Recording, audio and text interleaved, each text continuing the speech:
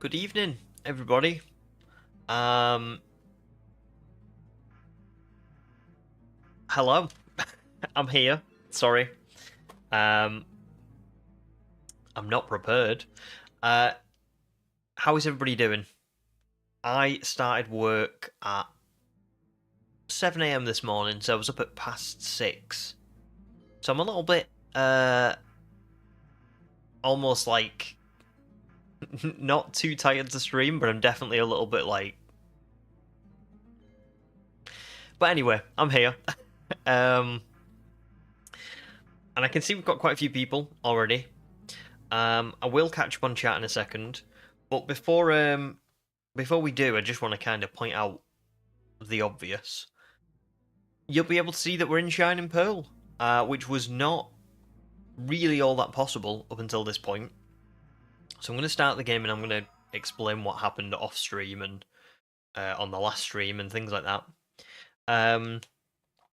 So for those of you who don't know at all, we started this run and I got Kabuto after 1,863 fossil exchanges. And then I spun the randomizer, and Unown came up as like the next shiny hunt of my badge quest. Because this is how this is going to work. It's prehistoric Pokemon, but it can be like from a set list. And I spin a wheel in Discord, and it picks which one it is, and then we shiny hunt it. But there was a bit of a problem because I found my Kabuto in Brilliant Diamond. And so when I transferred it over to Shining Pearl, and it got past level 10, it wouldn't listen to me. So the battle against Rourke for the first gym was really tough. And then I started thinking about Gardenia, and I was like, well, how am I going to beat Gardenia when I've got a Kabuto that is 4 times weak to Pokemon, and I'm going to have an Unown that is basically useless, and neither of them will listen to me. It's not going to be possible. Like, I'm going to lose, and I'm just never going to win that battle. So what we instead said was on the last stream, I really need to get an Aerodactyl before we move on, because the obedience issues would just prove too much of a problem. Generally in future, what I'll be able to do is, even if a Pokemon comes up and it's not very good, I'll be able to work around it because I'll have a full team to kind of like pivot and, you know, like come up with strategies and stuff. But in this part of the early game, it is really, really difficult. So yeah, last stream, you were all absolutely amazing, and you really, really helped me out. We had quite a lot of digging for fossils, because funnily enough, when we did the Kabuto shiny hunt, the only fossil that I fully exchanged and didn't have any more of was Aerodactyl. So if we look at my, like... Oh no, they're all in Brilliant Diamond. But if you look at my other fossils, I've got like 5 of everything else, and in some cases more. But for Aerodactyl, I had 0. I found one on my own after about 6 hours. And you guys were so awesome, and you found some, and you dug for some, and you traded some to me. And we've ended up with 12 old ambers to trade, like to exchange for a fossil. So yeah, shiny Aerodactyl is very much possible now, thanks to all of you. So thank you very, very, very much. You have saved me. This probably would have been, I'm not joking, weeks for me to get 12 old ambers. There's no way it would have been a quick job, and I would have had to have done a lot off stream, a lot on stream. It would have been awful. So thank you very much, first and foremost. And the great thing about this now is I have 12 old ambers in my Shining Pearl copy. So when we get this shiny Aerodactyl, it will have my original trainer.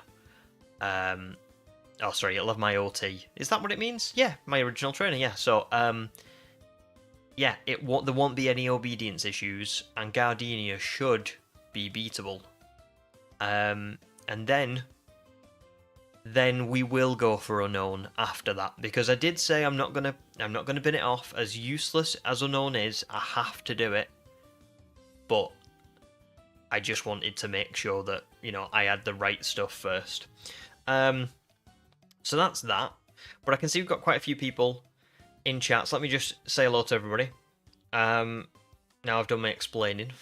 I can see Amelia. Good to see you, Amelia. Hope you're doing well. And Sobble as well.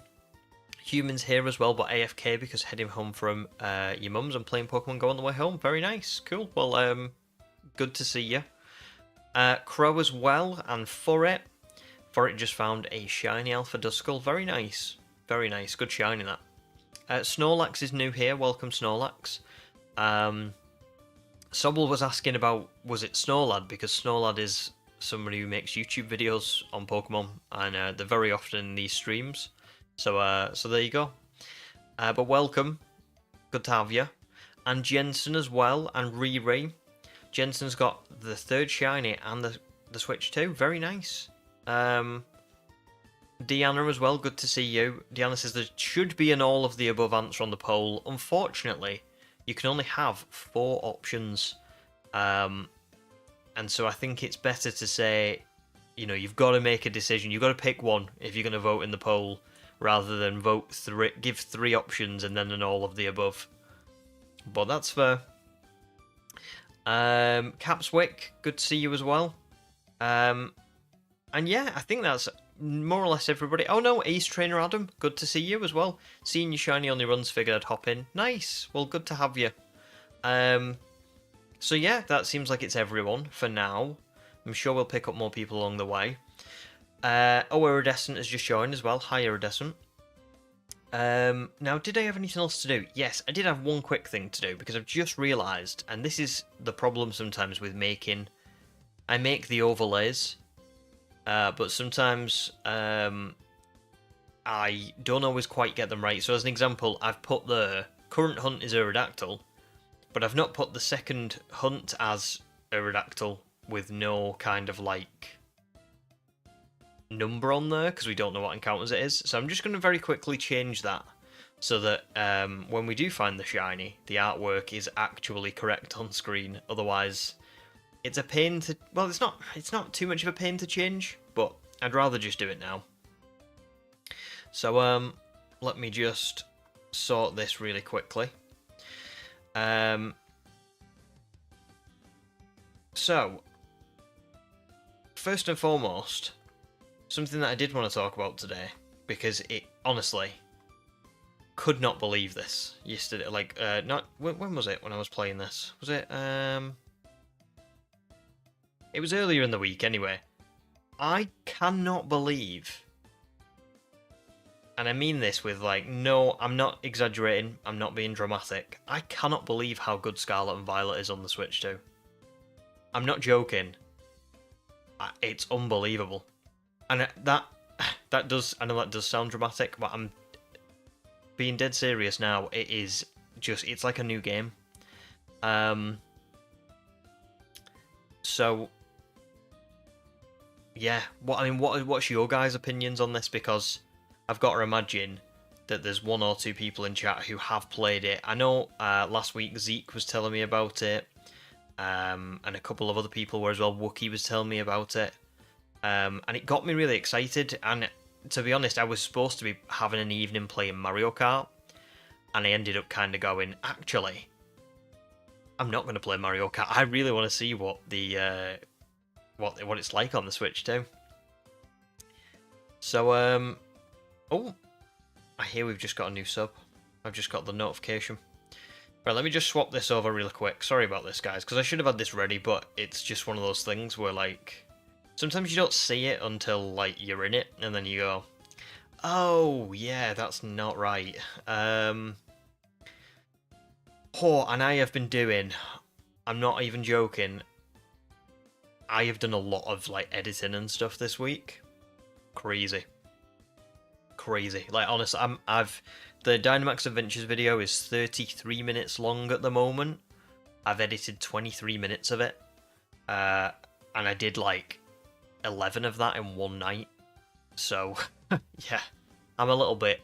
I'm trying to keep up with everything at once, but it is quite difficult. Let's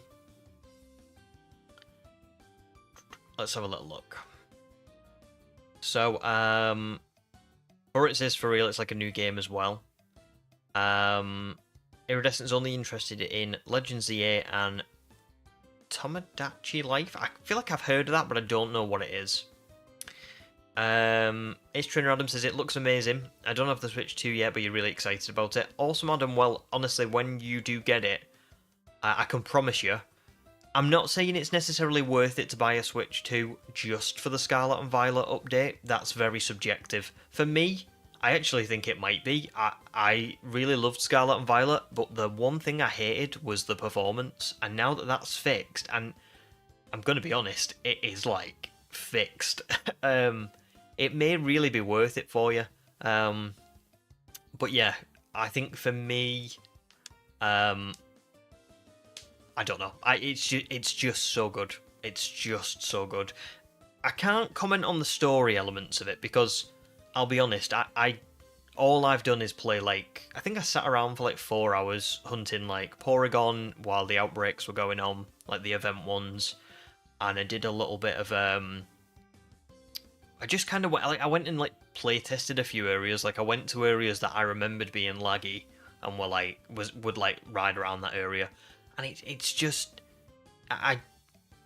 it's so weird. I can't even describe. Like, it's not even just that it's been improved. It literally feels different. It's not like you haven't got that stutter. It's just so much better. It's so much smoother and so much. It looks so much better. Yeah. Definitely something to be excited about, put it like that.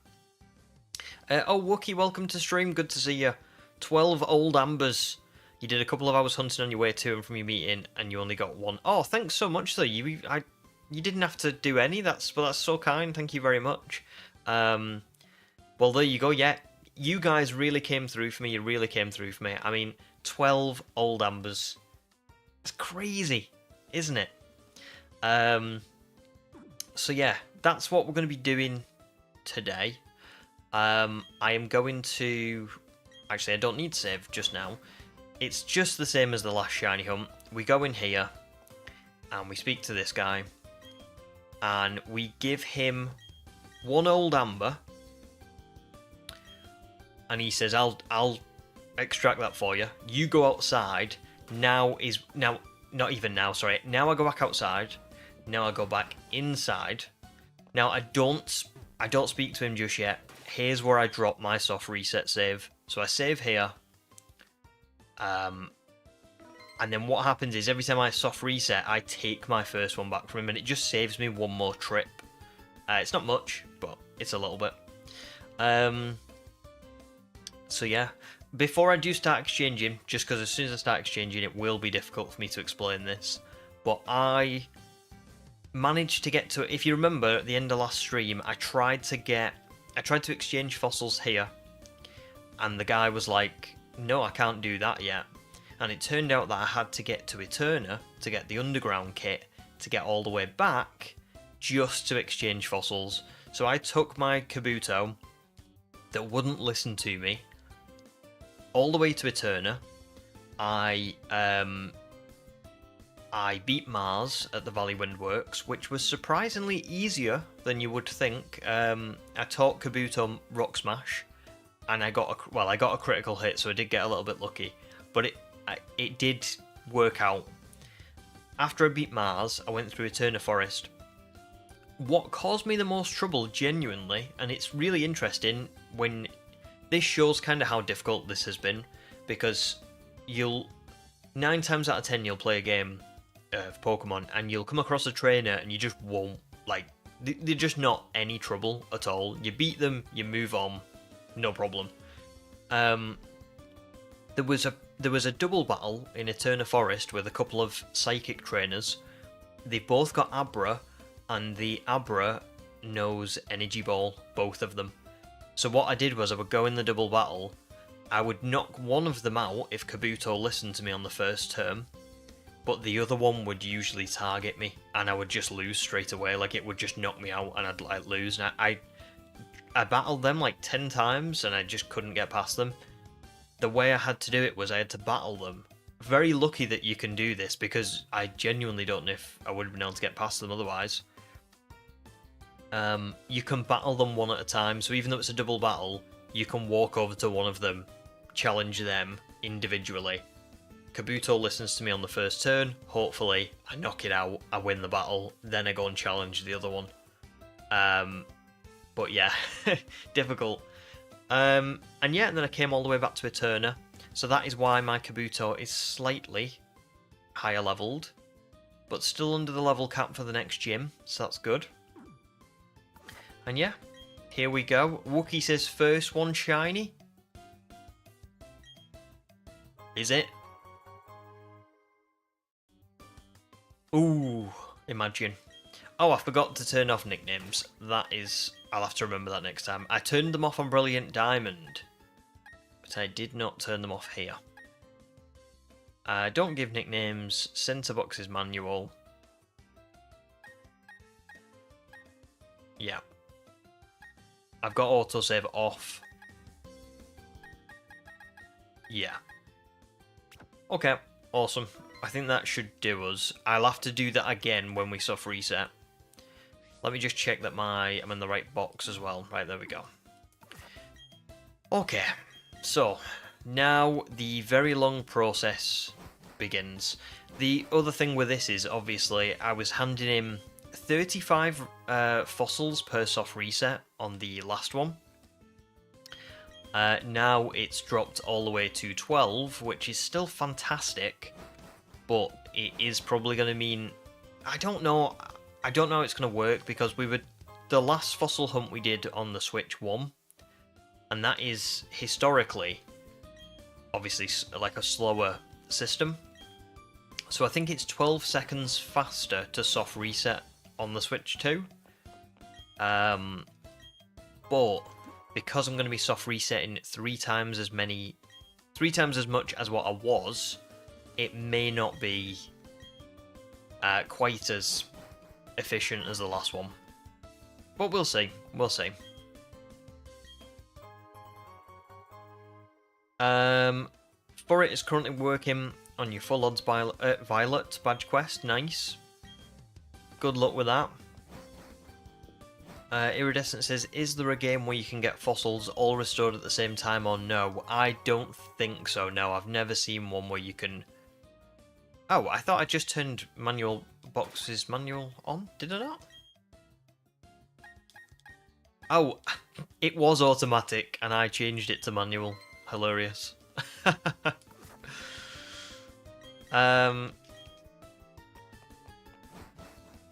So yeah, there you go. There you go. I don't think you can ever hand all of them in at once, and I think the reason for that probably is to avoid people kind of taking advantage of the of that kind of mechanic. So, oh, my hay fever is awful today. So annoying.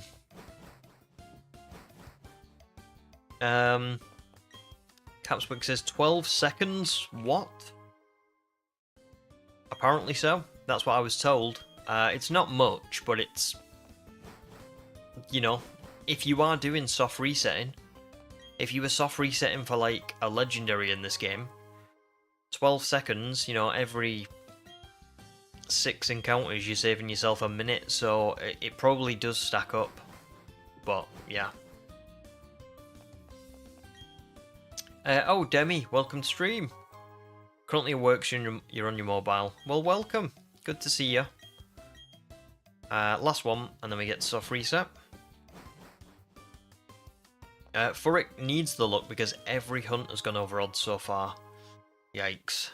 Yes, well, well, the good thing is I always find, is that when you are shiny hunting, the law of averages almost always works out. If you are having awful luck right now, the odds are you will get very good luck at some point soon. Just the way it goes. Oh, I didn't change the settings. Too late now as well. I've got to do a full round because I am an idiot.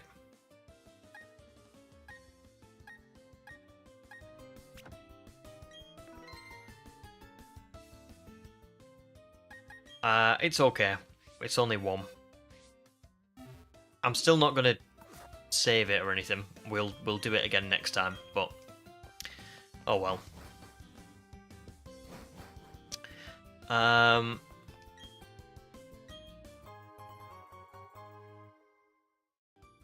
Iridescent wishes it was more than one at a time. Well, do you know what? Me too, kind of. It's a tough one because that would be cool, you know, if I could get 12 Aerodactyl all in one go. But I think the thing with that is it would feel kind of cheaty, you know. I probably would get to a point where I think this is almost unfair, you know.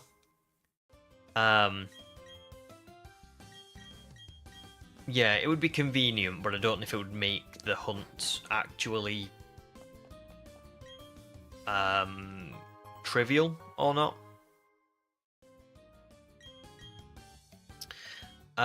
Thanks for the reminder anyway, human. I will remember next time, I think.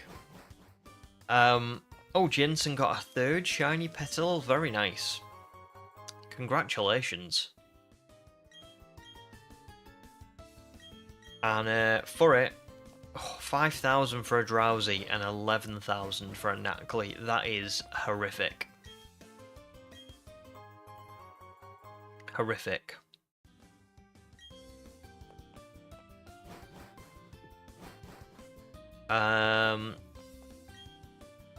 Yeah, hay fever's pretty brutal, Amelia. It really annoys me. Like, today I've been inside the whole day. The whole day. I went outside for 1 minute earlier on. Like, literally 1 minute. I went and emptied, like, our recycling. So that it was, like, in the bins outside. And, yeah, I came back in and, like, I sneezed, like, 6 times. And I had to take a tablet. Because it's just, like, instant.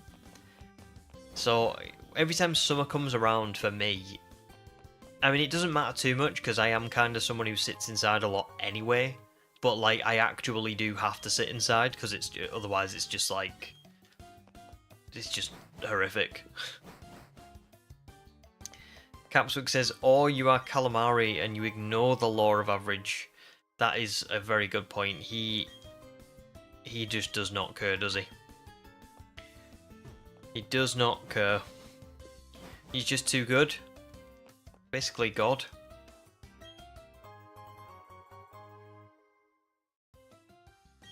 Right, so that's 24 again, yeah? Right, okay, we need to remember this time. I need to remember this time. Settings. I've soft resetted the game.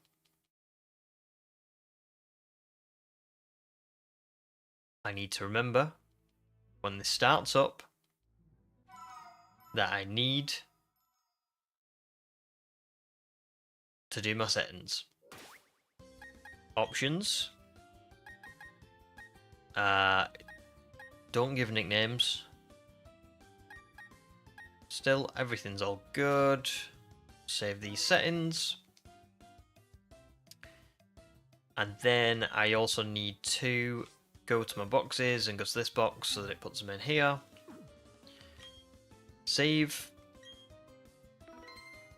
There we go. That's my actual soft reset point now.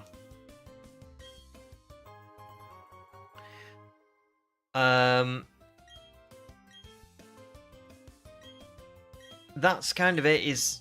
Yeah, if you could find theoretically, you know, a crazy amount of fossils, and you could just you could exchange all of them in one go, and then look through for a shiny. You'd get one in like an hour, probably. I think it would be so easy. So yeah, it's just for me. It's just I think it would be too trivial.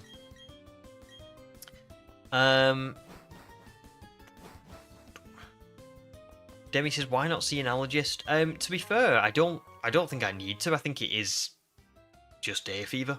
I got prescribed tablets when I was younger by the doctors, and now I basically just buy those tablets from a store, and then I have like a nose spray as well, but it's just like, it's just annoying not really being able to do anything in summer. And it kind of is one of those things where when I went to the doctors, they did kind of say to me like, listen, this is the strongest tablet they could give to me, so basically nothing works. It's just kind of the way it is.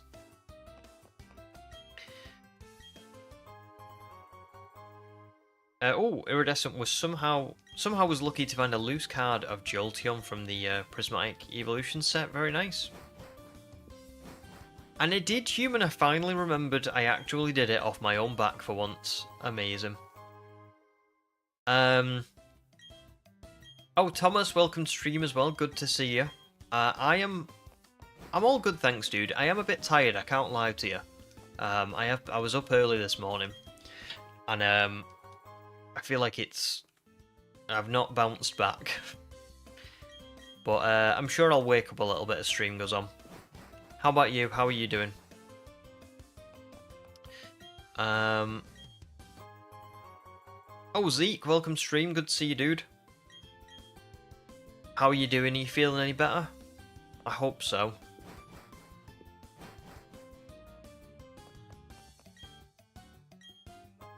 The thing is like if you get a cold in summer,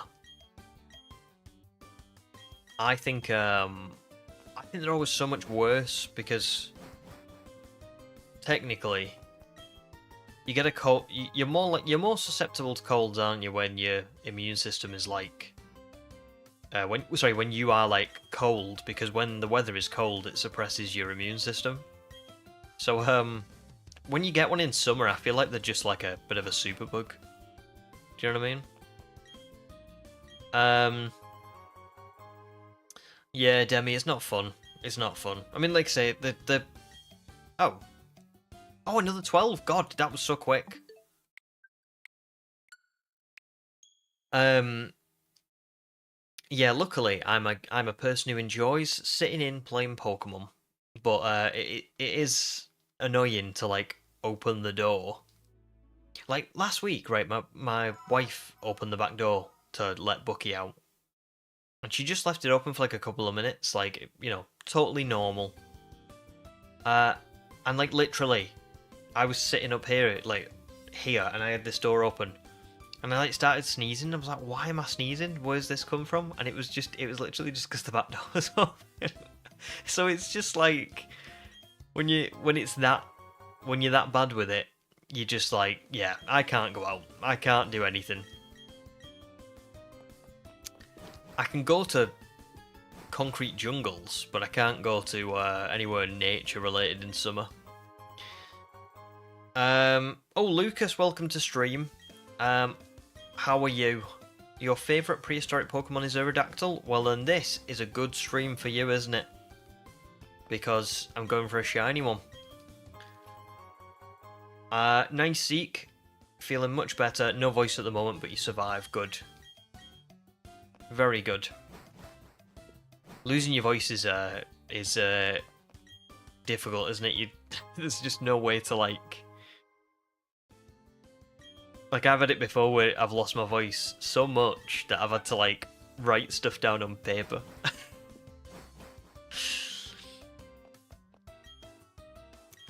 Furret's gonna vanish for a little bit. I'm gonna guess Furret's already gone, but if not, see you later, Furret. Thanks for joining. And you know what? To say that we are already nearly at 50 encounters is pretty good. Pretty good. Zeke says, swear to God, if I get any more shiny Porygon 2 on this special outbreak, I'm gonna cry. Trying to hunt Bellsprout. Well, funnily enough, I think I put this in Discord, and I was talking about it a little bit earlier on stream, Zeke, before you joined, but I did play a bit of Scarlet and Violet after you were telling me about it on the Switch too. And I was looking for shiny Porygon, And it actually took me quite a while to find one, weirdly. Given how many were on screen, I think I was looking for one for about 30 to 40 minutes. It was really bizarre. I don't know if a part of it was that the amount of Pokemon on screen, like other spawns were taking up the Porygon spawns, but yeah, it was weird. I was specifically circling the outbreak, and I just it took me ages to find one. I was thinking this does not seem normal, because I'm sure that this is like 1 in 200 or something like that, and it took me ages. But I do know what you mean, because you get to a certain point where you just think, I can't do anything else with these. Like, what am I going to do with all these shiny Porygon? Oh, Snowlad, welcome to stream. How are you doing? Hopefully all good. Thomas says, how many fossils do I have? I've got 12, thanks to my amazing community, who basically gave me all of them, like you guys, dug for them, traded for them for me. So thank you.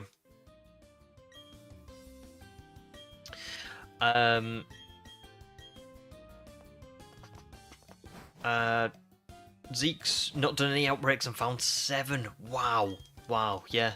Honestly, I only got 2, and I can see humans said could be you didn't reset them properly since they have a bigger distance before despawning, but also could be bad luck. I thought it might be that. So I was hunting them near where the Team Star base is, like at the foot of Glaciado Mountain.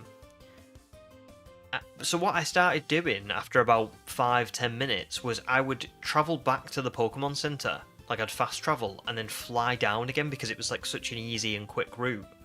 And it still took me honestly, it took forever. It was weird. I don't know what it was. I think it might have just been really bad luck. But I remember thinking, I can't believe people are getting so many. I'm not seeing this. I did get a full odds Buizel and a full odds Flamigo while I was doing it as well. So yeah.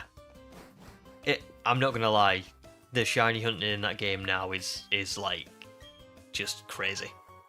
I reckon you could easily do a living dex like pretty quickly, because it just seems like I'm not saying there's too many, because I love it, but I think there are too many to make it particularly interesting. It does seem very much you're gonna find your shiny straight away. I'm really intrigued to see what it's going to be like when I do that Violet full odds run next year. Whether it will be fun or it will be trivial, we'll see. Capswick's very first Porygon of your very first outbreak was shiny. Jeez. There you go. Oh no, Snowlad, you could be better. Your shield shiny run script was corrupted, so I had to start over. Oh, that's brutal. I'm sorry. That is not fun. I've never had anything corrupt on me, and honestly, it's it just sounds like a nightmare, to have to do it all over again. Not good. Oh, Pokebob, welcome to stream. You're still hunting for a shiny Snorlax in Let's Go Pikachu. Very nice. Do you know how many resets you're up to at the minute? That seems like a fun shiny hunt. Zeke says, on this Bellsprout outbreak, you found 2 full odds Poochyena and 2 Porygon 2s. Not touch the outbreak of Porygon. Yeah, it is weird, because on one hand, like you say, you're in a Bellsprout outbreak, but you found other Pokemon. I kind of felt the same. I thought it's really weird that I got a full odds Weasel and a full odds Flamigo whilst only finding 2 of those Porygon that were at like massively reduced odds. So I don't know. I don't know whether oh, that must. Oh no, that was right. 60. Yeah. I'm not saying there's some sort of like correlation or pattern there, but I do think that game now is going to be like, anytime you go on and you try and target one thing, you end up with like 3 or 4 other things as well. From what I saw anyway, they were like Pokemon were literally everywhere. It actually might be good at the end of today's stream to just show you guys, like if there are people who are on stream who want to see what it's like, I'll just load Scarlet up for like a little bit and I can show you. I know people will have seen trailers, and I know people will have seen like other people, you know, show certain things, but for you to see it like live and in the moment, and maybe, you know, almost like not the romantic side of it, you know, where like people are doing those beautiful gliding animations down to like Casseroya Lake and everything's fine, and do you know what I mean? Like maybe if you just see what it's like in the moment, that could be good. So we might do that later on, if someone reminds me towards the end of stream. Snowlord says, I was typing away this morning and then your PC crashed, and when you restarted it, it was wiped. That is awful. That's really awful. Stuff like that makes me like really want to back things up, but I always just like, every time I think about backing it up, I'm like, I don't know.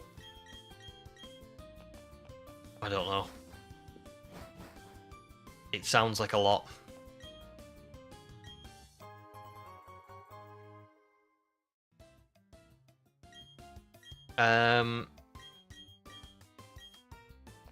Oh wow, human. Shout out to past human who hunted in a Rowlet outbreak and completed the line of Trapinch, that is. I think I got 1 Rowlet to go with those 3 Trapinch. Yeah, that's pretty cool. I think I'm going to get a lot of that coming up, because when we do the Legends Arceus Full Odds run, and when we do the Violet Full Odds run, there's going to be a lot of like... there's going to be a lot of instances of me kind of looking for one Pokemon, like something that's quite rare or desirable, and therefore getting like 4 or 5 other Pokemon along the way. Like, I've been having a little think of some of the things that I kind of want from, like, Legends Arceus, the Full Odds run, as an example. And I would really like to get that Gliscor Alpha as a shiny, but the odds on getting that Full Odds, I'm gonna probably find a lot of other stuff along that route before I get that. I think if we get an OLED Switch 2, we'll get a Porygon Z Outbreak event. Maybe.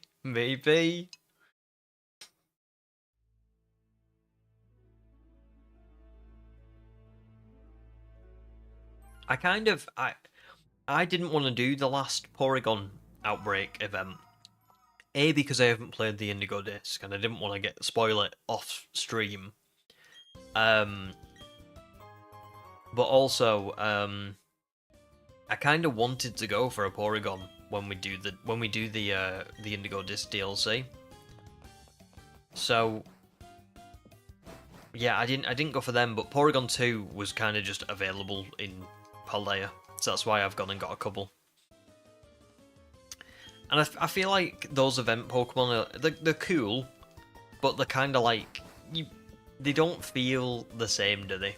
I think it's a little bit like Community Day for Pokemon Go. It's fun, you play it, it's enjoyable, but I think when you come away from it with like 10 shinies of the same Pokemon, you kind of feel a little bit like,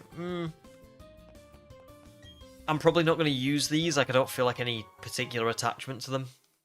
I mean, shinies are different for everyone, aren't they? I'm not saying you have to have an attachment to them or anything, but I think that's something that I try and kind of like prioritize is ordinarily try and get Pokemon that I'm like, oh, I would really like that shiny, and I really want to earn it in a way where it's like I've got like a connection to it as well. Snowlad says, needless to say, you're taking a break. Yes, I don't blame you, dude. I do not blame you. That's a big setback. Big setback. Zeke says, I have a new hate with the Castaroya Lake now. Before it was the Lake of Lag, now it's that I can't escape the loser because it's too quick. Yeah, that is, I had a similar instance, when I was hunting near that Team Starbase. There was tons of, like, Floette and Flababy. And they were, like, so small on the screen, but there was so many of them, so I would keep running into them over and over again. Because there's just, your head's on a swivel, because there's that many Pokemon around you all the time. You're just a bit like, ooh. Oh, Calamari, good to see you. Welcome to stream. Hope you're having a good day too. Human says that's why you've got to mark hunt instead. Yes, yeah, that's a good shout. Very good shout.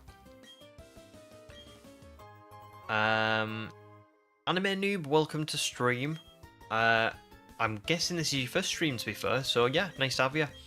You're stuck on the first route of this game with 9,000 encounters, struggling to carry on, to be honest. Are you doing the briefcase shiny hunt, or are you doing, like, are you just, like, looking for, like, a Bidoof or a Starly or a Shinx or something? Because if you're at 9,000 for the briefcase hunt, you are a trooper. I could totally understand why you're struggling to carry on. In fact, I could totally understand why you're struggling to carry on anyway. That is quite a lot.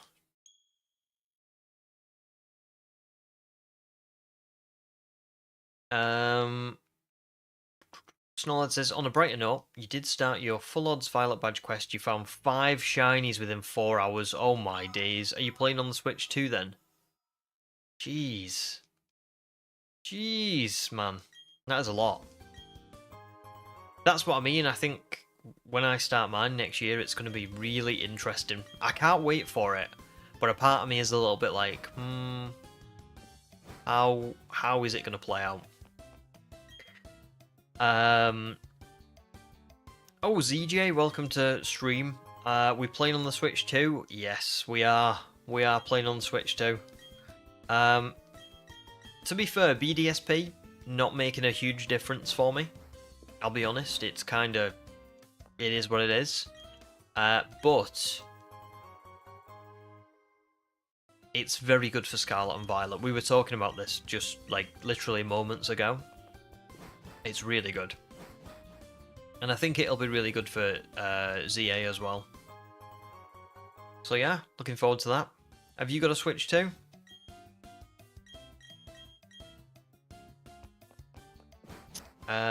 Anime Noob says, I did the briefcase with 800 encounters and got it. Very nice, congratulations. But you want a Starly or Shinx or anything at this point. Yeah, good luck for it, dude. Do you know what? I know that feeling as well. When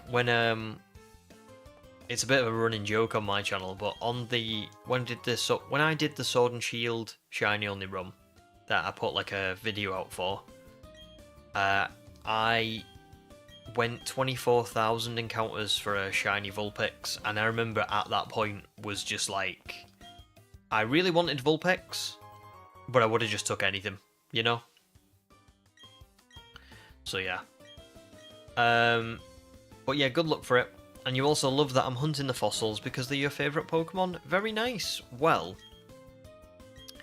yeah, it's a bit of a weird run, this one. I've kind of had to make a lot of weird rules because it's, you know, it's, you can't obtain the fossils straight away, can you? You have to, you can only really get a lot of them later in the game. So, yeah, there's a lot of rules to this one, and I think when the video comes out, if you're still here and you watch the video, it'll probably make a lot more sense. But yeah, it is fun. It is fun. ZJ says, I wish. Hoping to grab one today since it looks like they restocked. Oh, well, good luck. Hope you can get one. But don't worry if you don't, you know. I'm sure they will be in stock later in the year. Oh, Wookie, you know what it might be? The message thing. I have mine set to... You know in the chat, I have it set to live chat. If you only put it on top chat, sometimes it like filters certain messages out. I don't know why. So there you go. Could try that. Everybody knew exactly what I meant straight away with Motorstock. Love that. Right, I think that's another reset done. I'm just going to take a quick break because my wife's going out, and Bucky, if he thinks that someone's going out and there's nobody in, he goes crazy. But if he knows that I'm in, so if I stand there while she like leaves the house, he's okay. So I'm just gonna go and see her off so that he doesn't go mad, and I'll be right back, and then we'll carry on, and we should have just like a pretty much straight shot to the end. I've got cookies, so there'll be no snacking tonight. Won't have to go for too many breaks. Matt, good to see you as well. Welcome, dude. I'll be back in like literally 3-4 minutes, so don't go anywhere.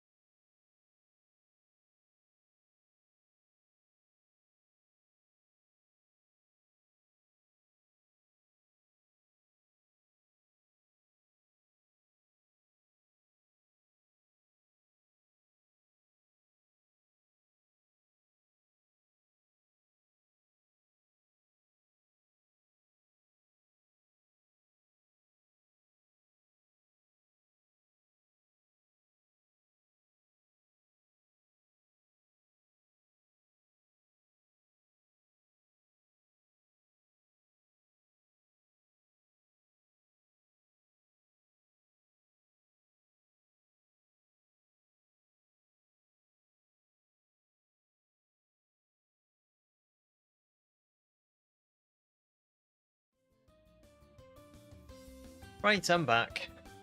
I am back. Sorry, guys. Right, let me just catch up with chat. So I saw that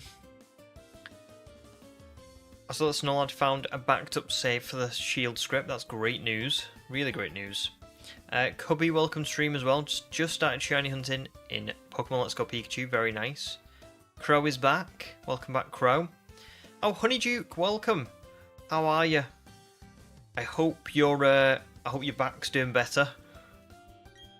Yeah, I'm still aching. I have not recovered.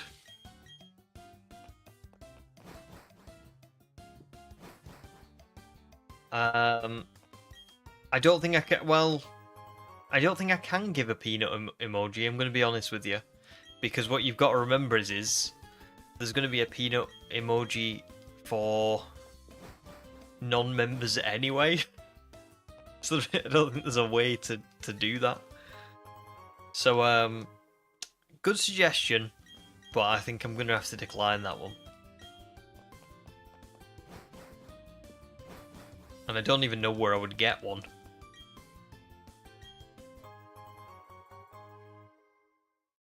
Oh, do you know what, Honeyduke? I'm so sorry. I do really feel for you.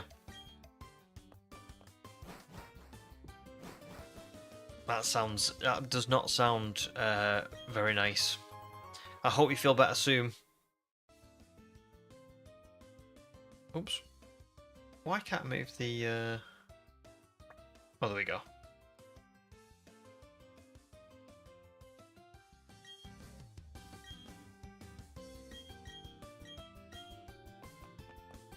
Right, we've passed 100 encounters, and I think you all know what that means. I get to eat a cookie. That's just the rules. I don't make them.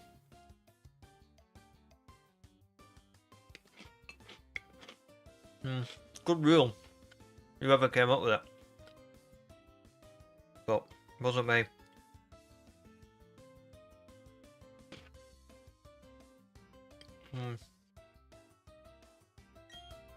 Good stuff.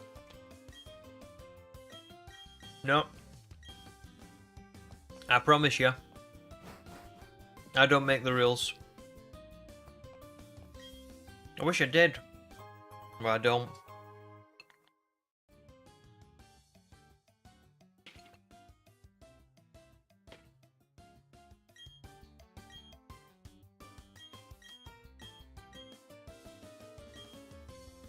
Right, this isn't a paid ad as well, but these are really good, these.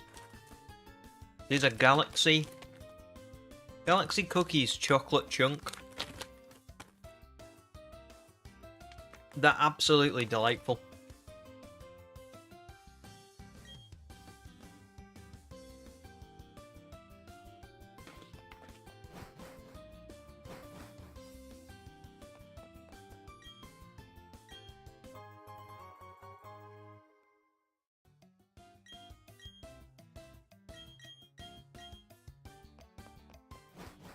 So I've got a question for you all.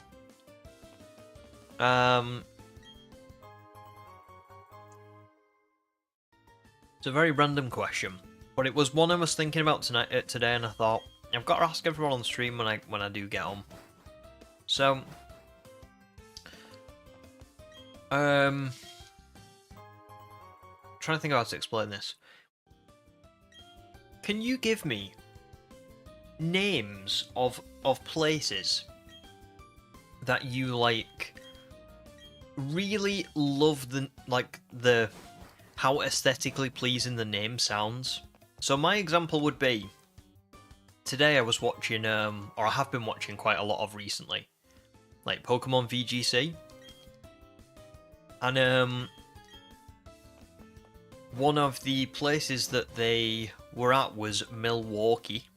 And I thought, oh, Milwaukee, I love the sound of that name. And then I heard someone else say that they played at Secaucus last year, and I was like, Secaucus? Oh my goodness, Secaucus? What a name. And I'm just it had me thinking, what do you guys? Can you guys think of places that where you've heard a name and you've gone, oh, that just rolls off the tongue so nicely. Honeyduke says Wayfarer's Estate. It is a brilliant place. It is great. Wookiee's going to Milwaukee in July. Very nice. What's Milwaukee like? Oh, Anime Noob says Ottawa. Ottawa's a good one. Ottawa. That rolls off the tongue beautifully. Oh, nice. And Wookiee also goes through Secaucus every month when you go visit your in-laws in New York City. Very nice. So you've gone to all the great named places. Crow says York, because Yorkshire puddings. I love York, to be fair. So I'm going to agree with that one. Human says, does Whimsicott, my Animal Crossing island, count? I think, personally, if it's a name that sounds good, I'm going to say yeah. I'm going to say it counts. And this can be for anything. It doesn't have to be a place, I suppose. It can be just any word that you hear and you go, oh, I like the sound of that word. It originated with places, but it can go to other things. For sure. Honeyduke says Nottingham. Nottingham. That's a good one. Nottingham. I feel like I'm a bit more desensitized to Nottingham because it's UK. So like I've heard it so many times. Whereas Secaucus, I was like, Secaucus? Milwaukee? Where are these fantastical places? New Zealand for Snorlad. Nice, New Zealand, I like that. Kyoto for Zeke. I'm probably butchering that. Is it Kyoto? Or Kyoto? Crow says simplifications. Human says defenestration. Some great words. Defenestration is fantastic. Ah, it's Kyoto. Oh, Kyoto's even better, to be fair. Kyoto.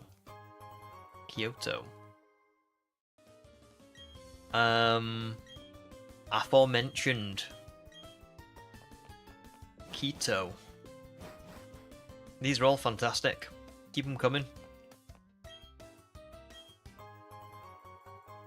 Queso. It's a shame that I'm struggling on stream to remember any, because basically me and my wife play this game quite a bit. We'll have like instances where we just go, think of a word, think of a good word that you've learned recently or you've heard, and you're like, oh, that's a cracking word. Oh, Crow, I like that. Prosperity. Prosperity.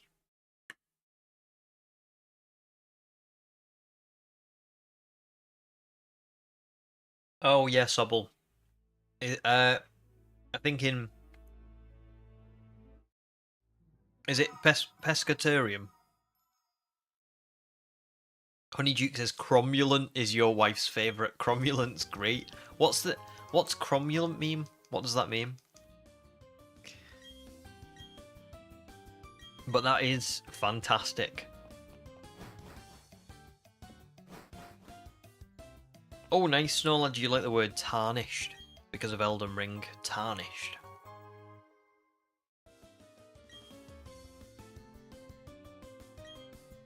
Ah, okay. Oh, that's so great. That's so great. BDSP is cromulent at best. I'm going to be using that all the time now. Oh, I use this one quite a bit, but I don't think I always get it in the right context. But capitulated. Capitulated's a good word. I think it means to agree to something, but like not really like want to do it. You're like, oh, you sigh in capitulation or whatever. Like, I'll do it, but I won't enjoy it. Perfectly cromulent is her phrase. I love that.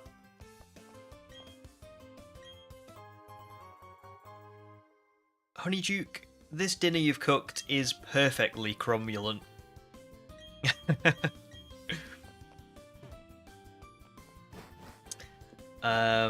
Human likes the word gremlin. Because it brings to mind Zeke being exasperated and going, human!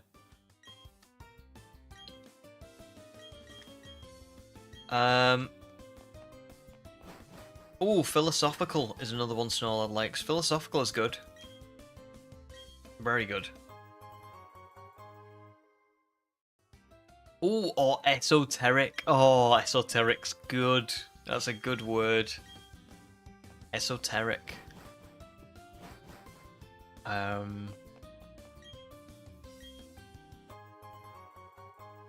Oh, Honeyduke's got another one. Anthropocene? Is that right? Anthropocene? Anthropocene. It's, that's good. Flabbergasted for Matt. Flabbergasted's a good one, for sure. And, Gold, welcome to stream. Good to see you. How are you doing? Bro says appalled. Another good one.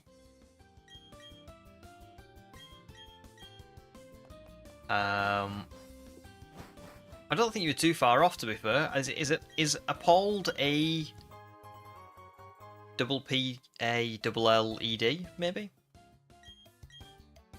I'm usually alright at spelling, but I feel like I'm not seeing that one. Discombobulated. Oh, I got it right, yeah. A double P A double L E D. Nice. Stupendous. Nice, Gold. Glad you're all good. Yeah, I'm all good too, thank you.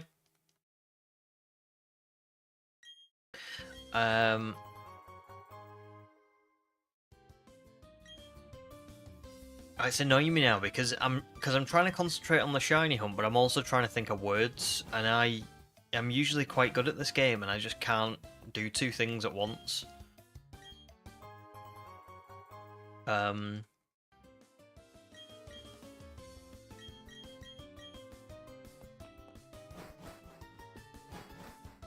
What's my word of the day?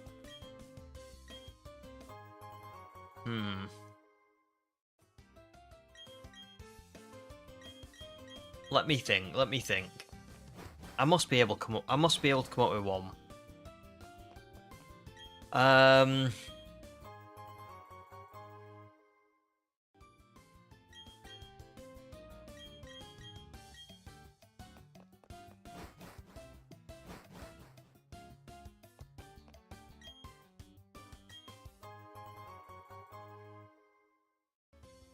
Got a few in my head.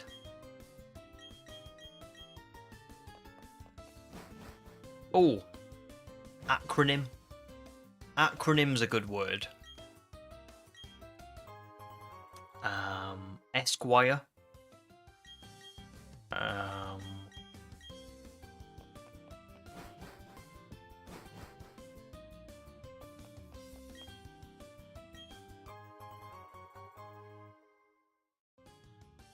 Again, still nothing's popping into my head.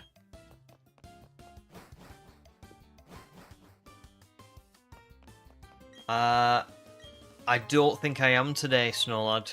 Sorry, because I'm streaming till what time? About 10:30 in the UK, and then after that, yeah, I'm sorry. I've got to get an early night because I'm going on like a day out tomorrow, so I can't. Sorry, but I may have a little bit of time this weekend at some point because I have a feeling that I'm going to be finished with Dynamax Adventures soon. And once I have finished with Dynamax Adventures, I will I need to mow the lawn. Oh, I forgot to tell you all this. I tried to mow the lawn the other day, and it was really, really, really raining hard in the UK, so I couldn't. So I ended up doing some editing on that day, and I'm planning on mowing it this weekend. So yes, no lad. Once I've finished mowing the lawn and all that good stuff, hopefully, I'll be able to play a bit of Mario Kart.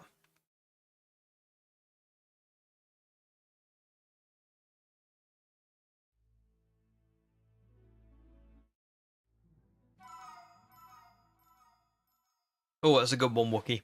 Onomatopoeia. Very nice. No, don't feel bad, Snowland. Don't feel bad. It's no problem. I ended up...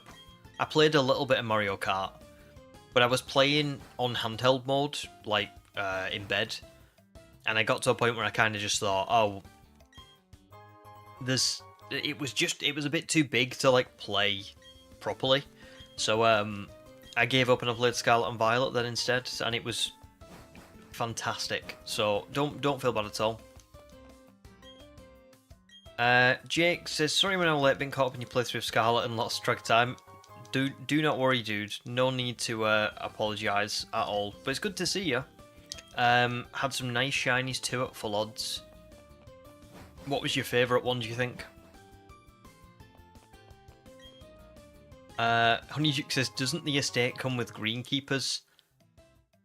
See, this is what I mean. It's not the estate you all think it is. I trimmed the hedges last week not by hand, but with like a manual clipper, not like an electric one. And I did an okay job actually. It was the first time I've ever trimmed hedges, and I actually did not too bad. So yeah, I can confirm there are no greenkeepers. I am the greenkeeper of my own land. Oh, I've just come up with another good word. Domicile. Domicile.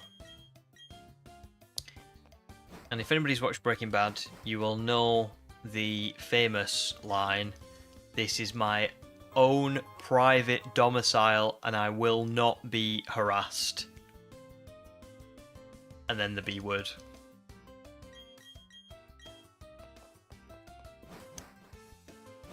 I have heard the fear of long... The name for the fear of long words before. I have, it's... Oh, I don't remember it, but I've definitely heard of it. Because isn't it, ironically, quite a long word? Oh, Honeyjuke says, are your hedges shaped into fantastically elaborate animals? If there is an animal out there that is fantastically elaborate, but it's also a rectangular shape, then yes. Otherwise, no.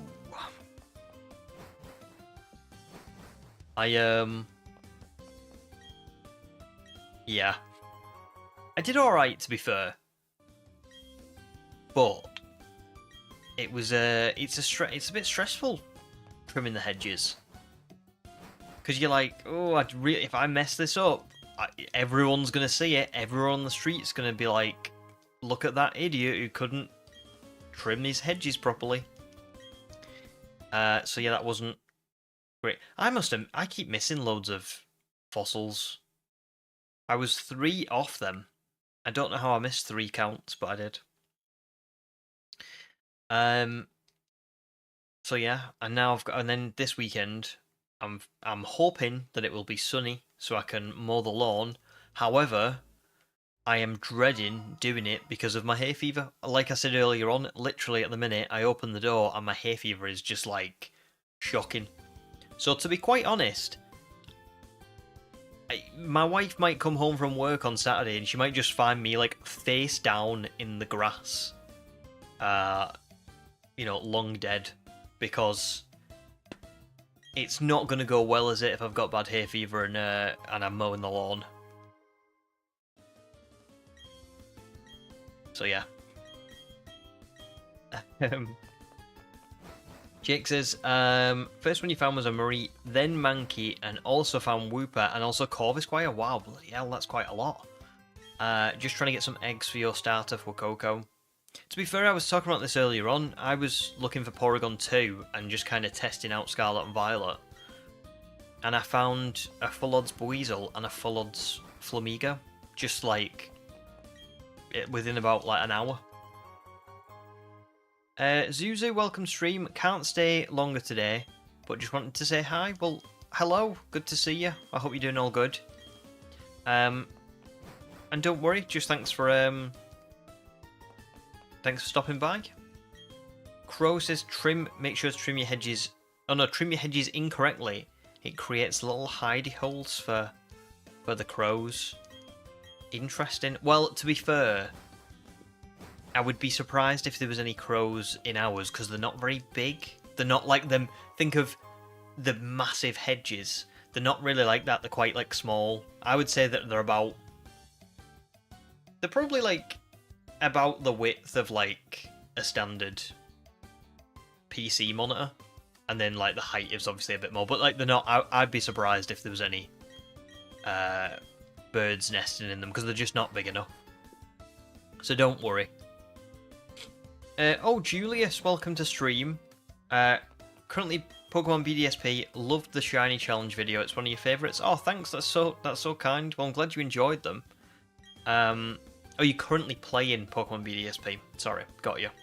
Oh well, yeah. Thanks for joining and thanks for watching my stuff. I hope that you do. You do continue enjoying them. I'm going to continue making videos and continue streaming. So yeah, if you want to join in or anything, I should be going for quite a while. Level Up's welcome to stream as well. How are you doing? Jake says, didn't know if to try for another Fuecoco with eggs or not use it and go for a different fire type.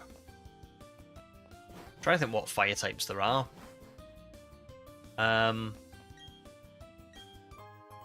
Because there is the DLC as well, isn't there? So there's some pretty good DLC Pokemon.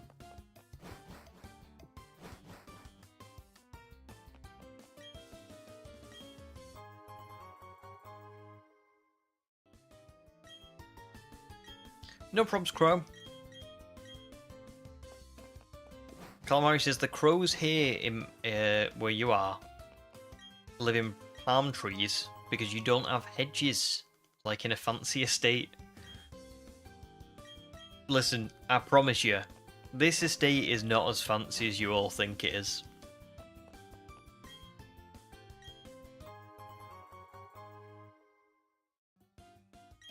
Good, Level Up's good. Sorry you couldn't be on other streams, you couldn't find your iPad. Don't worry about it, it's no problem. Never any problem. Yeah, it was 156, wasn't it? So that's right. Yes, we are. I mean, people are always busy anyway, you know? That's just adult life. So, never any need to apologise.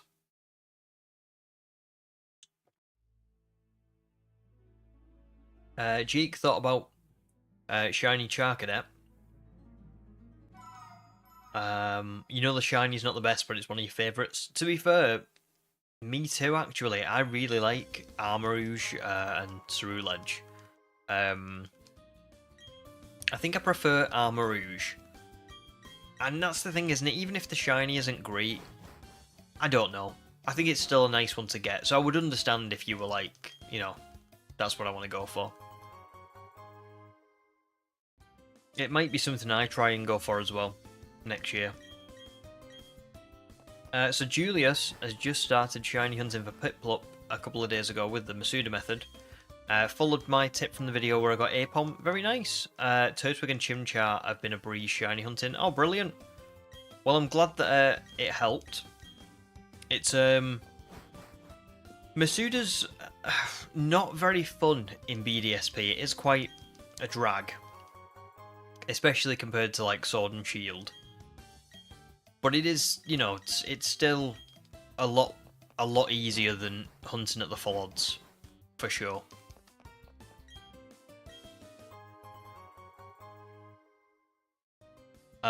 Human says it's true about the estate not being posh. Outside of the streamer room, half his furniture is made of cardboard boxes, and the living room table is just an upended pizza box on top of another pizza box. Do you know what's funny is, at the minute, the living room actually, like, doesn't have anything in it. Like, it's not even as good as boxes, because we're still waiting on the sofa being delivered, and we haven't put the TV up, and we don't have any furniture in there. So the living room is, honest to God, empty. There is actually nothing in it. I've got my office set up, because YouTube is like my life, you know, but living room wise, we've not really got to it yet.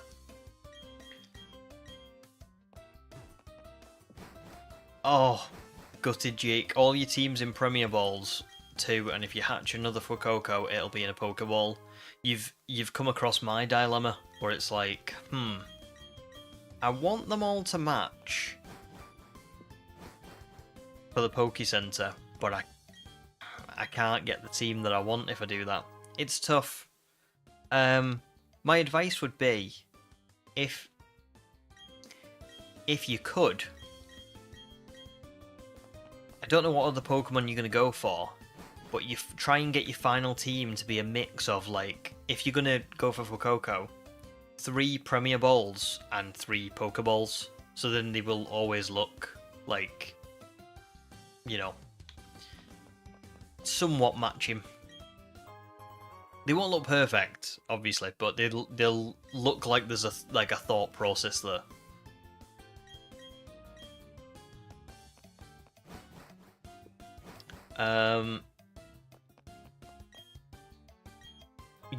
The boxes were making it more posh. No, the new house is lovely, but it is. I do feel like the estate has made it sound a lot posher than what it actually is. Because when you hear estate, I guess you guys think of some big house with gates and stuff, whereas in the UK, estate means more like suburbs. Do you know what I mean? Like, that's more the vibe.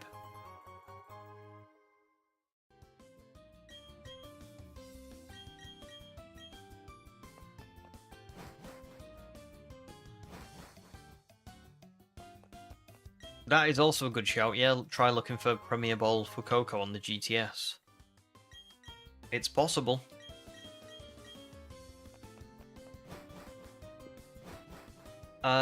This is the dinner situation all over again. Well, that's it. I mean, I feel like there's quite a few things like that in the UK where we say things and, you know, I don't always realise in time, though that's the problem. Sometimes I'll catch it and I'll go, oh, no, that's not what that means. But not always. Not always. No problems, Julius. Well, thanks for joining. It was good to have you. And thank you very much for the good luck as well. Enjoy the rest of your evening. Doing whatever you're doing.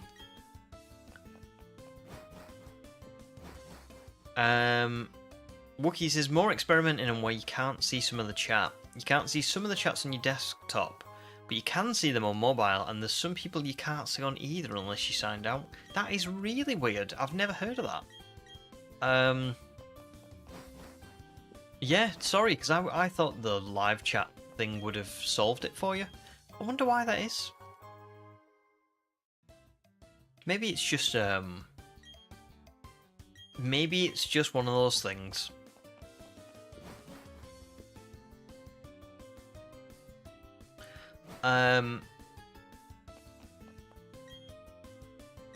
Deanna says, I think there's a held item that can pass on the ball to the hatched Pokemon. Oh, I didn't know that. Can you? I did not know that at all. Nice Amelia, your Pizza Express. Pizza Express is always good, isn't it? Always good. Always good stuff. Might be one of my favourite restaurants, to be fair. I love going there.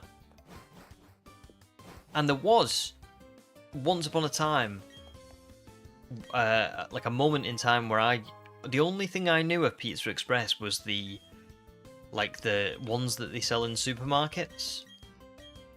And I was like, oh, I don't really want to go to the restaurant because it'll just taste like what's in the supermarket, and it just doesn't. It's so much better in the restaurant. So much better. Which is obvious, but, you know. Do you know what? It might be Wookiee. I know YouTube are constantly having problems with stuff. I got something the other day. I don't know if it's fixed now, but my comments were only showing like 10 at a time. And no more. And I don't know why it was doing that, but there you go. They've apparently, I don't know if they fixed it, but stuff like this happens all the time. Oh, Julius found a guy who you can battle floating in the pool near Sunny Shore. Gives you an oval charm which boosts your egg production odds to almost every time you pass the old guy for an egg. Yes. Can you only do that once you've beaten the champion? Is that the only sort of problem with it?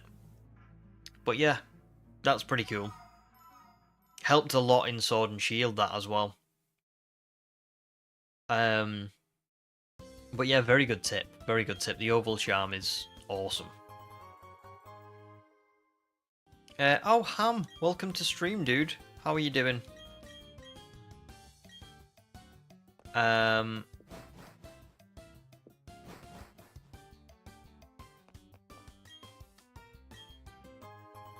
Yeah, I was gonna say, Deanna, I've looked at the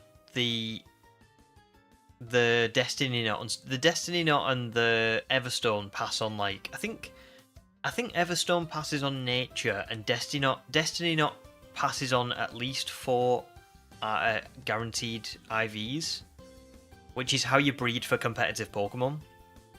But I'll be honest, I've never heard of an item that passes on like a ball. I think I'm positive that it has to be that the parents have to be in that ball that you're breeding for, or like what one of them does, like the I don't know if it's the father or the mother, but one of them does. Yeah.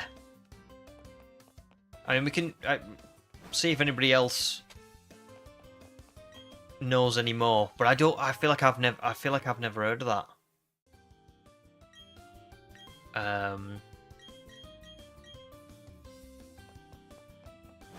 Oh, there you go, off my shelf. Says, I haven't heard of a held item for ball breeding either. I think it's the female one if the species are different, or ditto if it's... Yeah, got you.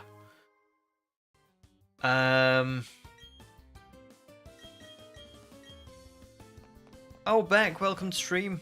Good to see ya. Gonna lurk for a bit, but sending shiny luck. Well, thank you very much for the shiny luck, and good to see ya. I hope you're doing well. We've started the hunt for Aerodactyl. Do you know what? It's not too bad.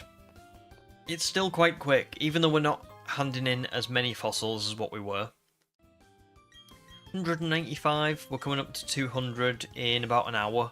So that means in one 8-hour stream, no, actually, no, hang on. If I get 200 in an hour... Wait, no. That can't be right.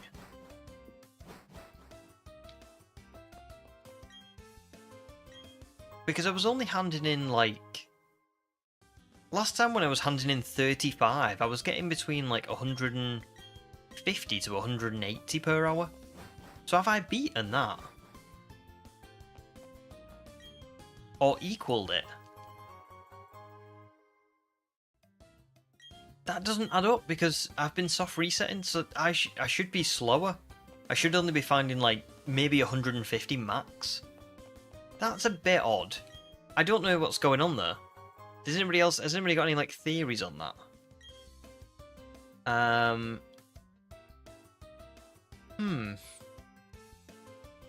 Yeah. I am going to eat another one in a second, human, because that's the rules. That's the rules, unfortunately. I really don't want to do it, but I'm going to have to.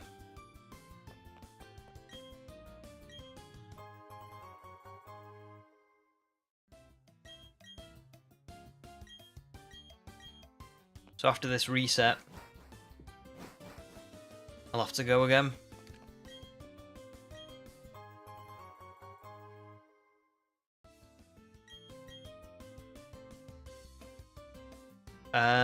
No, I started at 190, so that's 202, so slightly off then. Yeah, right, so let's work this out. I've done 200 encounters in about an hour and, let's say, 20 minutes. So I reckon I'm actually not far off what I was getting when we were exchanging 35 despite soft resetting every 12. That's really odd. I'm confused. I am a bit confused.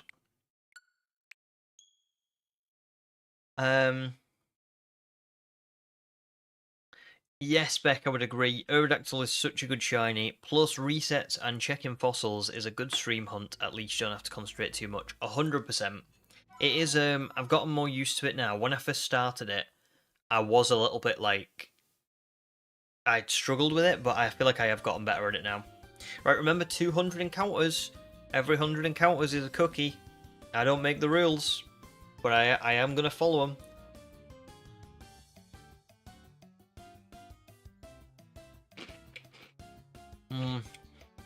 Good stuff.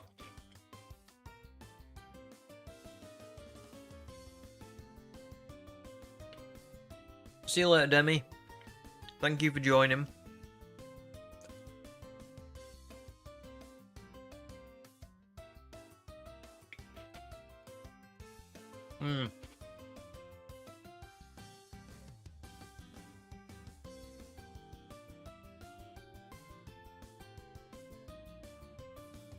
Come on, human.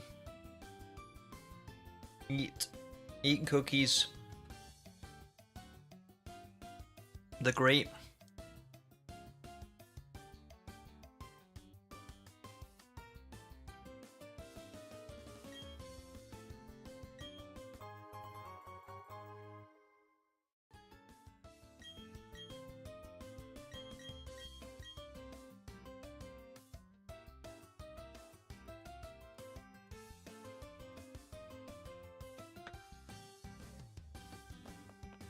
Right. I feel like I'm gonna struggle doing this every 100 encounters, but I'm gonna try and do it.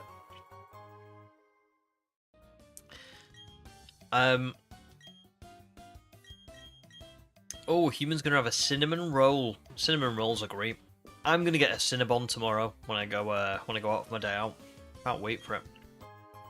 Calamari says, "What cookies are those?" These are Galaxy. Oh, look at them. Very good.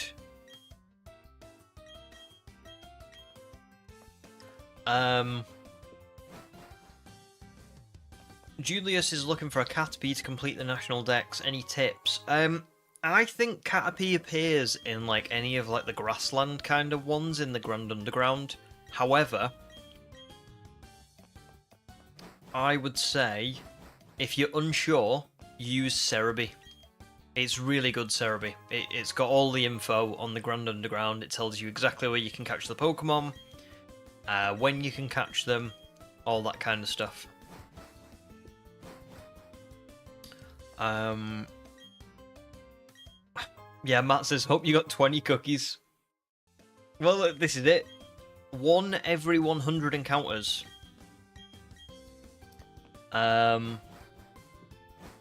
So if we get to 1,000 by the end of tonight's stream, which I don't think we're going to do, but let's say we did, Oh god, that's 10 cookies. All right, maybe the rules aren't gonna fly. I can't eat 10. I'm trying to lose weight.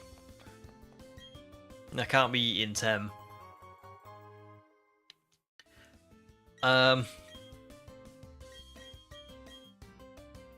Oh, maybe then, Deanna. I thought Julius was asking for BDSP. Zeke says, just took a 15-minute work call and you're still eating cookies? How many were in the pack? I want cookies. To be fair, that made it look really bad. I have only been eating one every 100 encounters because that's the rules. Again, I don't make the rules. I don't want to be eating a cookie every 100 encounters. But I've been told by corporate that's what I've got to do.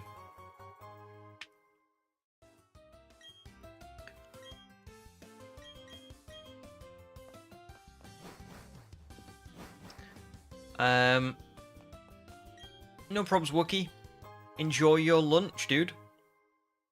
Calamari's going to have a birthday cake later this weekend because you're going to spend your early birthday in Vietnam. Oh, nice. Oh, well, that sounds awesome, Calamari. Well, enjoy, first and foremost. Yeah, I don't know when your birthday is exactly, because I'm assuming, like you said, you're going to spend your early birthday, so I'm guessing you mean, like, you're going before your birthday actually is, but just in case, happy birthday, dude. If it is your birthday next week, and we're not going to see you after today's stream, happy birthday, because you've been, you're such a lovely guy, and I hope you have, you know, a really nice time to enjoy. Jeek says, what time am I streaming until today? Probably about 10 PM, 10:15. So another, about 3 hours, 30 minutes, 3 hours, 45 minutes.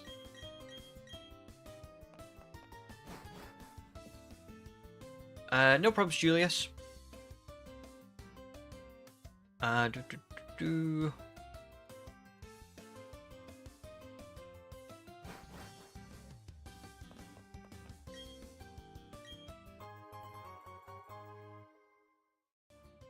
We've got 4 people that have got a birthday on exactly June 24th on the same stream. That's wild.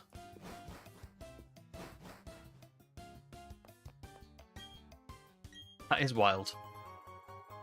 And Jake says, sweet, I'll be here all night then. Thanks, Jake. That's awesome. Good to have you. It'll be interesting to see how many encounters we actually end up on, because really this is quite a short stream compared to usual. Like, weeknight streams aren't like the weekends, are they? So I don't spend as much time doing them. So if we end today's stream on, like, I don't know, 700-800 encounters, which I think is possible, that's going to give me a lot of hope that this isn't really going to be that long of a shiny hunt. As long as it doesn't turn into like a motor stoke. But the great thing is, I just think this run, thankfully, hopefully, will not be too long. Because I really want this, well actually, I really wanted to do this one and then do the Indigo Disc before ZA came out. But I'm not so sure that will happen now. I feel like because we did full odds for Kabuto, and because we're doing full odds for Aerodactyl, and because we're doing full odds for Unown, I may struggle to get to get the Indigo Disc done as well before ZA comes out. Not so much because of the playing it, but it's more the making the video. So yeah, I don't know what I'm gonna do.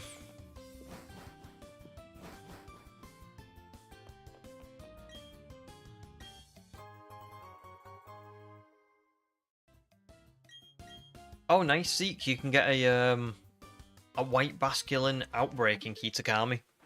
You know what your first shiny is, or your next shiny is. Sorry. Yeah, that is pretty cool. I feel like I may have known that before. I feel like I might have seen that pop up before. Oh no, not pop up before. Sorry, I might have seen it in like the decks or something.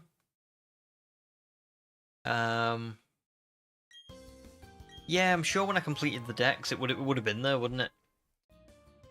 Which is really cool, to be honest. It's weird, Kitakami. I think it is a little bit of like a.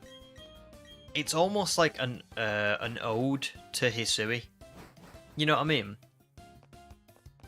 Like they had that whole the Blood Moon Ursaluna, and they had the whole like survey thing with Perrin, you know, and they literally played like the Arceus music. I feel like it is a little bit of a Land Before Time kind of thing.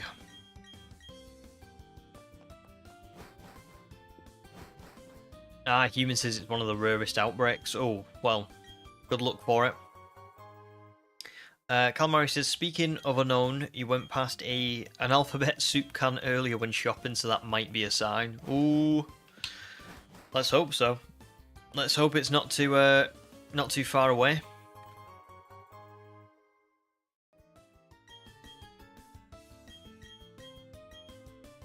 That sounds good, Crow. Well, good luck for it. Hopefully, hopefully you can get better at it and like have a real go. Human says, I think we also mentioned the white basculin outbreak when talking about the rarity of Feebas way back when. Probably, yeah, probably. I have it in my like I remember seeing the little sprite for it. Lily, I am playing on Switch too. Yeah, I am. It's not really all that different for BDSP, I'll be honest, but it's still alright. It's brilliant for Scarlet and Violet.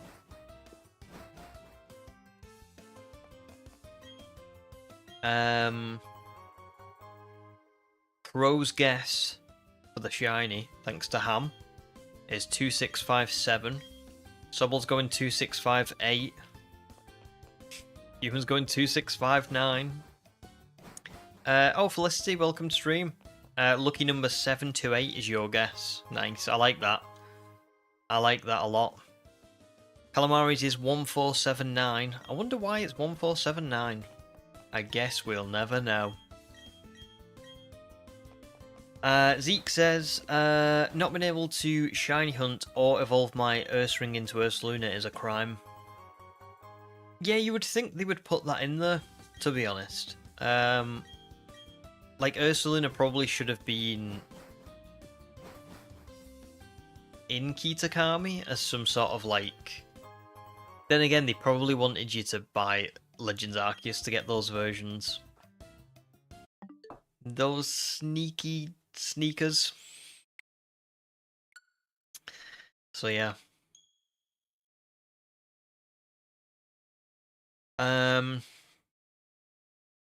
Oh, nice, Amelia, you caught Regigigas. Very cool.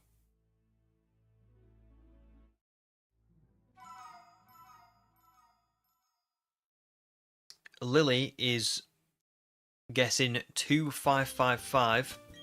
I like that. I'd be happy with anything under odds, to be quite honest. 2659 is edging on 27 cookies. Oh god, 27 cookies. But that's across multiple streams, right? So, presumably, not too bad. If I did it all in one go, then that would be pretty bad.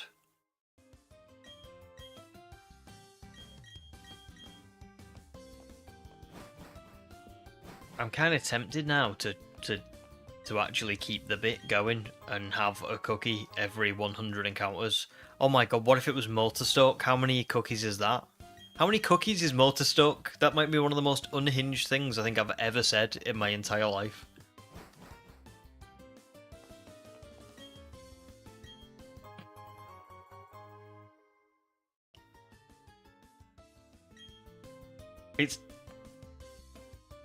It's 243 cookies, isn't it? NHS amount of cookies. I mean,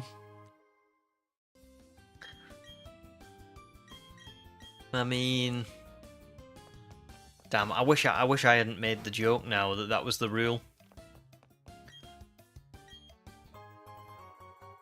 Because I even said, I don't make the rules, I just follow them.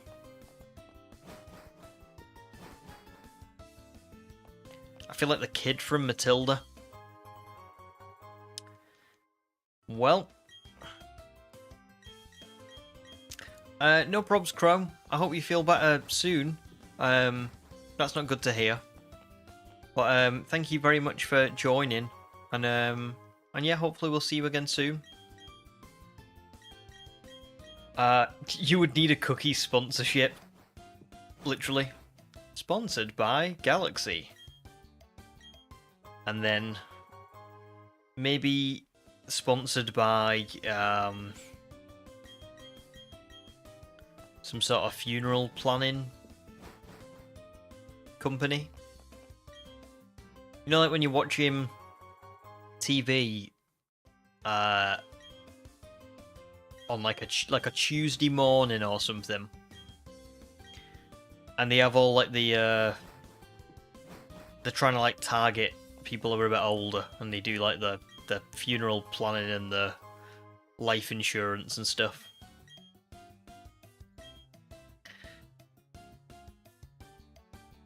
I mean, I could do. Here's the thing, right? 243 Maryland cookies is no big deal. Like, genuinely no big deal. I reckon I've ate way more than that over the course of my lifetime. I've definitely had, like... Yeah, I've definitely had more than that. But these Galaxy ones, you only get, like, 10 in a pack, because they're so big. And so, I mean, let's have a look at the... So, calories. One cookie is 6% of your calories. So that's not too bad. Oh god. Fat is 9% per cookie, of which our saturates is 16%, which isn't good. And then sugars are 9%. So yeah, if I had 10 of those on one stream, I would be looking at 160% of my daily saturated fat. But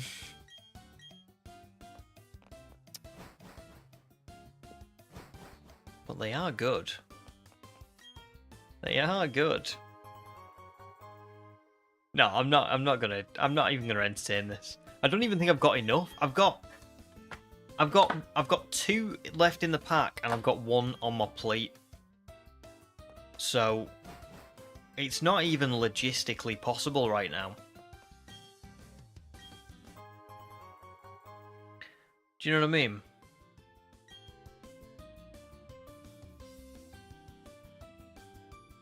If I stuck to this. Oh god, Felicity says, oh, you better hop to Tesco. Time to sweat.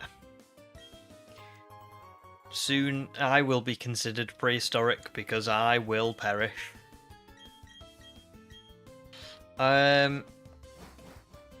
Vex says, ooh, Galaxy, no, they're a different league. They're a different league. You're right, so good, but would kill a Victorian child for sure. I agree.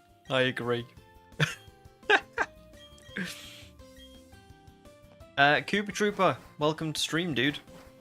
Going pretty good. We're talking about eating cookies at the minute, because I was joking around eating a cookie for every 100 encounters, and then I've kind of very quickly realised how many cookies I would actually have to eat if I kept that up. It's a lot.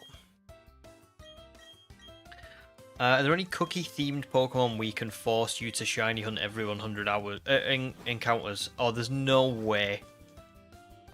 There's no way I would do that, because that would be... Can you imagine if this does turn into another Moldstalk? I would die.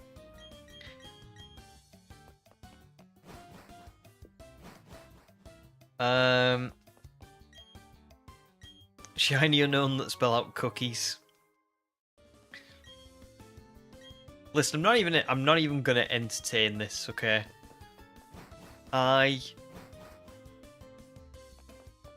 Human says, I opened this can of worms and now I have to lie in it. I opened this can of worms and now I am sneaking out of the house and throwing them into someone else's garden. I'm not having anything to do with this.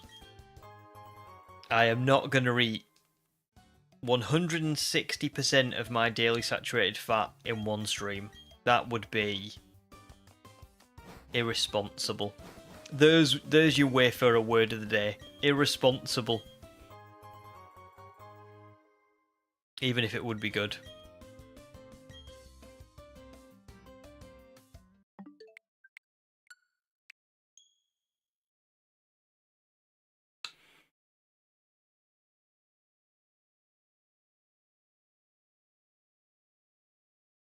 I opened this pack of cookies yesterday as well.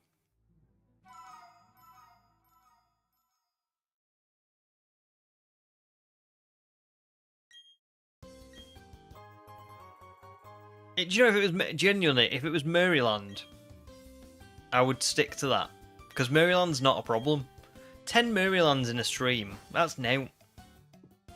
That's fine, honestly. But 10 of these Galaxy ones is different gravy.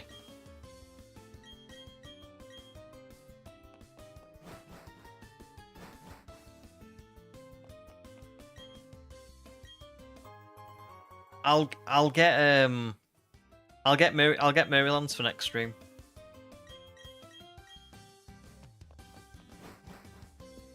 I'll get like 3 big twin packs.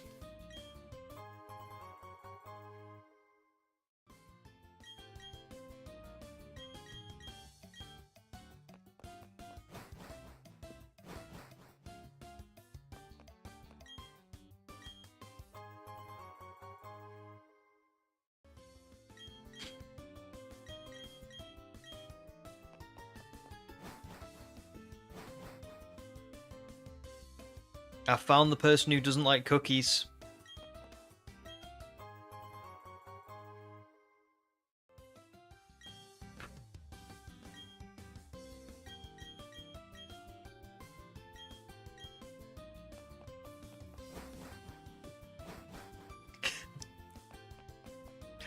That is brilliant, Felicity. Sorry, Ham. This is just the way the cookie crumbles.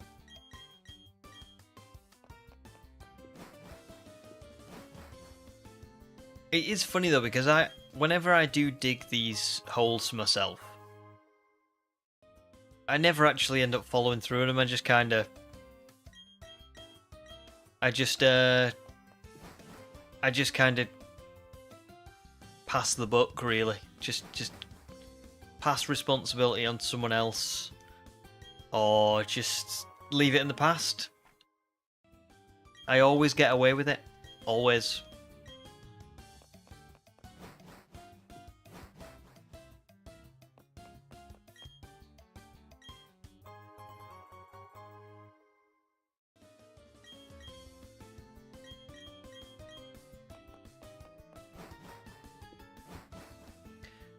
Do you know what, this one is going to be such a special shiny. This one's going to look really good. I already know.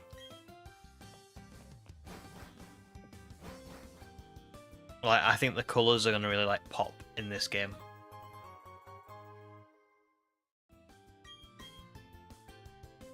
Oh, there's another lot done. I must have been one off.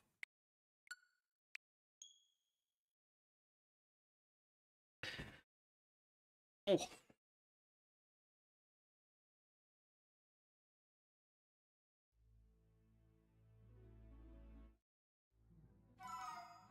It's a bit of a random question, but has anyone played much of Mario Kart? Yeah, on the Switch too. If you've got Mario Kart.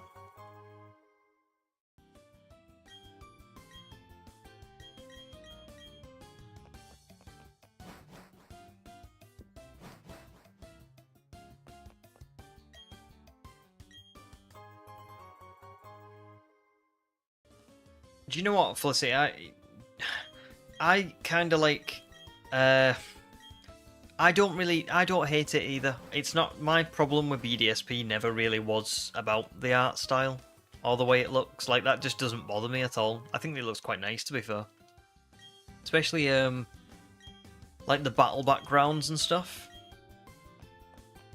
There are some parts of the art style, not the art style. There's some parts of the way they've modelled the characters and stuff that like bug me ever so slightly. Like I feel like your character does the same recycled animations like really, really often. Like that, like, or the stretching your arms one. But like other than that, yeah, the art style and the characters and stuff don't really bother me. Oh, following Pokemon, that bothers me. But that's not really part of the art style, that's like a separate thing. But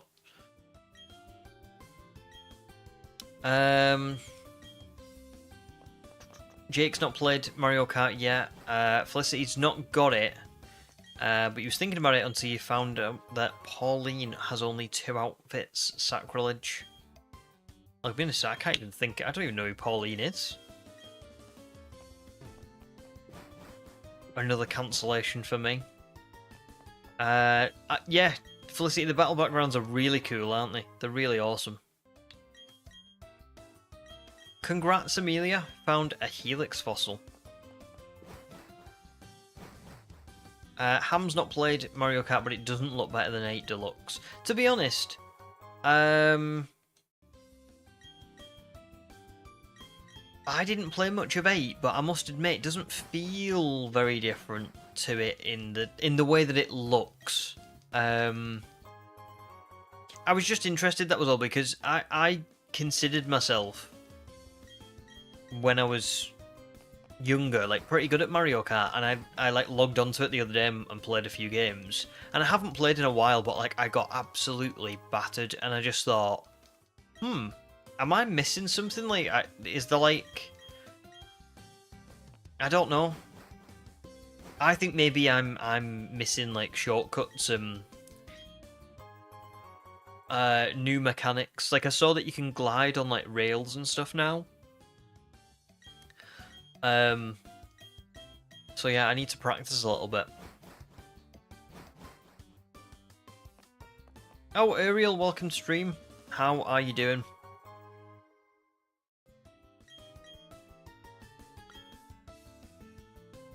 Oh, that's another 12. Alright, Felicity. Pauline is the brunette in the red dress. Hasn't been in any Mario media for so long until she was brought back to Jamboree and then Mario Kart World. Cool. Yeah, I am very, like, I don't play a lot of Mario. We were talking about this the other day. I do play Mario Kart. Well, I used to play Mario Kart Wii, and I used to play like a little bit of like Smash Brothers, but not much. So yeah, there's not really a lot that I feel like I've missed out on quite a lot of stuff. But I do like me some Mario Kart. Yeah, fair enough, Jake. To be honest, that's the only reason I got it as well. Was just because it was like, well, it's cheap to get it, so I may as well get it. So yeah.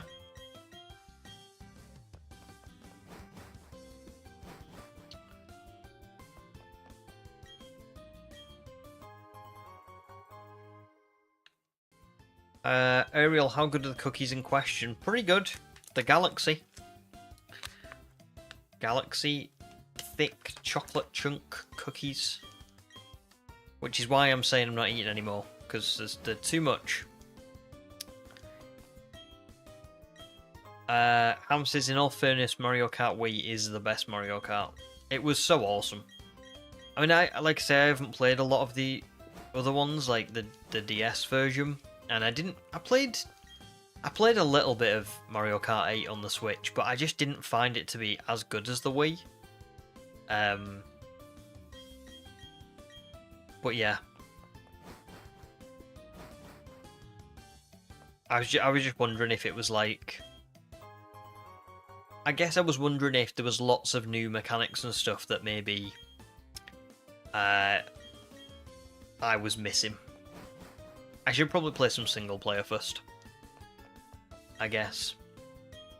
Would you all like to guess who my avatar was for Mario Kart that I selected? From the new characters. Or from, like, the characters that are in this game. The world one.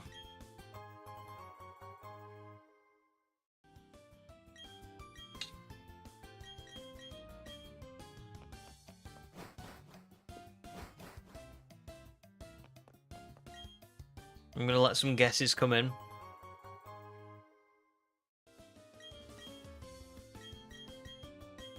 Oops. Oh, Felicity says, you seem like a Wario kind of guy. I don't know. Calamari says the piranha plant. Ham also says the piranha plant. Any other guesses before I reveal?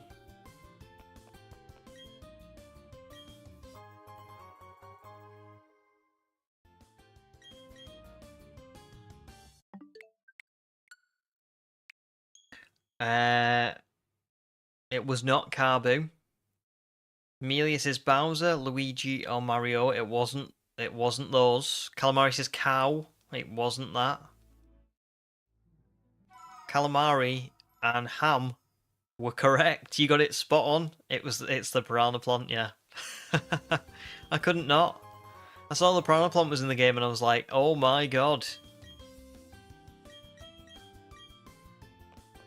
He's here.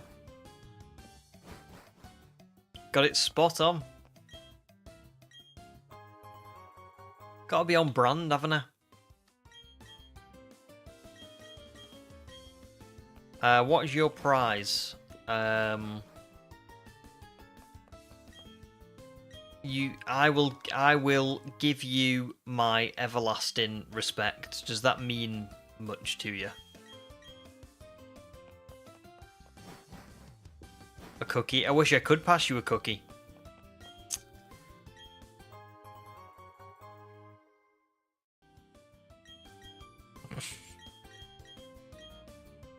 Given says that's convenient because you can just go on the go. Exactly.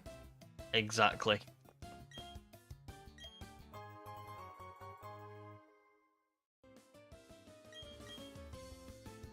Oh!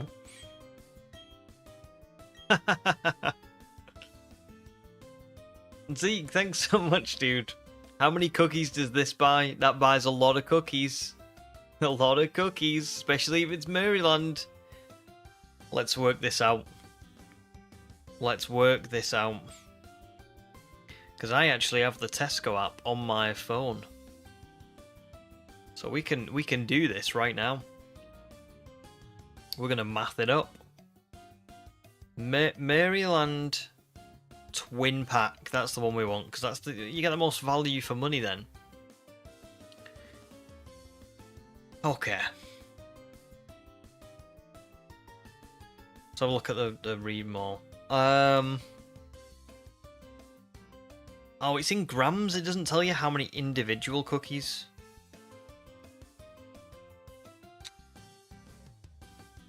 That's annoying.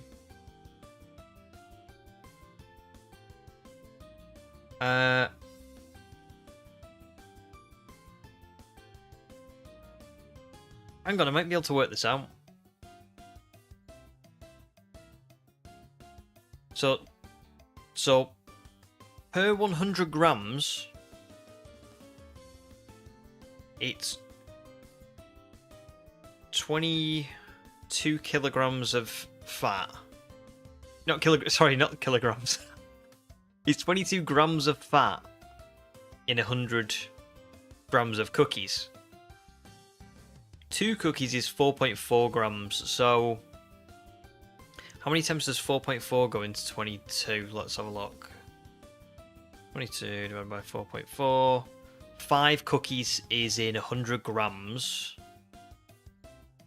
And the pack is... I feel like I'm back at school.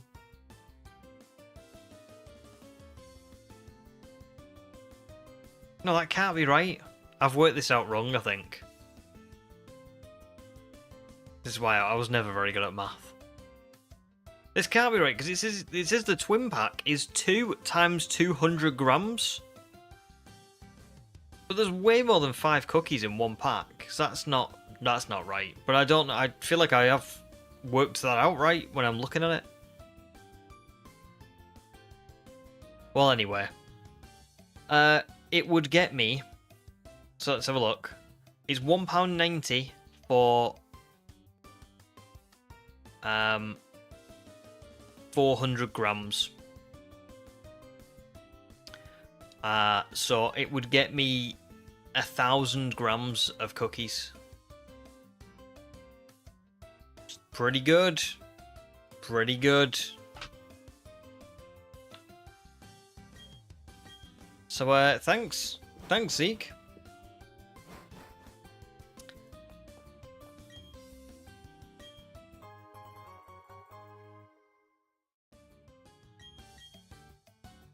In money, Ariel. Because it's... So Zeke's just donated £10, hasn't he? £9.99 is basically £10. So £10 would get me 1,000 grams of cookies.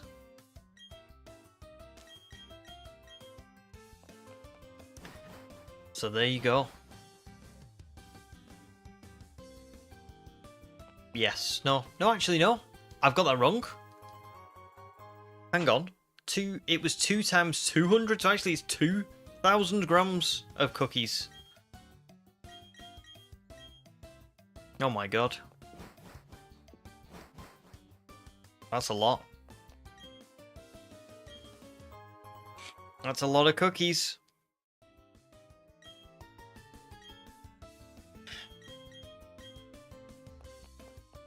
Human says that is obscenely cheap. Well, it's Maryland. Maryland cookies are like the best. They taste good. They're cheap. You get a lot of them. You know? The urge to go bankrupt, so I become the cookie monster. Listen. I said earlier today I'm trying to lose weight. I'm definitely not eating 2,000 grams of cookies. You insane?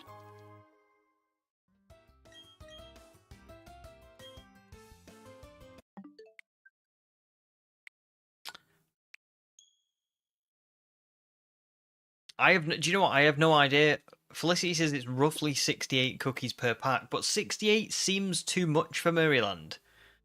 This is really sad that I even, like, know this, but if I had to, like, make an estimated guess, I think that one pack of Maryland cookies would have about 20 cookies in. When I'm thinking of what they look like and how many are in them. That's my, like, estimate. I think it's, like, 20 cookies. So, if I got a twin pack, that's 40 cookies, and I could get 5 twin packs, which is 200 cookies. So £10 gets you about 200 cookies. I think. I don't know for certain, but I think that's about right.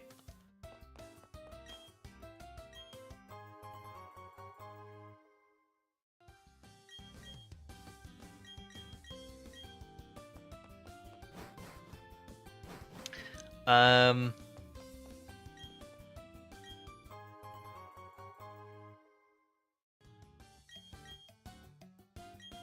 I definitely couldn't do the Cookie Monster. I wish I could. I wish I could. Cookie Monster's out of my depth, unfortunately. Oh, Sam, welcome to stream, dude. How are you doing?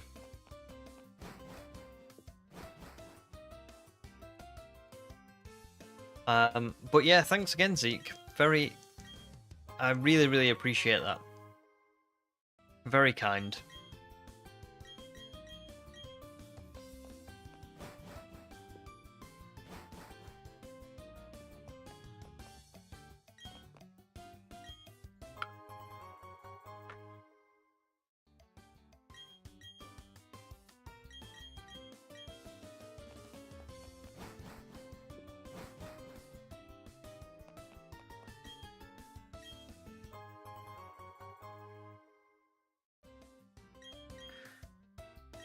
What's the quote of the day? I've no idea. Let me think of a good quote. Oh, my favourite quote, legitimately, is a man often meets his fate on the path he takes to avoid it. And I think that's a brilliant quote. A brilliant quote.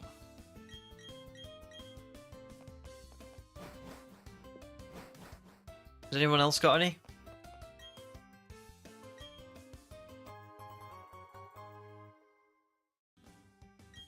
Sam's working in Blender. Nice. Is that like a... I feel like I've heard of Blender before as like... Is it like a 3D kind of like... Like a 3D kind of program?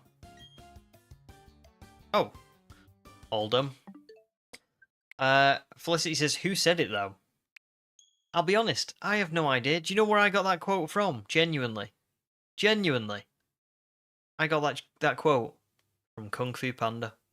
And it is a great quote. It is a fantastic quote. A man often meets his fate on the path he takes to avoid it. Because it's so true. If you are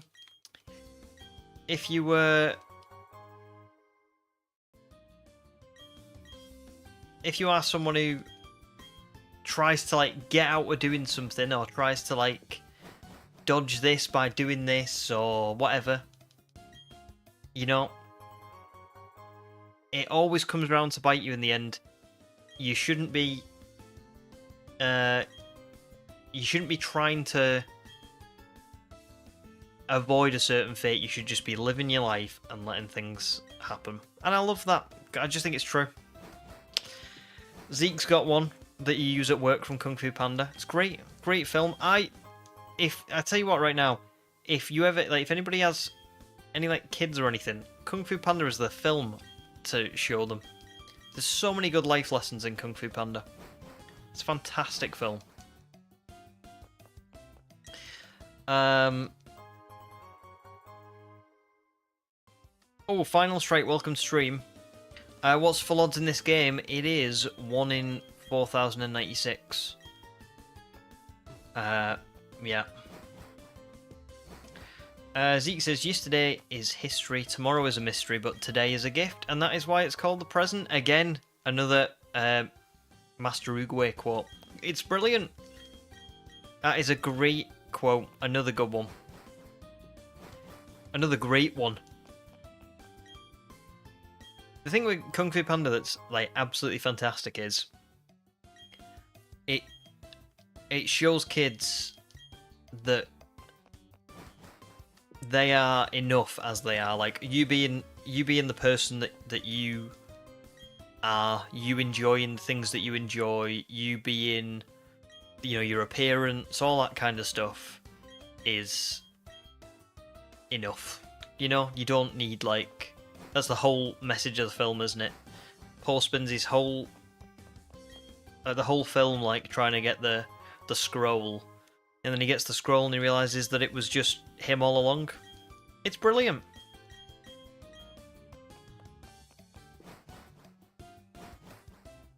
Oh, Koopa Troopa watched that movie like 3 nights ago. Nice. And Ariel says another good movie to show is WALL-E. Yeah, WALL-E's brilliant, isn't it? Another really good one.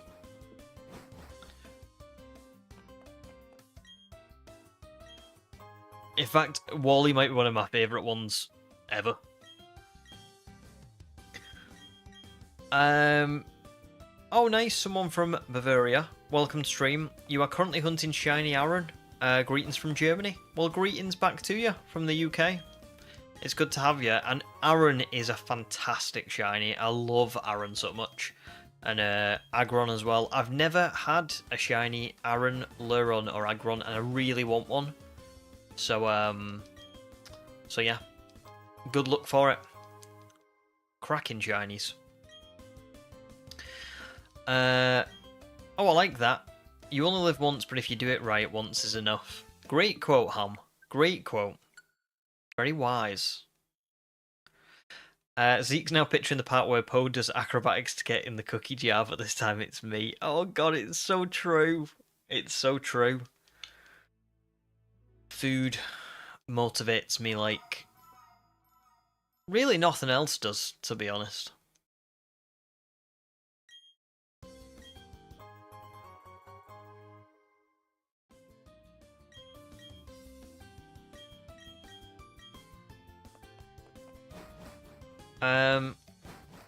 Totally not from Google. That's okay, you can get them from Google. This is the thing, quotes, you can get them from wherever. It doesn't matter. You don't have to... Nobody... Put it like this. What I always hate is when... You know when people go like... I don't know. They go, you don't know that? How did you not know that? And I always think, yeah, but... Everybody doesn't know something until they learn it. So there's nothing wrong with finding it from a source like Kung Fu Panda. I got that quote from Kung Fu Panda, and I've genuinely took it on board. I think that's totally fine. It doesn't matter whether I got it from some philosophist that was, all hoity-toity back in the day and was coming out with these, crazy quotes. Wherever you get it from is just fine. Google, a kid's film, your mate, doesn't matter.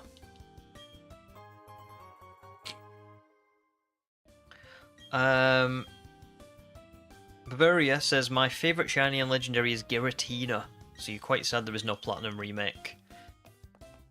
First of all, great pick. Giratina is awesome. But yeah, I can understand that. Totally. I mean, I'm quite sad that there was no Platinum remake as well. I feel like BDSP should have been a Platinum remake, but we are where we are.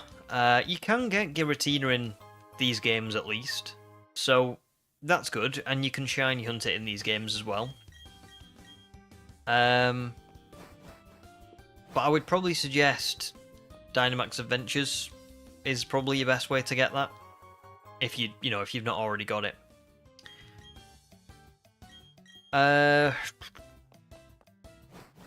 GX says, life is like a box of cookies, you just never know how many you're going to eat. That's brilliant. That is brilliant. Ariel was so focused on the conversation that you legitimately forgot I was shiny hunting up until when you raised your eyes to the screen. Well, that's it really. Shiny hunting is it's fun, it's good, but let's be honest, it's not exactly the most exciting thing in the world, is it? And that's why I like streaming so much, because I get to talk to all of you and have all these unique conversations, and I know I don't meet people, but I kind of vicariously almost meet people. And usually I would just be sitting here doing this on my own. And it's nice because we do just have these runaway conversations where, you know, we just talk about all kinds. But yeah, that's the fun of it. Right, before I carry on, I'm going to go and take a quick break to water the piranha plants, and then I'll be right back, and we'll carry on. We'll carry on. So yeah, I'll be right back.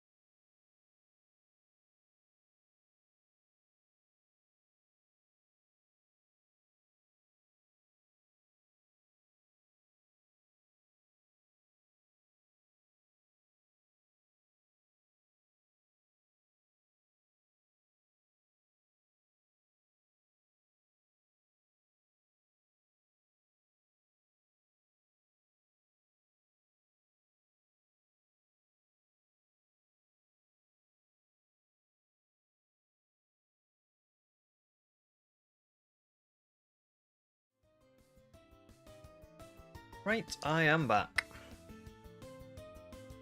Ready to carry on.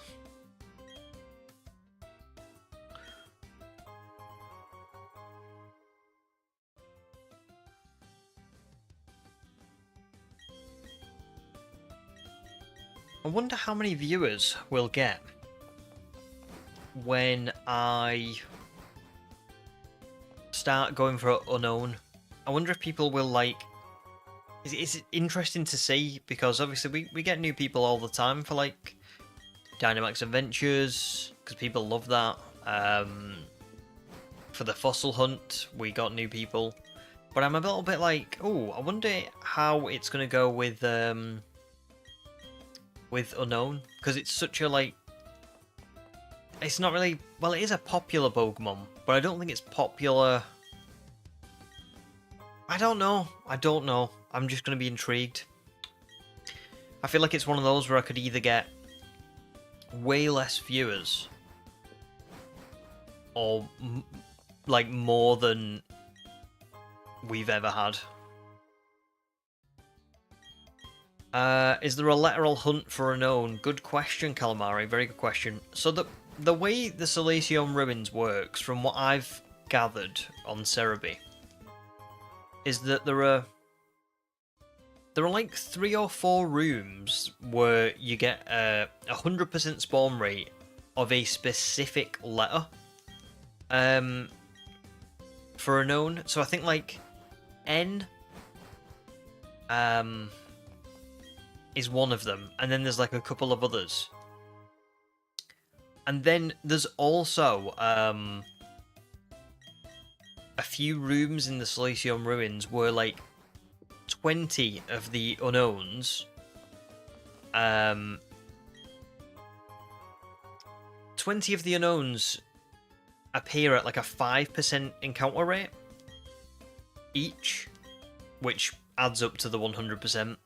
So I don't know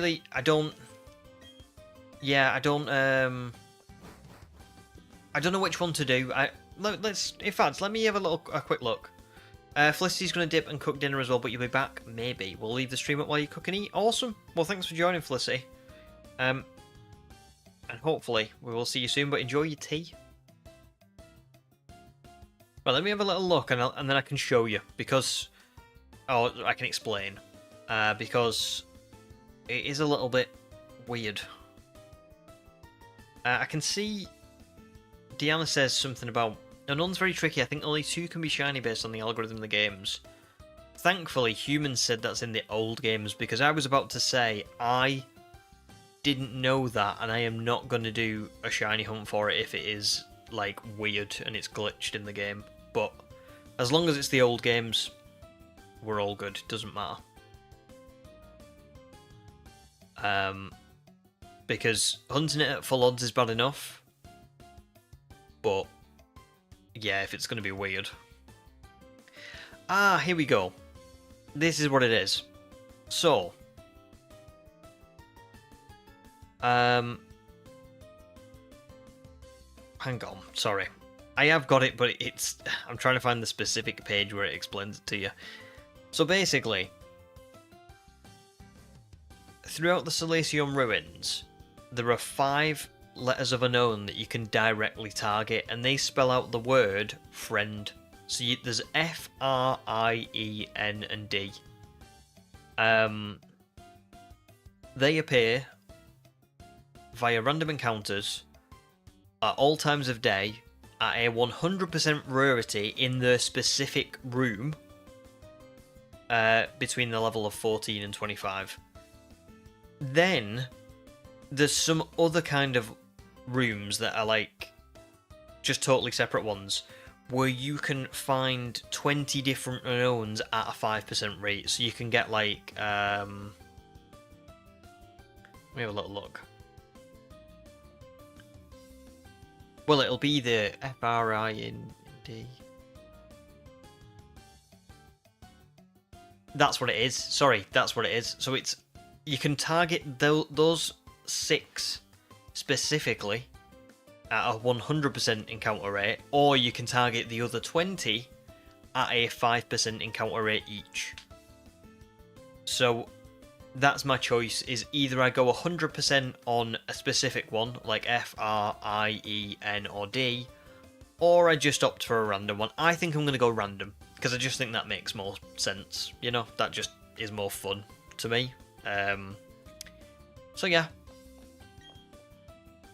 No probs, Deanna. And Ariel, thank you very much for the well wishes and for joining. And enjoy your dinner. We'll see you soon.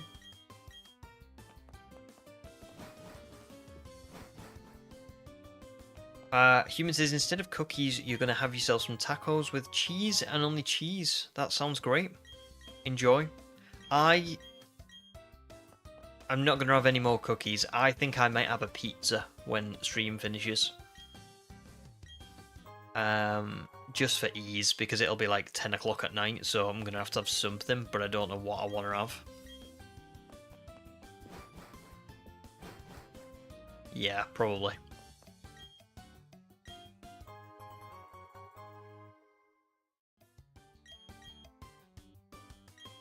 Oh, another reset. I have no idea what I was up to then. But I'm going to say 366 makes more sense than 365.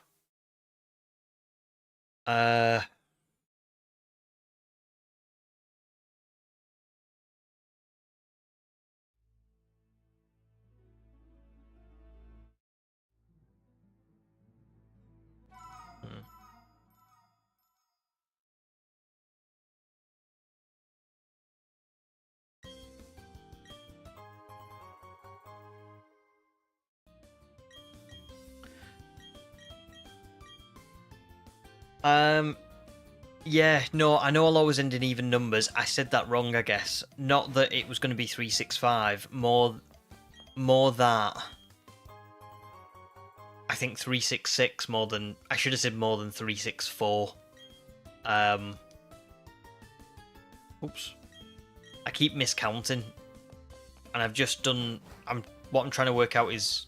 Well, I'm trying to not lose too much of a count. I do feel like I'm probably not going to get the count exactly right, but I'm going to try my best.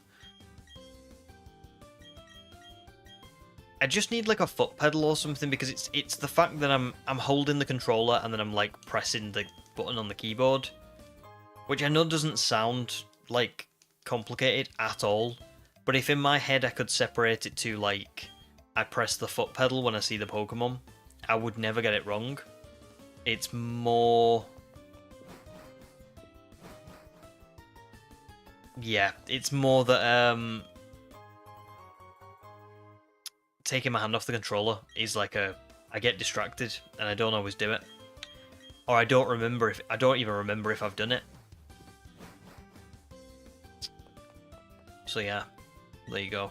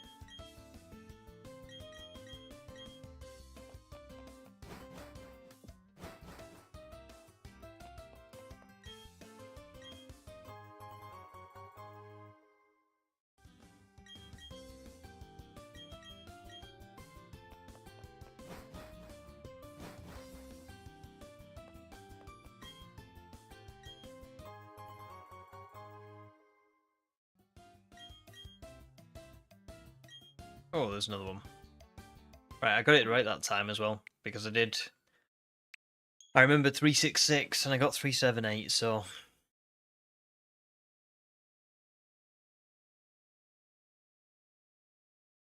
I must be doing it somewhat right.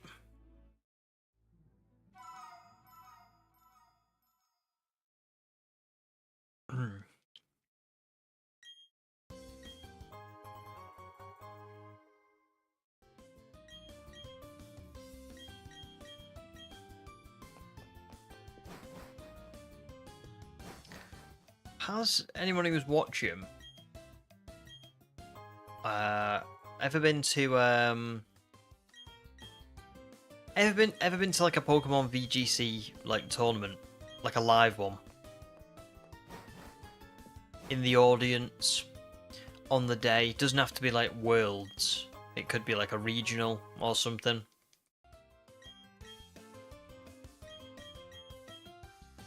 Yeah, Calamari Humans right, yeah, 12 is what I had overall.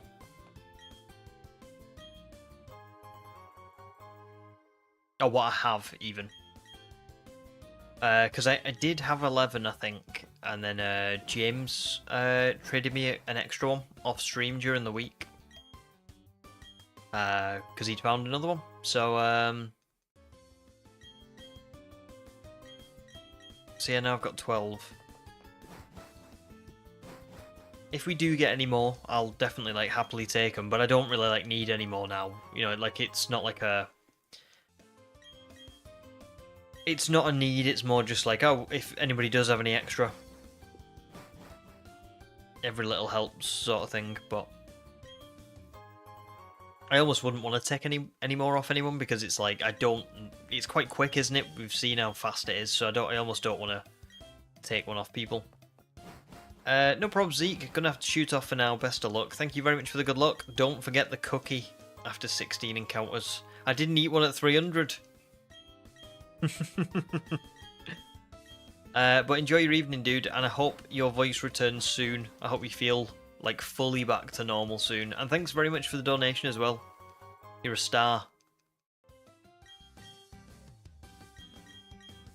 I'm saving myself for the pizza.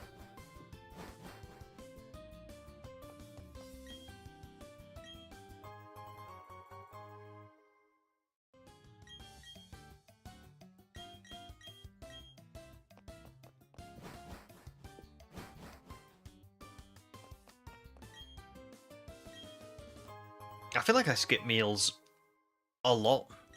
Not like, well, not like a crazy amount, but enough, definitely enough. Not enough, sorry, definitely more than probably the average person does. Right, it must have been 390. It was 390, yeah.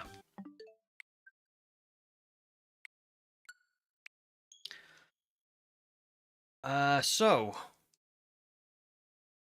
I reckon we're gonna get to 400 by the time 3 hours of stream rolls around.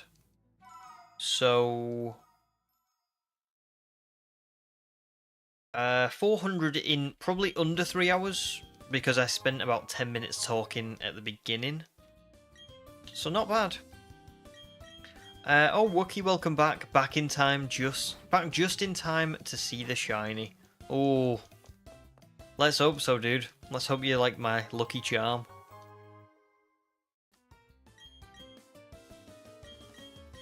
Bavaria never found Old Amber, and you started your journey with Pokemon Platinum. Since then, you've played every Pokemon game that came out. That's awesome. I started a little bit before Platinum. I started in Silver. But I have very fond memories of like Platinum and Diamond and Pearl. I remember getting... Actually, Diamond and Pearl were the first Pokemon games that I went and bought myself from the store. It was my first year of high school, and I had 2 friends from primary school who loved Pokemon as well. I remember we caught the bus into our local town on like our weekend, and we were dead excited, and we went into a place called, if you're not from the UK, you might still have heard of it. It's called Game, like literally just Game. It was in big purple letters. And yeah, we caught the bus into town, we went into our local game, and they had like all the promotional materials and stuff out as well, which was always really cool to see. And I remember I got this Dialga Nintendo DS stylus. I wish I still had it. I think I binned it like when I was a kid. But yeah, and I remember we played it on the bus home, and then I spent all weekend playing it, and just very fond memories of it, so I can totally understand why that's your favourite generation. I think it was probably mine for the longest time. 400? No shiny.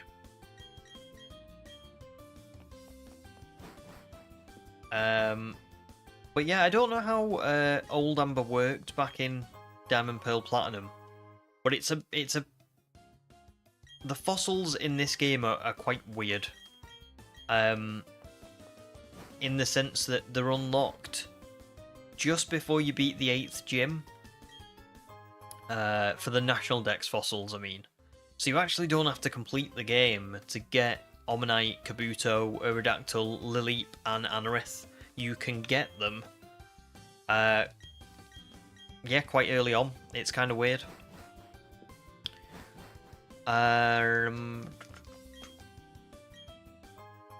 You've only got GameStop. Yeah, I've heard of GameStop before. Oh. That must have been 402. I must have overcounted.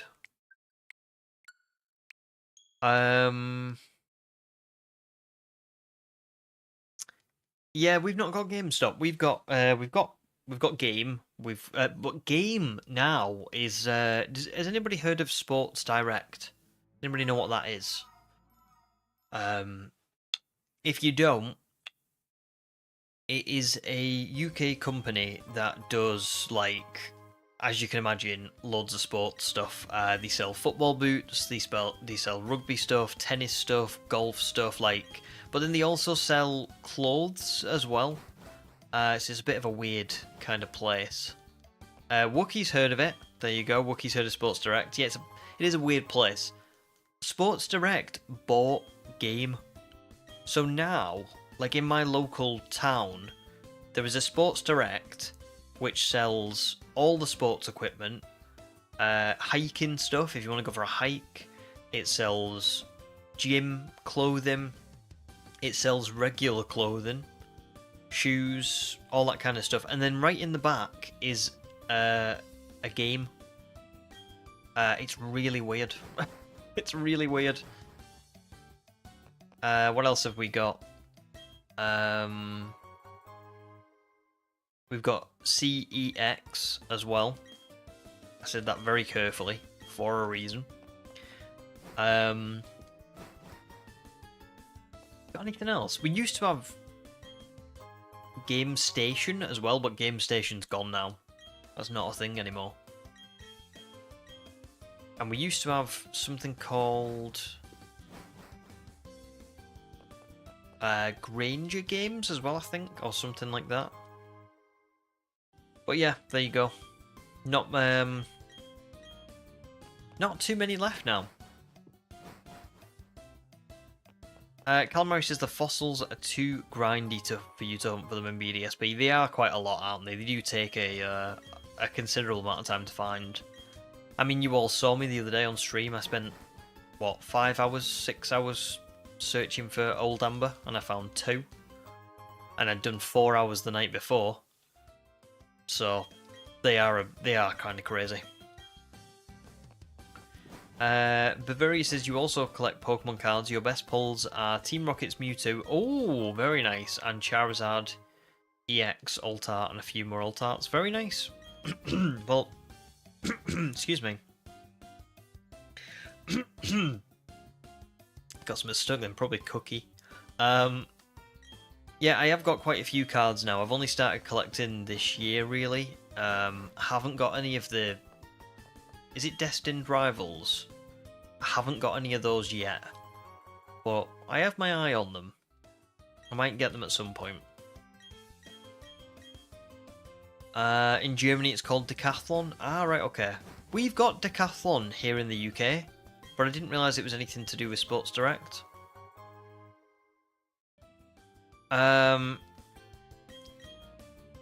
Jake says never beat Blockbuster on a Friday night. Oh, do you know what? It's like looking back at like another life, isn't it? Blockbuster. Like when I was I remember that as well when I was a kid, and my dad would take me to Blockbuster, and we'd look at all the stuff. I think you could even rent games as well. I feel like I distinctly remember renting like some football game when I was a kid with my dad. And it just feels like it wasn't even me. Do you know what I mean? It was so long ago at this point. And it was just so different. I mean, think how archaic that sounds. We used to go to a shop that had like physical copies of films and games and stuff, and this was like pre-DVDs. Forget about Blu-ray, it was pre-DVDs. It's all like VHS. And I just like, I look at that and I just think, I'm only 30. That seems like something that like somebody who's in the 50s or 60s should be saying, like, oh, I remember when I was young and we had Blockbuster. Because things have just moved on so much since that point, you know what I mean? Madness. Dude bro, welcome stream. I was going to say dude again. I'm all good, thanks. How are you doing? Ham is back, welcome back. Bavaria says it is worth buying Destined Rivals, trust you. Your chase card is Cynthia's Garchomp. Well, I spent quite a lot of money recently on cards. I've got a Terapagos EX box behind me that I haven't opened yet. And I've got that Prismatic Evolutions box that I did open on a stream last week. And also, I bought a lot of Journey Together booster packs as well. So I kind of need to chill for a little bit and not buy any. But I do want to buy some Destined Rivals at some point. Jake says you could walk around Blockbuster for hours and then bring a rubbish film home, literally. Can I remember a store called Choices? It was kind of like Blockbusters where you could rent films and games for a week. I don't think I went to Choices, but I definitely have heard of it. I've definitely heard of that. 100%. Choices. Was it, I'm assuming it wasn't anywhere near as popular as Blockbuster, but was it fairly popular? Oh, Sherry, welcome stream. Good to see you. How are you doing? Ham wants something to do in Red Dead Redemption 2. Here's a good one for you, Ham. If you want something tough to do in Red Dead Redemption 2, and I've done this. This is really tough. If you want to complete, you know, the what are they called now? They have these like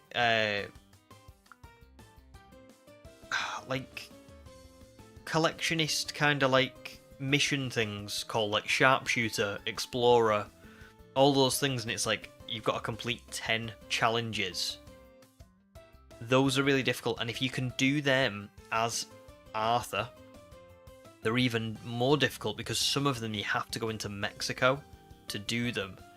And if you YouTube how you do it, it's really hard to do, but you've got to basically like use like the analog stick on your camera to like hide from the invisible sniper. And you get like a cart and you've got to drive it through Mexico while the sniper's shooting at the back of the cart, but it can't get Arthur. And then you've just got to collect like a few herbs and stuff. If you can start a new save and do that, that's fun. That was fun to do. Tough, really tough, but fun.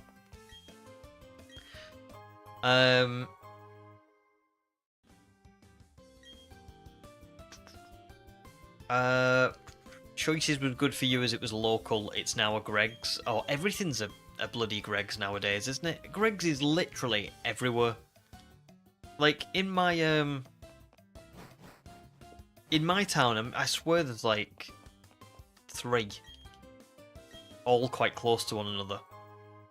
And then we've also got like 3 McDonald's and like 3 Starbucks. Like there's just like the same places multiple times. But Greg's is crazy for it. Greg's is just everywhere. Oh, another reset.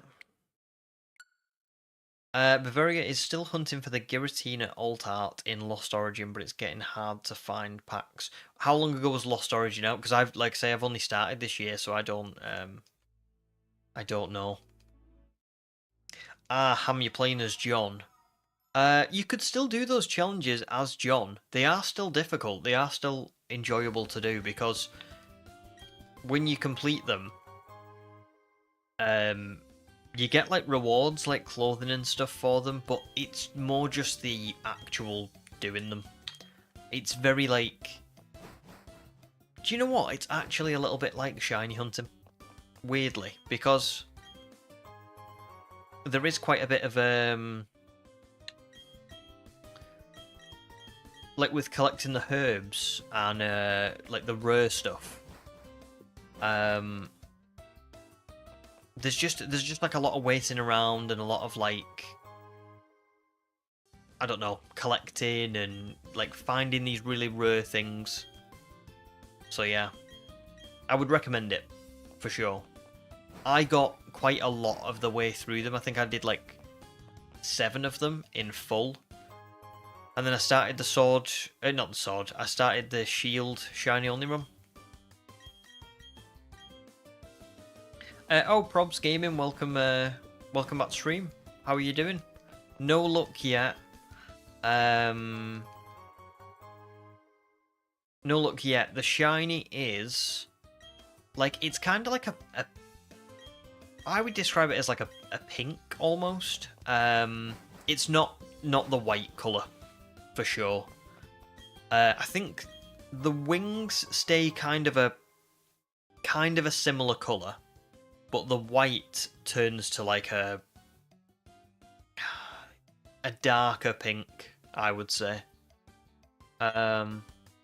Let me go and have a quick look at it, because I feel like it's very obvious, but I want to make sure that I'm getting it right. Oh,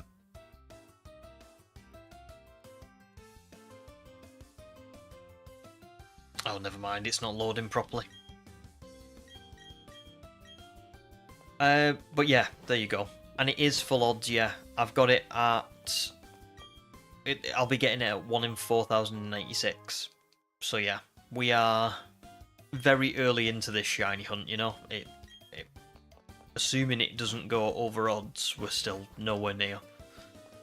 Oh, Banana God, welcome to stream. First time in stream, you came from the BDSP shiny only video. Nice. I hope you enjoyed it. Currently over odds at 4,400 Turtwig seen for your briefcase simulator so far. That is pretty brutal. So well done for being so dedicated, because that's a lot, you know. And good luck. I hope you find it soon. I think you will. I think you'll find it soon.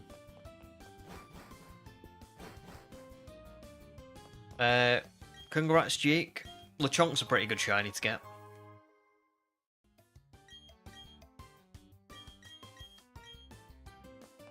It's a nice shiny. Well, let's see if the page is loading now. Yes, it is now. So.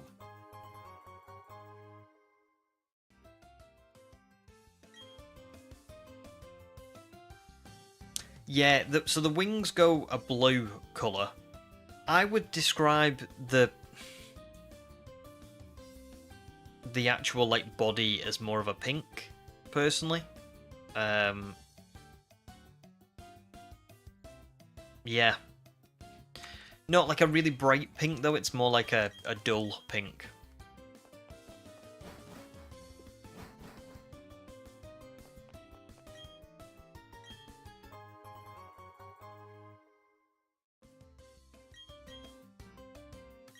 Oh, another reset.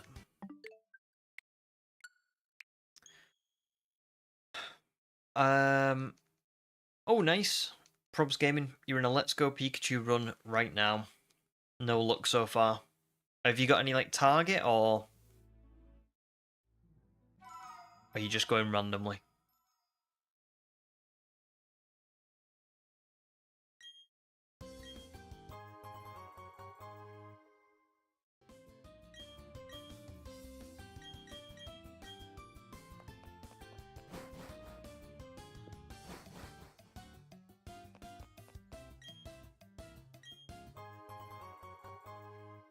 I will tell you something that I'm not a fan of with BDSP, and I'm noticing it a lot with this one, is the fact that it's not on a grid.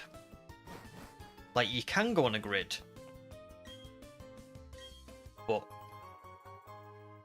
I just wish that you could run, and so like, to run you have to use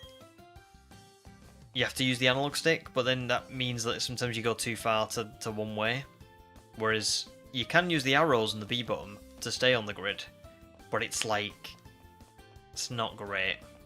It's not really ideal. It's much better to do the analog stick, but I just wish that the analog stick stuck to the grid.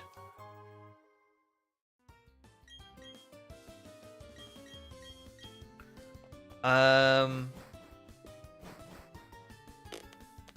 wait, I'm confused. Probs Gaming, you're aiming for Lucario, but I thought you said you were in Let's Go Pikachu.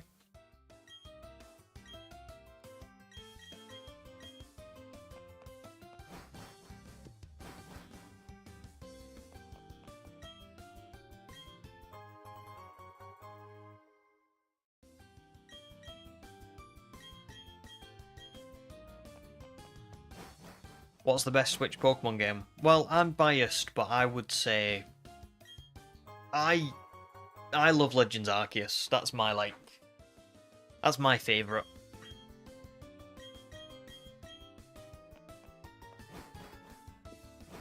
Right now, you think it's Scarlet or Violet?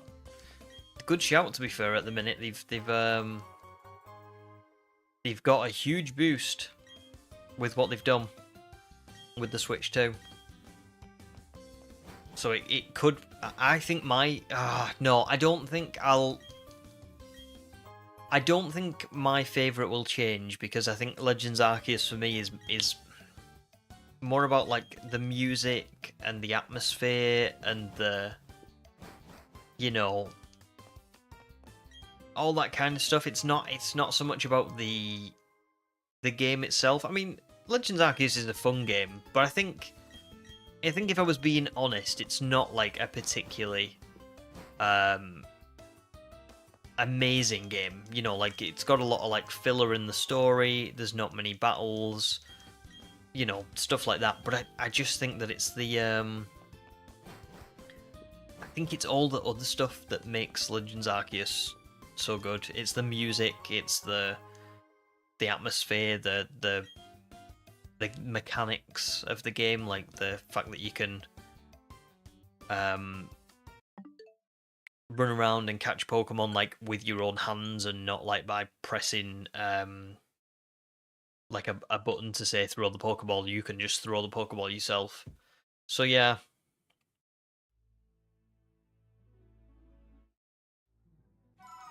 Oh, Probs, I'm sorry. That's what I was wondering before when you said you were looking for Lucario. And I was like, oh, I thought you said you were in Let's Go Pikachu. It shouldn't be in that game.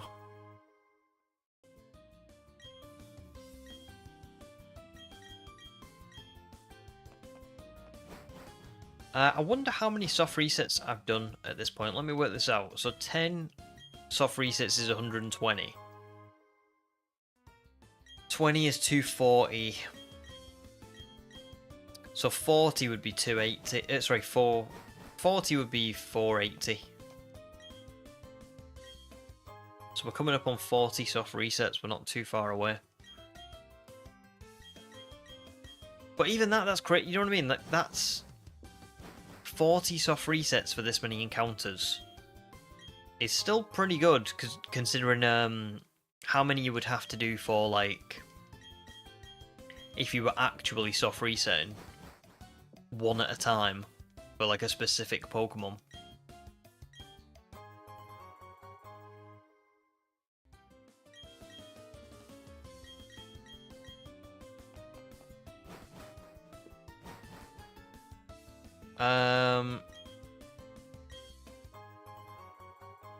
Lily's guessing 2555. Rob's Gaming saying 1100. Oh, GX saying 1238. So quite a few lower guesses. I'd be alright with that. I don't think we're going to reach anywhere near 1,000 tonight. I thought maybe we'd get to like 700 or 800. But I'm not so sure now, because it's 5 to 8. We've been streaming for 3 hours. So we've got like...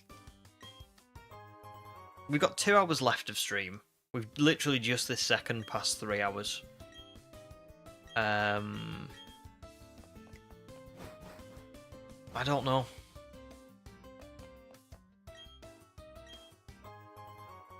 Maybe 700 at most.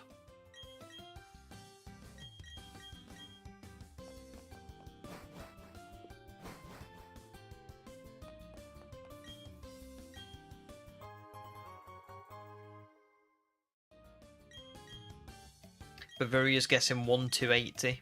Again, another low guess. I like that. I like the optimism.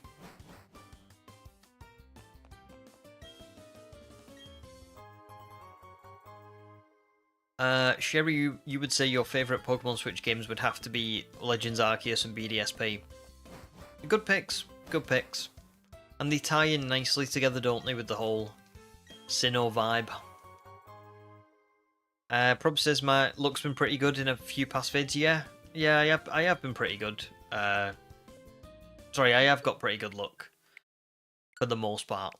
I had one really bad one in the Sword and Shield video, which was 24,000. But other than that, I have been, by and large, pretty lucky. So yeah, we'll see. Even Kabuto, 1,863 is not bad at all. And the hope is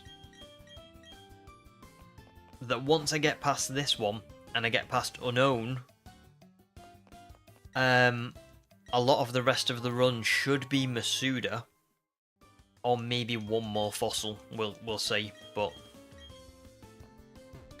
Masuda shouldn't be anywhere near as bad as anything else.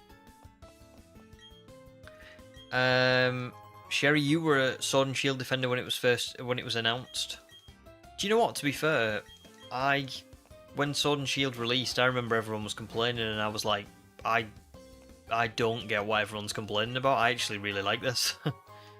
That's kind of why I made that like love letter to, to Sword and Shield. That's what that video was supposed to be, because it was just so. I enjoyed it. Humans is. Oh, it's Sword and Shield. Interesting. Because Dynamax Adventures with James and Zeke is a blast, and because the graphics don't feel like broken glass in your eyes. Well, that's good. Good. I'm glad you like Sword and Shield. They're nice games. They are nice games. Jake, you spot on. Yes, I saw someone say that. Oh, sorry, someone told me that on stream last week, I think. Yeah, it is about. Apparently, it is like 12 or 13 seconds faster. So yeah. So that's probably helping me a little bit. But at the same time, I am also handing in a lot less fossils per soft reset than what I was, so I don't know. I don't really know how much faster or slower this is than the previous one, where we had 35 to hand in.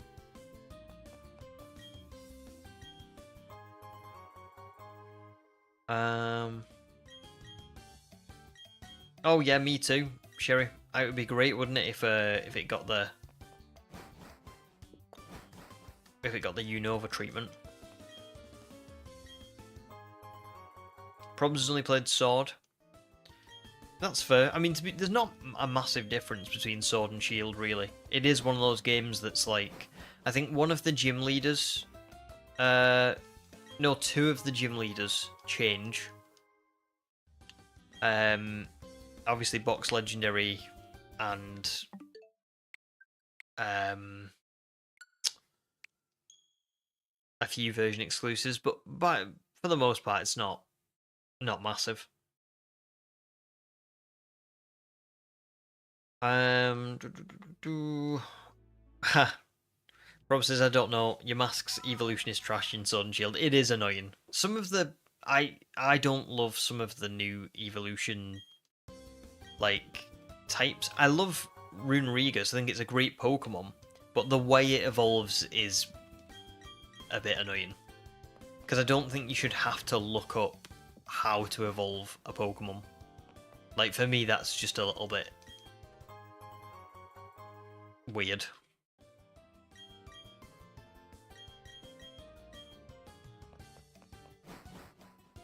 Calamari says 479, maybe. Maybe. It'll be weird if it is.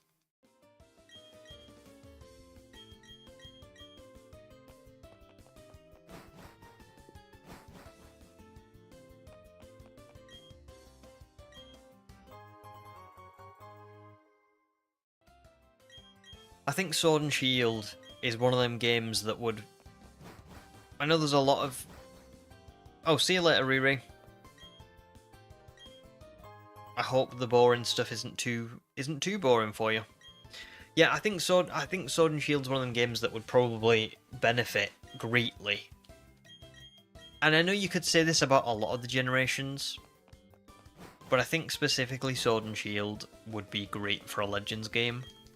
But a past Legends game, I feel like Kanto wouldn't be very good as a Legends game. Johto would. Hoenn, I don't think would be very good. They could maybe come up with something, but I feel like Hoenn isn't that region for a past Legends game. Sinnoh, obviously, it did work really well. And that's why I think Johto and Galar are good examples of games that would thrive on a past version of a Legends game, because they have a very similar feel to Sinnoh. There's a lot of like history and heritage and yeah, I just feel like they would be prime material. There's 479 Calamari. Unfortunately not. I would agree as well, Sherry. I think Alola could work as a Legends game, for sure. For sure. That's another one that's got like a very rich like history and kind of like... for me, I think what makes a good candidate for that like past Legends game is a region that you've seen spots of the lore, like you've seen parts of the history, but you've not seen the full picture. And I feel like Hoenn didn't really give us all that much to go on, past lore-wise, unless I'm wrong, but I don't really remember it giving us a lot. Kanto was very, like, in the here and now. Unova definitely gave stuff, but I don't know. It doesn't... It still, for me, doesn't sit as, like, a game that I would think would be as good as the others. I just think that Sinnoh, Alola, Johto, Galar gave all these like small kind of references to things that happened in the past, but none of them were like they get you excited about what that could look like, and they give whoever would make that game a lot of breathing space to come up with an original story, but one that would still make sense with the events of the actual game. So yeah, I would love to see more past Legends games. Whether we'll get that or not, I don't know. ZA obviously has shocked all of us, really, I think. I don't think anybody was expecting them to do, like, something that was set more in the present day or slightly in the future.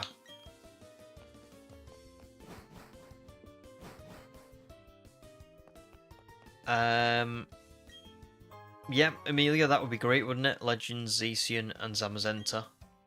Calamari doesn't want to see Kanto in the next decade. Yeah, me neither, I'll be honest. I would replay Let's Go Pikachu and Eevee again, but I don't want to see another remake of it. I would be more along the lines of like what Probs has said. I'd love a Johto remake. If they were going to do something. Or a Let's Go Johto. Sherry's still waiting for the Mystery Dungeon Explorers of Time remakes. Yeah, we never got remakes, did we? I know that they're on the... One of them is... There's something on the Switch, like, online thing for Mystery Dungeon, but I don't know what it is. But there's no, like... You are right, there's no remakes or anything. Pro says, bring back Mega Evolutions. Well, we are going to get that, so that's good. That's good, isn't it? ZA is gonna give us that. Jake would like to see Black and White remake. Yeah, me too. Me too, I definitely would be on board for that. Yeah, I think I would prefer Black and White to be a proper remake. And then if Johto was going to get something, I'd like it to be a Let's Go. But I don't think we'll ever see another Let's Go game. That's half the problem.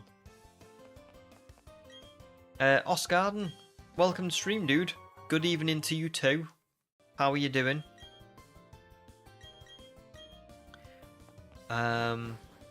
Amelia would like to see Hoenn Legends games. I mean, if they came up with a good story, you know, I wouldn't be against it. A part of me is a bit like, I don't know what that story would look like.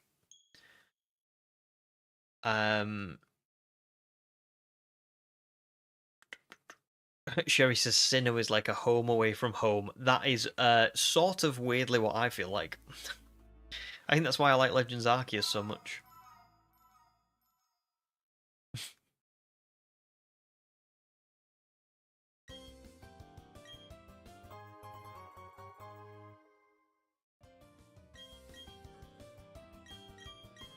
I don't think they did, Probs. Unless you're referring to the sequels. But they're not really remakes, they're kind of like... They're more like what Platinum was for Diamond and Pearl. And in fact, if anything, they were kind of even more than that, because they changed the story completely. If anything, they were more like a sequel.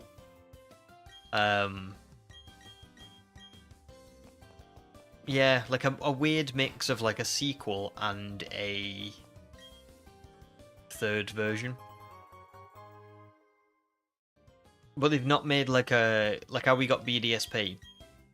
They've not made like a black and white version of BDSP sort of thing. Oscarden's pretty good, very good to hear. Had a blast playing some TCG with friends before coming here. Nice, dude. I'm glad you've had a nice evening. Was it Pokemon TCG? Bavaria says, as a German, you really would love a German region. There's a girl in a Pokemon game. You don't know what game now, but if you have English settings, she still talks to you in German. Ah, cool. A German region would be good, for sure. Yes, Probs Gaming, yeah. Lake Ultra Sun and Moon, yeah. So they were like, they weren't remakes like what BDSP are like, where they are like a straight up remake, or Heart Gold and Soul Silver. They were more like sequels. They were more like, it's in the same region, but it's got a new story and it's got new characters, but it's also got returning characters. They were a bit different. Julius, welcome back. You missed those Pokemon Emerald days. You think it would be nice to get to play those classics again? Oh, it would, wouldn't it? It's been so long since I've played like I never got to play Emerald. But Ruby and Sapphire I played a lot of. Well, Sapphire specifically. My mum and dad did buy me a copy of Emerald when I was younger. And it showed up, and it whoever had sold it on, I think they got it off eBay, and whoever had sold it basically knowing that it didn't work, because you would play it and you would get so far into the game and then you couldn't save, because if you saved it wouldn't actually save you progress. So it was just a completely like broke copy. So that was sad. But I still got to play a lot of Sapphire. That was all good. And I played Oras when they came out, which were pretty good remakes. So yeah. I like that, Amelia. Oh, nice. Probs, you played Pokemon Emerald and your friend got a shiny Rattata on his third encounter. Do you mean he got one in Let's Go Pikachu that you're playing now?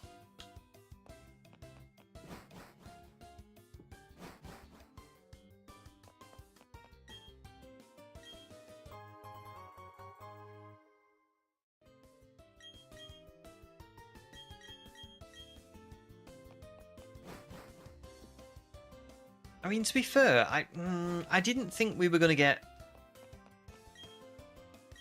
I thought we might get 500 encounters tonight. I didn't think we'd get 500 encounters this early into stream. Put it like that.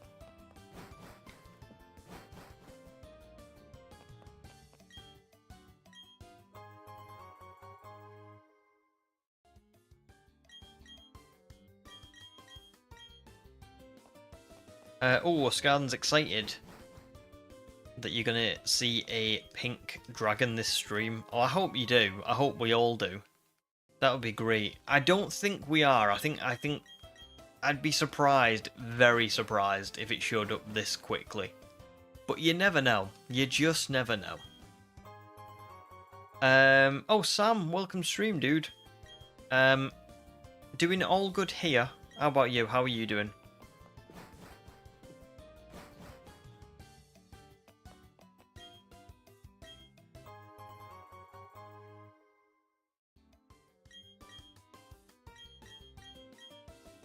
Ah, probs, it was an Emerald ROM hack. Right, got you. Still full odds, though. Nice. Bavaria says a German Legends region would be so good with all the culture. But think about it, it could be called Legends and Tales. So yeah, that'd be awesome. The only trouble for you is that if there hasn't been a German region yet, you'd have to get a German region and then probably wait like 10 years for the German region to have a Legends game on it. And that's even if they're still doing Legends or... I mean... They're quite unpredictable, aren't they, Pokemon? I think. Because when they announced a new Legends game, I wasn't expecting it to be Kalos, and I wasn't expecting it to be anything other than in the past. Because in my head I was like, well, Legends Arceus was spot on. And it had such a clear vision as well. It was like, let's tell the story of lore that you learned in a future game. Here's what actually happened. We're going to show you exactly how that went down. What characters were involved, what Pokemon were involved, all that kind of stuff. It was a great idea. So when they completely flipped that to me just was like, I wasn't expecting that at all. Probsys, didn't you get a shiny starter in like 500 something tries? It was actually a lot less. It was 99. And it was from this game, which is, it's notoriously difficult to find a shiny starter. So I got very lucky.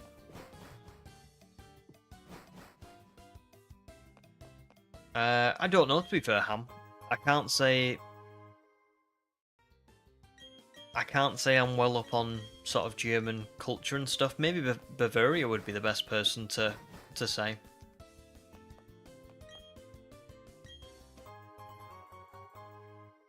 So I think we should defer to Bavaria.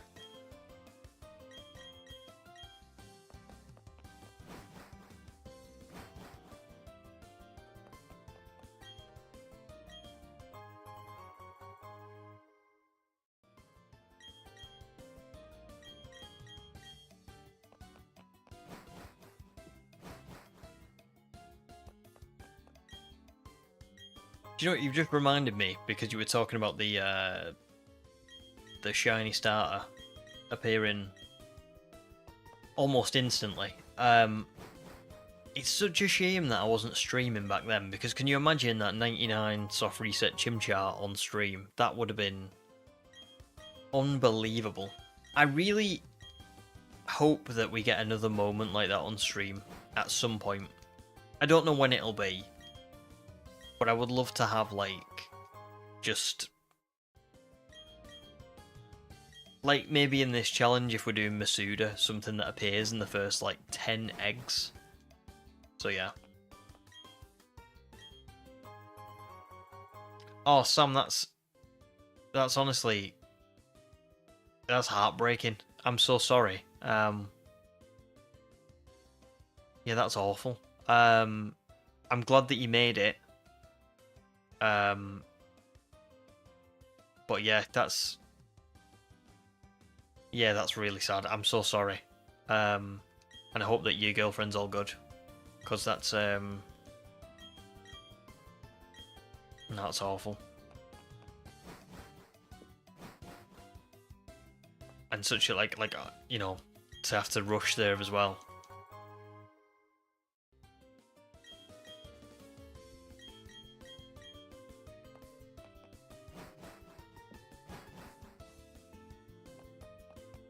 Yeah, my heart's just sunk for her. I mean, yeah, I can't imagine what that feels like.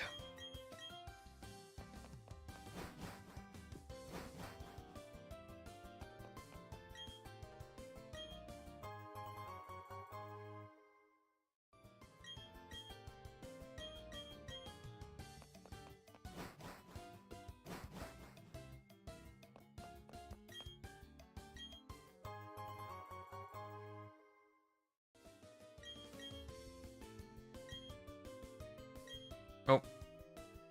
Oh, what number was that?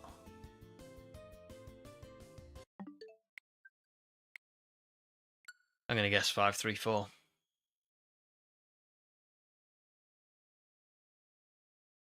Oh, Purple Kabuto, welcome to stream.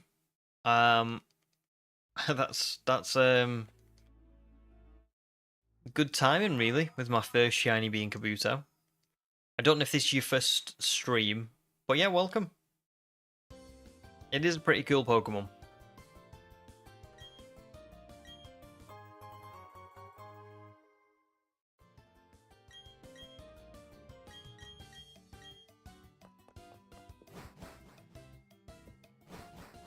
Prob says, what would be the best fossil to get? You say the plant one.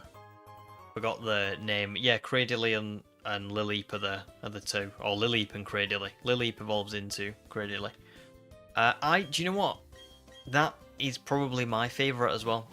I do really like them. Really like them.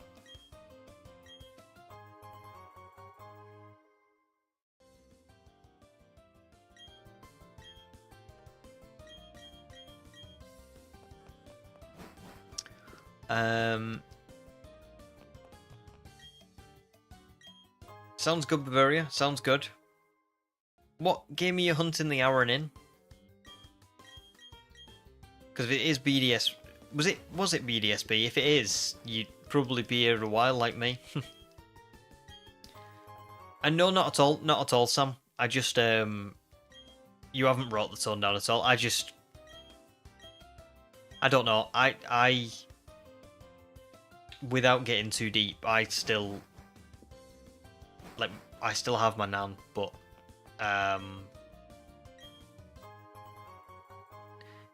basically, like, I can't imagine what that feels like. It must be properly heartbreaking. When I think about it, as soon as you said that, my heart sank for her, because like I know what that would feel like for me. So I just hope she's okay, and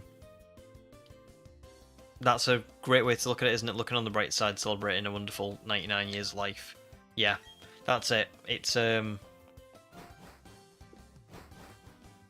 never nice, is it? Ever. But I think that 99 is a great number, isn't it? It's such a long, wonderful life. So yeah, I just hope she's okay, and I hope you're okay as well, because even when there's bright sides, it's still obviously really sad.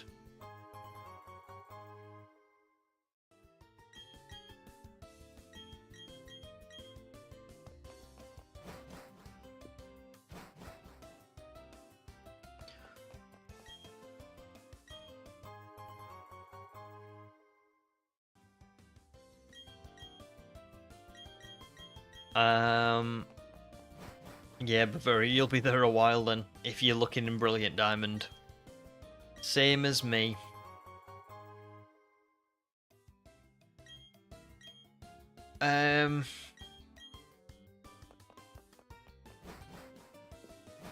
Prob says need to shiny hunt the legendary next vid. Well, to be fair, I'm not too far away from.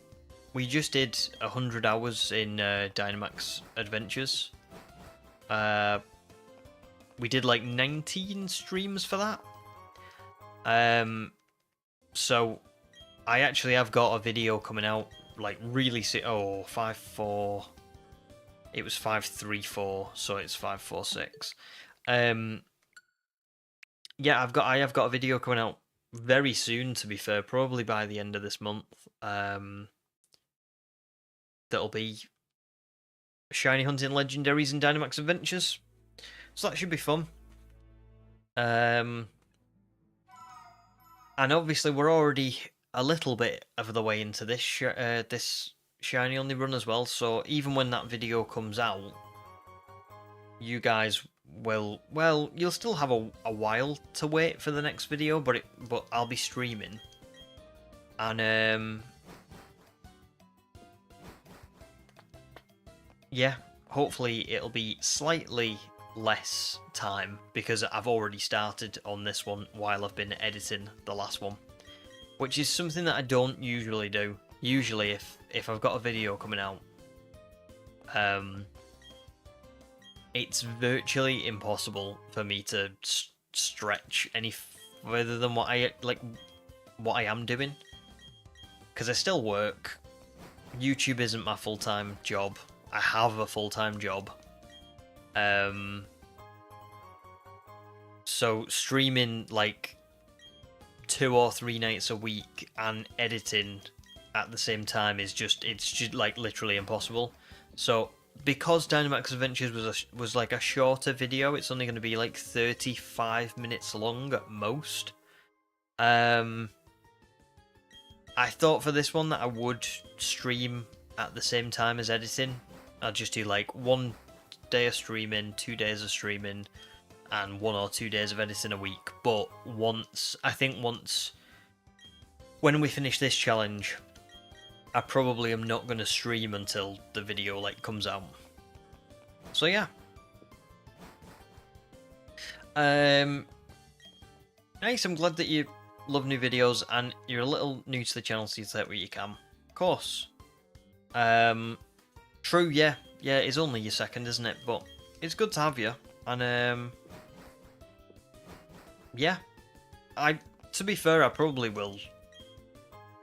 Even when I take breaks for editing, I'll still like if I'm not streaming, I mean. The channel is pretty much always going now. I used to take quite a lot of breaks. Like I used to have a few months off of YouTube where I'd do like a big shiny only run, like BDSP. And then it would really sort of take it out of me, so I'd have a couple of months away, I'd go and play some other games and stuff like that, and then eventually I'd be like, okay, enough time's passed, I'm going to get back to it. But now I kind of don't really do that. I kind of just, I release a video, I start on the next one straight away. Oh, 555. So yeah, there you go. Oh, why did I... There we go. I clicked the counter button for some reason. Julia says, would you ever consider doing this as a full-time job? I mean, if it was reliable, yeah. Yeah, I would. But the problem is it's not reliable. Don't get me wrong, it's alright, but I wouldn't be able to quit my job like at the point that I'm at. And I would be very surprised if I ever got to a point where I could quit my job, to be honest. But you never know. If things progress to a certain degree where the channel does get big enough, what I might do, and this is a big might, it's not even like close to being something that I would debate on doing, but I might take a part-time job and do this alongside that. But the channel would have to be like pretty, like a lot bigger than what it is. And it's tough because I'll put one video out and it'll do amazing. Like my Sword and Shield video did really great. It got a ton of views straight away. And then I'll put out another video and it just won't. It'll just like not really get many views.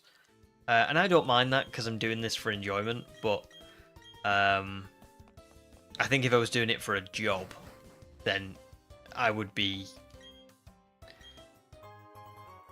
worrying, you know? Ham says, do I think I'll ever get bored of playing Pokemon and start playing other things? Probably not, to be fair. I used to. I used to think that I would get bored playing Pokemon. In fact, I used to be a person, genuinely, who was very, I was a very, phasey kind of person. So I'd be really into something, for like 2 months. You know, like I mean like all in on something. And then I would still like it, but something else would catch my eye, and I'd be like, oh, I want to go and do that now, and I'd go all in on that. And I'm talking, you know, I'd watch like YouTube videos about the lore, and I'd like play it non-stop, and I'd buy, you know, like figures for it and all that kind of stuff. And then 2 or 3 months later, I'd be like, yeah, I've kind of burned out on this. I'm gonna watch something else, or I'm gonna do something else. Now, I don't really get that. I'm just kind of like, I just love Pokemon. I really love it. I think the channel has kind of given it much more of like a purpose for me, and I've really channeled it into this. So, Wookiee says not if, but when the channel gets big. That's very kind, dude. Thank you. I would love for it to take off and be this crazy thing, but I don't know. I think the next 2 years are going to be really big, because the first year I thought was a bit of a fluke. I was like, well, I just got a bit lucky with those videos. I don't think if I keep putting stuff out, it's not gonna do well, but I'll do it. And then it did. And then each year I've just seen more and more like growth. Like, when put it like this, I looked back in my phone. Bear in mind the channel has been going for 2 years now, and I'm at about 15,000 subs. I had a look on my phone at like pictures for the Dynamax Adventures video earlier today, and in January of this year I reached 10,000 subs. So I've gained like an absolute ton from January to now, in relation to how long the channel has actually been going. So my point is the next couple of years I've got better equipment, I've got better editing, my challenges are going to be a little bit more interesting and varied. So either the channel's going to fly or it's not. It's going to be interesting. It's going to be interesting. If it does fly, then maybe it will actually get big, but we'll see.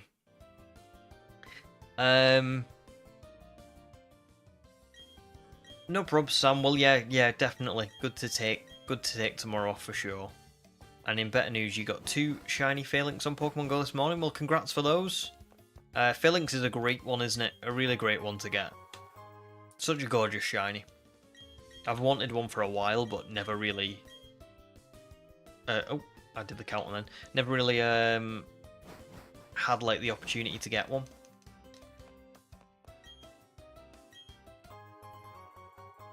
Sobble, welcome back. I've missed quite a bit of chat, sorry. But I'm catching up now. And my hair's just gonna be my hair's getting too long, guys. Seriously, I'm loving it, but I need to go and get it thinned out. It's a little bit too thick.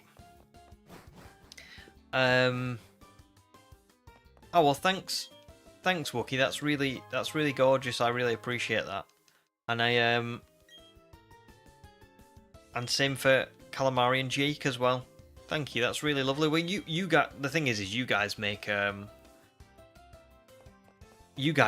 the community great. You know what I mean? You are the community.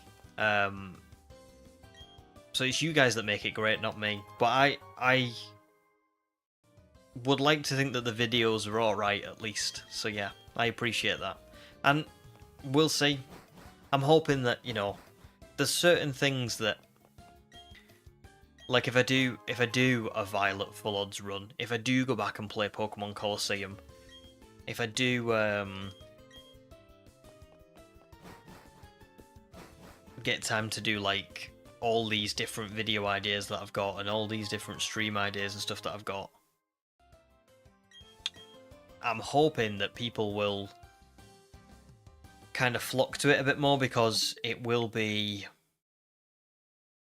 like, the videos I've got out at the minute are alright, but by and large, the best ones, like Legends Arceus and Let's Go Pikachu, were pretty easy to complete. They weren't really all that difficult. And what I'm thinking is, if I go back to Legends Arceus and I do a full odds run, and it's like difficult and it takes me a long time and all the rest of it, and the editing's better and my microphone's better and all that kind of stuff, the hope is that it will go really good. I want a video with 1 million views, and I really, really want a play button. The play button I think is a bit unrealistic, but the 1 million views isn't too far off. So. And Sam as well, thank you. Wookie says, long before I found the streams, you remember watching the videos and being amazed at the work that went into it? That's so awesome. You're very glad that you caught the streams, and now that you're a small part of the group, you're a big part of the group. Trust me. And thanks, Probs, as well. I appreciate it. I'm glad that you guys think they're good, because sometimes I do go back and watch my old stuff, because I like comparing where my stuff's at now. So like, I get sometimes I get annoyed at like the audio from that I've just recorded, and I'll go, let me go back and listen to one of my old ones, and then I'll listen to one of my old ones and I'll go, oh god, right, okay, it's better than that. So I'm glad that you guys like them, and I am very glad that I started streaming above all else, because I mean, it's like Wookie's just said, you watch the videos, but now you come and join the streams, and I think that's like something that I really missed out on for those first 2 years. Not that I could have done it anyway. I had to get money and make sure I had enough to, you know, get all the new equipment and stuff, but it's so nice now, isn't it, having the streams and having everybody, we all know each other, and you know, it's all the same people and stuff. It's made a massive difference.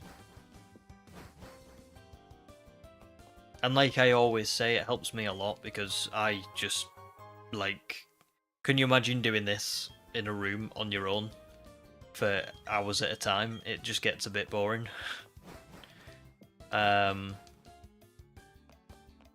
So yeah, it's helped me, and it also makes I think it makes the videos better as well, having like the camera and the reaction and the overlays and stuff. So I guess we shall see.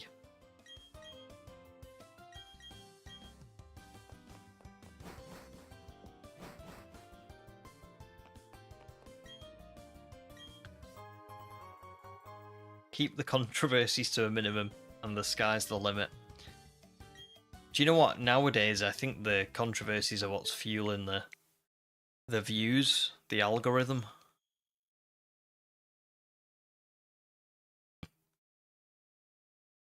The working. Isn't it funny that there are people who like purposely put stuff, so you know, like they'll spell stuff wrong, so then people will say, like they'll comment and say, that's not how you spell that, just so that they get more comments. It's actually kind of genius, that, isn't it? Maybe I should start doing that. I'll spell shinies like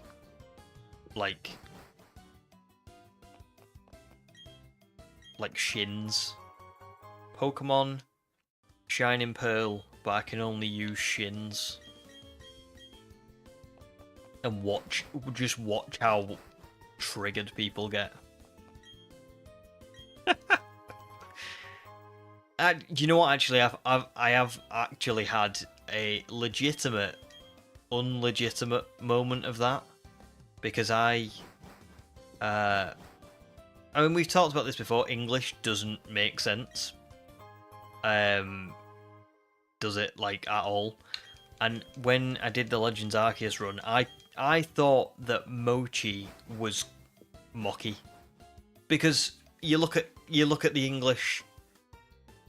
I looked at like Loch, Loch, like think of like the Loch Ness monster, and I was like, oh, it's like that, but with an I on the end, so it's Mock-E.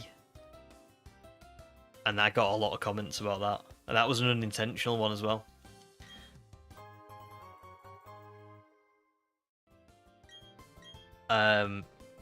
So maybe I should just, yeah, do something like that. I mean, like you say, you need to develop a consistent and annoying mispronunciation of a common Pokemon's name, and that should get the comments rolling in. Beelsprout. No, it's got to be more subtle, hasn't it? It's got to be something like,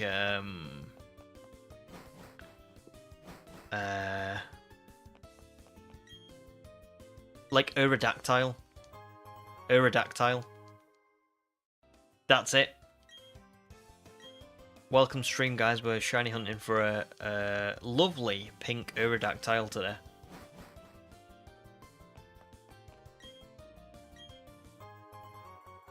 Just watch. Thanks, Baveri. That's really lovely. The play button is not unrealistic. You can do it. Well, thank you very much. I really appreciate that. I really appreciate you subscribing and joining the streams. And hopefully, it's not too unrealistic. I mean, I think 100k is just like where I am right now is just like that's so far away. But I don't know. It's only been 2 years. Maybe in 3 years' time. I don't know. Who knows? I never thought I would get this far, so I suppose I'm basically a dead man walking kind of vibe. You know? I'm living on borrowed time anyway with the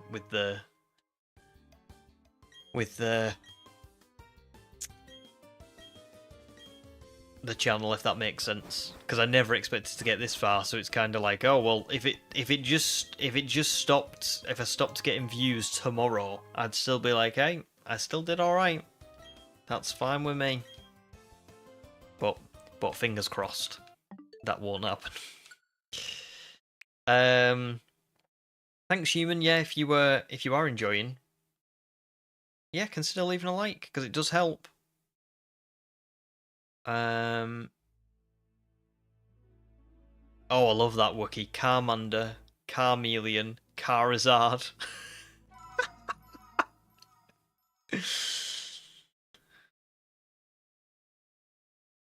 Yeah. It was a good shout.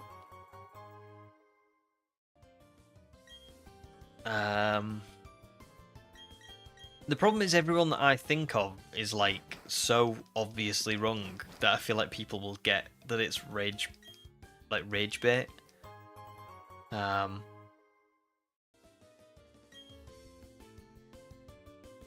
That's a good shout actually. Charizard.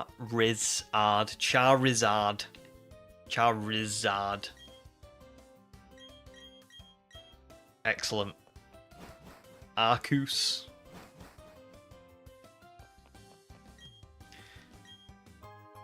Yeah.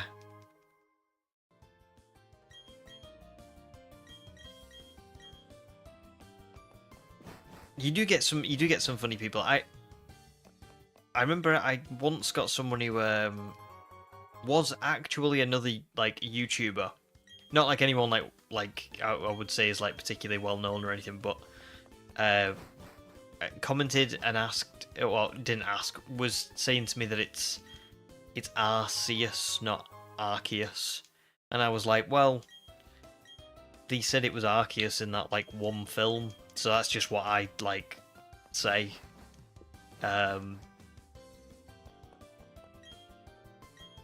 Yeah, so people do get triggered over it for sure.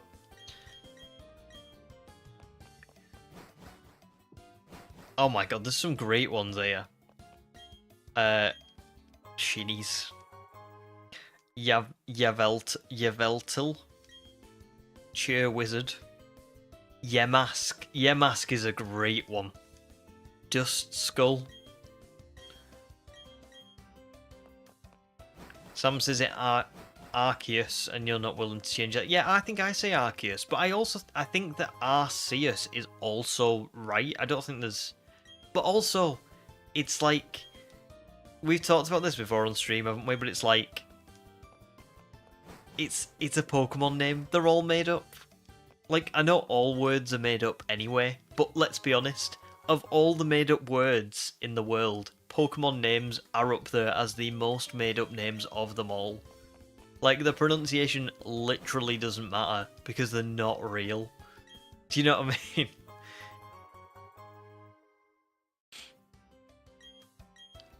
So people are funny.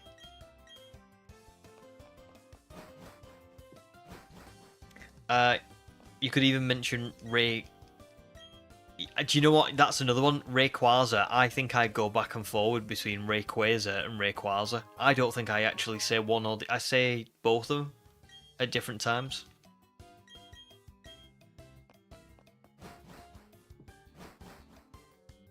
Sam says, I don't know if this is true, but I think you think you heard at some point they changed the official pronunciation of Arceus to... due to it sounding like someone's behind. Yeah, literally. That could be a reason. Could be a reason. Arceus. Yeah.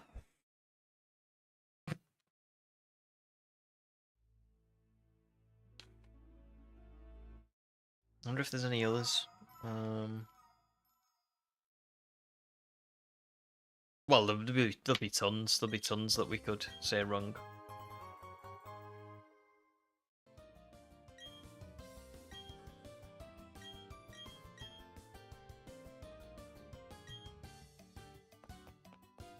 I feel like Machop would annoy quite a lot of people. Machop.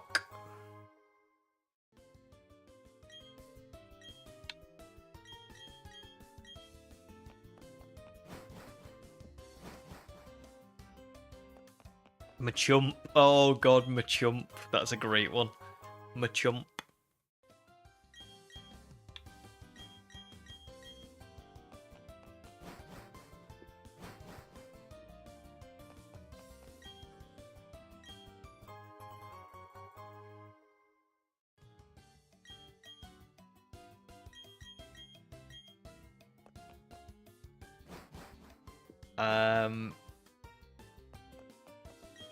The Tipus. Tipu Coco. Tipu Bulu. Tipu Finny.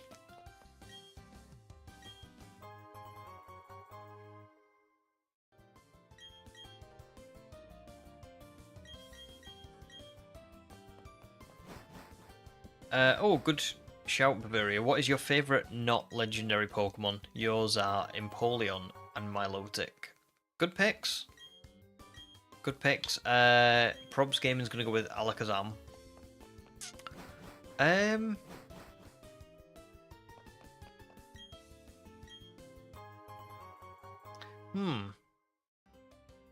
feel like mine is pretty consistently. I always seem to gravitate towards Corviknight. I love Corviknight so much. But I've got like loads. Corviknight. Well, sorry, Gligar is my absolute favourite. Cyndaquil, Corviknight. I quite like Elekid as well. But I think my absolute favourite has to be Gligar. Like it's always been Gligar. Well, not always. I think like since I was like a teenager, it's been Gligar. So yeah. Sam says just give your local friendly old person the list of Pokemon names and ask them to read them out. There's bound to be one that really makes your brain itch. That is a cracking idea. Unfortunately, I am the local friendly old person on this estate. However, I know Pokemon already, so I don't count. I'll have to find another one.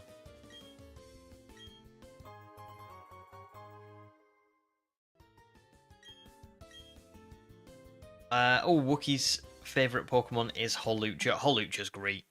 Great pick. And Phalanx as well for Ham. Both awesome. Yeah, I feel like Hawlucha needs a bit more love, to be honest.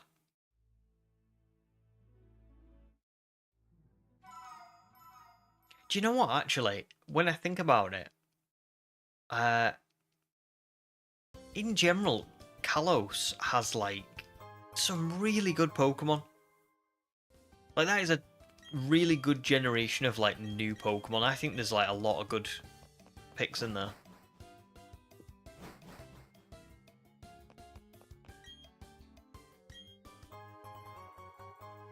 Aurorus might be up there as one of my favourites as well.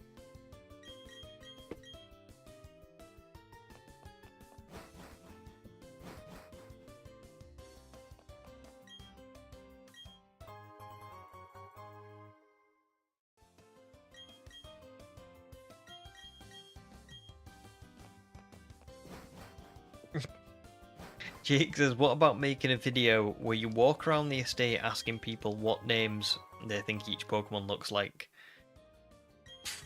Oh. It's not a bad shout, to be fair. That would be quite funny. What I will say is my estate is like, there's not usually people walking around it. Everyone's kind of just like in their homes. I'd have to go into the local town. And honestly, my local town is like...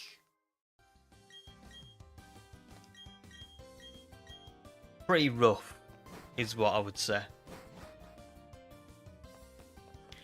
Like, I don't think I would get a good response. And also, I'm like the most introverted person ever. I think I'd like really struggle going up to people and saying like, oh, would you mind being in a video? Could you name these Pokemon? Next stream shot with a black eye, no phone. They robbed it. My wallet gone.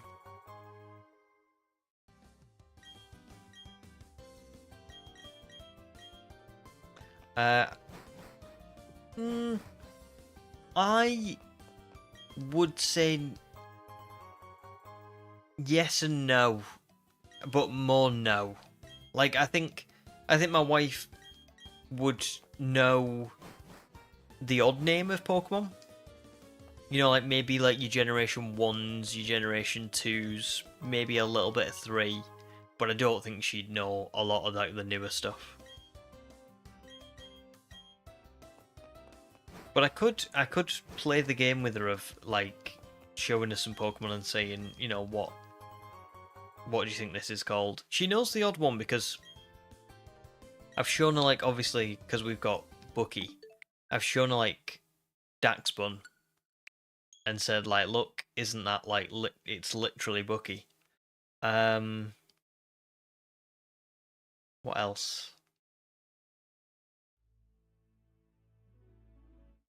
Yeah, I've definitely shown her certain Pokemon, but I don't think she knows. She wouldn't be able to name, like, even close to all of them.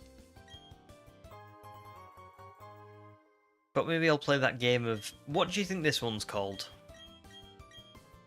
And see what she says. Gaming says, Yamask and his evolutions, your other favourites. Good picks. Good picks. Bavaria also likes Staraptor a lot. Staraptor's awesome. Really cool Pokemon. That was one that I really enjoyed using back in Gen 4, because it was like... what I always loved about Staraptor was that it learned close combat. And I thought, like, usually, whenever I'd used like a bird Pokemon in a generation, you think Gen 1 had Pidgey, Pidgeotto, Pidgeot, Then Gen 2 was like Hoothoot, Noctowl. Gen 3 was Taillow and Swallow. None of them were really like, they didn't have anything like unique going for them, really. They were quite basic. Not necessarily in appearance. I thought they were cool designs, but the typing and the, well, I suppose Staraptor is still normal flying, but the movesets that they could learn and stuff were all kind of just like, eh. But Staraptor getting close combat, I thought was just like, it made it the coolest thing. Prob says you prepare a slideshow for her every vid. What do you mean? A slideshow?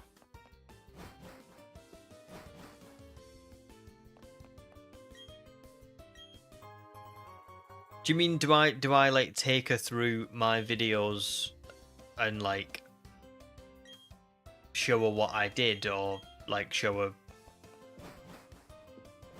sort of what was going on?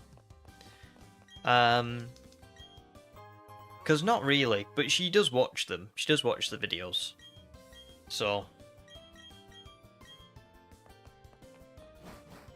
that's nice.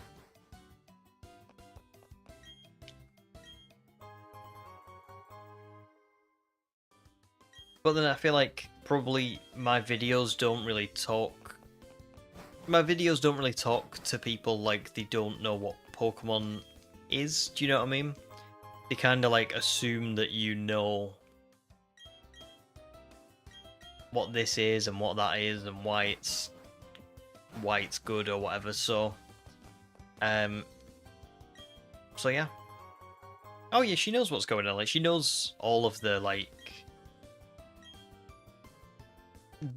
why I spend so long like specifically looking for these shinies and stuff. You know what I mean? She knows that they're really rare, and they're really rare because of this reason, and what the odds are, and what game I'm playing through, and what the theme of it is and stuff. She's very nice. She asks me about it and stuff. You know, she's not like, oh, don't talk to me about that. You know what I mean? She's like interested. Like tonight, I'll get off stream and she'll be like, "How was stream? Was Wookie there? Do you know what I mean? Like she asks, and we chat about it."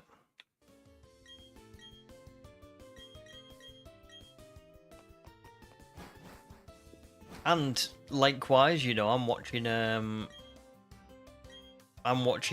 the real Housewives of Orange County with her right now, and I've watched the last 4 seasons. So there you go. Better question, is she subbed? She's subbed. Yeah, she gets the notifications whenever a video's is going on, or a stream's going on.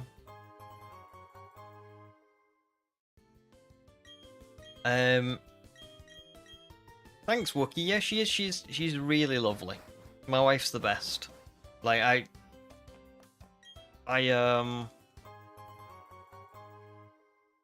think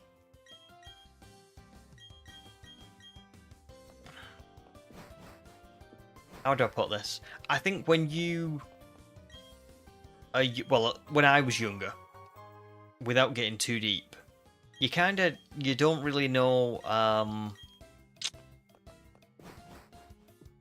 what like love is, do you? Until like you feel it, you know? And you don't really know what a relationship should be like until you meet people and things happen and all the rest of it. Yeah, my wife's awesome. Like, literally the best. And I'm glad that your partner is also the best. Very supportive of your Pokemon. She doesn't get much of it, but never stops you from talking about it. Exactly. There you go. There you go. It's perfect, isn't it? I'm assuming at some point or another, Ham. I mean, I you know, I pretty much talk about well, not everything that happens on stream, but I obviously mention everyone's, you know, names or whatever you've talked about or whatever. So there you go.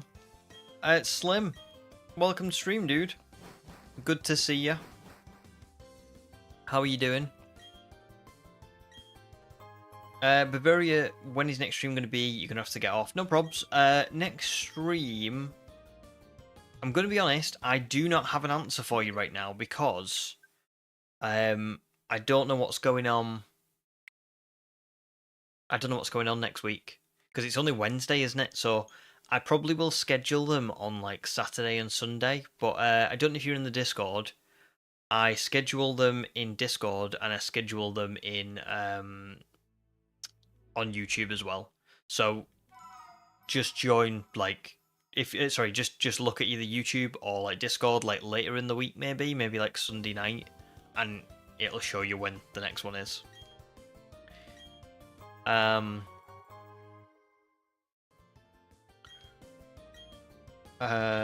It is shiny. Aerodactyl is elusive. It is, but 663 is still quite early in, you know. There's definitely, I think, if I do get to like 750, 800 encounters tonight, then the next time I have an 8-hour stream, I should get to like 2000. So yeah, it's going pretty fast, really.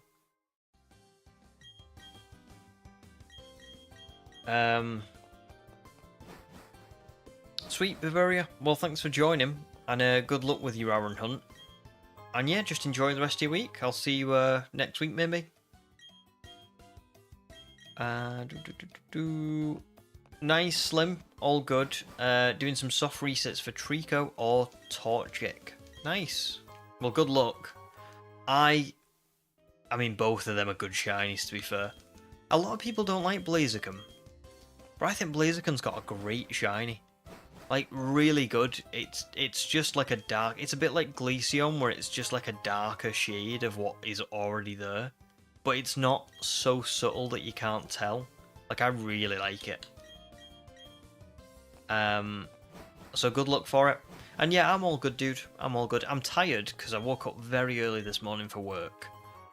And, in fact, I'll tell you all what my last... So it's Wednesday, what my last 3 days have consisted of. So my wife's been working late shifts every night for the last 6 nights. So I've not seen her all that much. On Monday, I got up for work at like 8 o'clock, did a full work day. Then at 5 o'clock I started editing Dynamax Adventures until 11.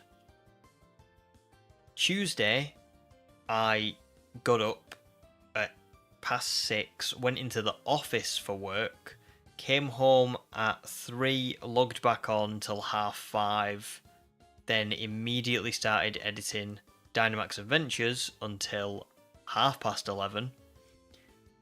Went to sleep, woke up this morning, got up at 6, did a full day of work, and have now streamed. So the last 3 days, genuinely, I have worked and edited or streamed, and like literally nothing else. That is some goddamn dedication. But yeah, other than that, I'm all good. Sorry, that was a very long answer. But I've only just realised the insanity of what I've done for the last 3 days. Sam says it's nice that Mrs. Wayfarer takes an interest. Your girlfriend often does live videos while she's in the rat room on the app that sounds like a clock. It's always nice to hear what went on. It is, isn't it? It's so lovely when you... I think when your partner takes an interest in your life and when you take an interest in theirs, it's just... I think it shows you that it's like the real thing, you know? And it's like, you're like fully invested in one another. So yeah. I'm glad that you've, like, you and Wookie have got that too. Because it's very rare, to be honest, I think. You know? Very rare.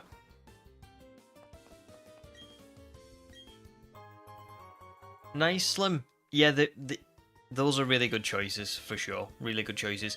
I mean, I must admit, I love, in particular, Trico and Sceptile. I think they're like, that's such a nice line. I do wish Sceptile was a little bit closer to Trico's colours, just a little bit darker. But it's a great shiny. I'm thinking I might try and go for one when the Indigo Disc video is going on, but we'll see. Oh, thanks, Wookie. Yeah, it's, to be fair, it's weird how long editing takes. Because like I say, I got 10 minutes done, 10 or 11 minutes done like last night, and I think I got 8 or 9 minutes done the night before. Always takes me absolutely ages to edit the intro, because the intro, usually the rest of the video is like, I did this, and then I did this, and then I did this. But the intro is always like trying to draw people in, so it has to be edited differently. So it always takes me like 8 hours to edit a 2 or 3 minute intro, because I just take ages like trying to work it out so it looks good. And then the rest of it kind of flows a little bit better, but I still takes a long time.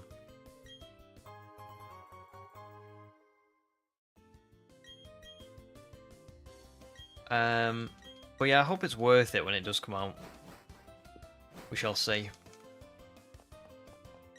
Banana God says, Gen 3, Shiny, Trico and Sceptile are peak. We don't talk about Grovyle. I can't remember what Grovyle's is like. You know, I thought it was just like Trico, but a little bit. I don't know. I'll have to go and check it out.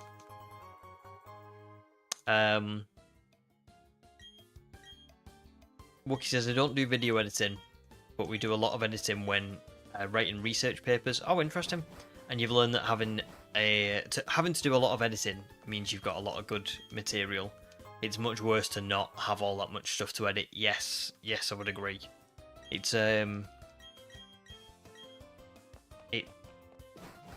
definitely agree.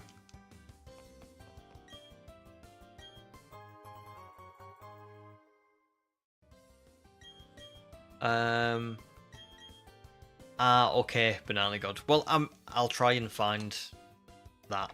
I'm sure I'll be able to. Alright, no worries, Calamari. Thanks for joining, dude. And yeah, have a wonderful rest of your week as well. Oh, and enjoy, because I'm not going to see you next week. Enjoy Vietnam and your early birthday. Happy birthday again. If it is next week, we don't know. But yeah, enjoy your holidays.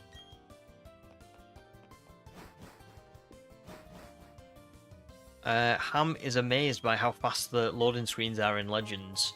I haven't tried Legends yet, actually. I might need to try and load that up. Oh, that's another one.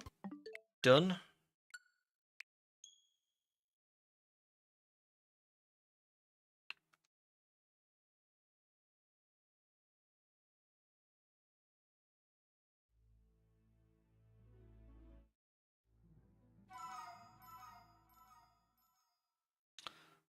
No Legends. No, I've not. I've got it. I love Legends Arceus. It's literally my favourite Switch game, but I just haven't tried loading it up on the Switch too. Because I'm not making anything related to it at the minute. And I also kind of thought it wouldn't be any different. Do you know what I mean?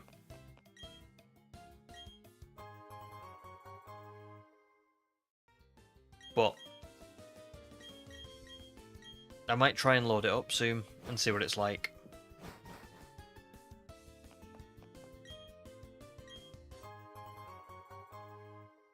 And we will actually, before I go off tonight, we'll do that Scarlet video on it. Not video, Scarlet. We'll have a little look at Scarlet on the Switch too.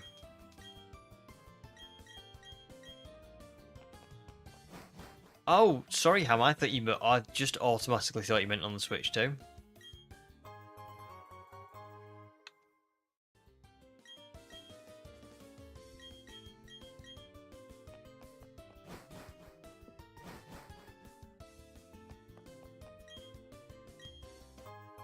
To be fair, I do remember Arceus booting up quite quickly. I don't remember it being like a big load time. Oops, wrong person. I didn't even know. I didn't even know Xbox was doing a handheld. I haven't even seen that advertised. Really? When does that come out?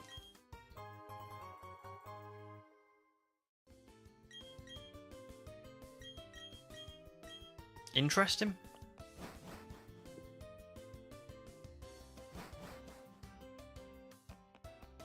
I feel like Xbox have just become a bit of a weird company to me. I was always an Xbox player. I always had an Xbox. But they've made some very strange decisions in recent years. At least from what I've heard, I don't know whether they're still doing them, but like giving version exclusives to other platforms and you know what I mean? Like I heard, again, I don't know if this is true, but I heard that like Sony was still going to keep all of the version exclusives, but Xbox were going to give away like we're going to let Halo and whatever else is like an exclusive on Xbox, Gears of War, other stuff. They were going to let them like go on any platform. I don't know if that's still the case, but I remember seeing that and just thinking that's weird. So there's no reason to play an Xbox then anymore, really.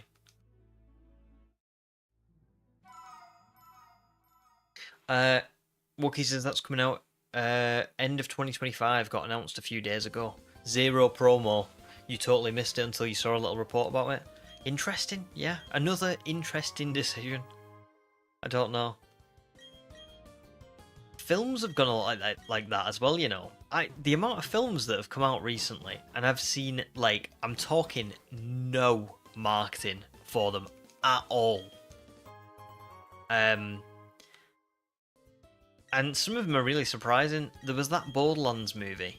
That got nothing. I swear to God, that came out and I saw people reviewing it and I was like, I didn't even know there was. I knew there was a Borderlands movie being made, but I didn't know that it was like even close to being released. And then apparently it was in cinemas and I hadn't seen it anywhere. Moana 2? Moana 2? Just like, I didn't even know that had released. It was just nothing. Weird. Rebirth's definitely been marketed. I've seen various bits and pieces for that. And that's how I know that I'm not going mad with the other ones, like they really didn't market them, because I've seen that. And it's not like I follow any Jurassic World stuff, so it's not like something that should technically pop up for me. So they must just be marketing it to like general audiences. But yeah.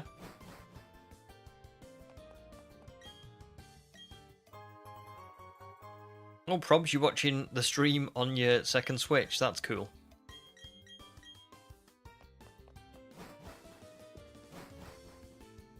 Right, let's hope that we can get to 800. I think if we can get to 800, I'll call it there and we'll do the rest of the Scarlet kind of part of the stream.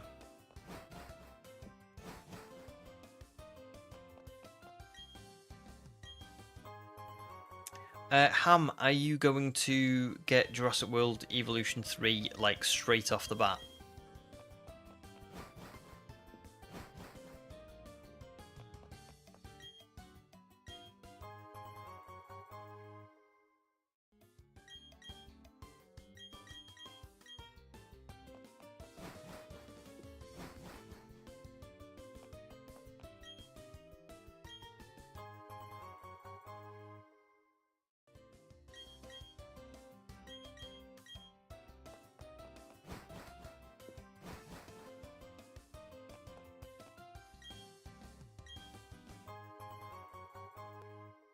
Steam owns some of the rights to those games.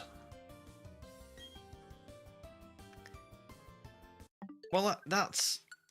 Yeah, I don't know. That's what I mean with Xbox.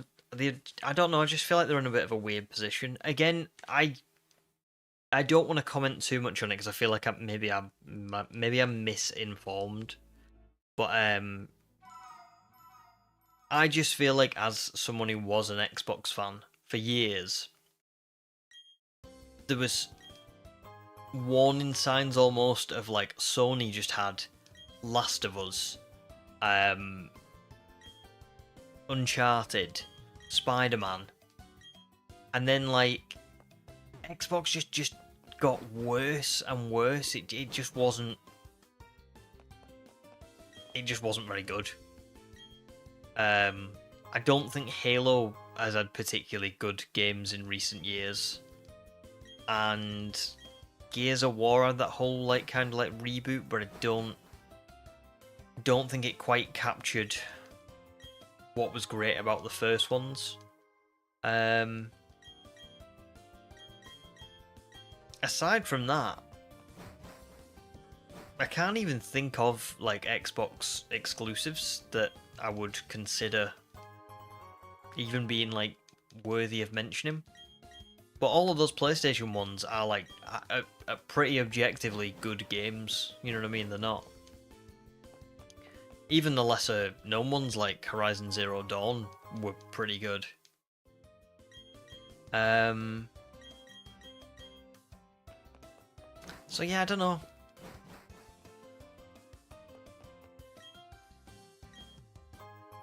I just feel like Xbox has kind of backed themselves into a corner where it's like, why would I buy an Xbox when I could buy a PlayStation that has everything that Xbox has, but it's got way better exclusives, and now you're telling me that maybe you will also be giving those exclusives to people who have a PlayStation anyway? I don't know. Odd decision. Ham, you're not totally convinced yet. It's really just JWE2 with babies, especially if you've got mods. Yeah, it is. I know what you mean. Do you know what I think will happen with Jurassic World Evolution 3? I think it will get a lot better over the course of its like life cycle, and then there'll come a point where obviously it goes on sale and it'll be worth picking up.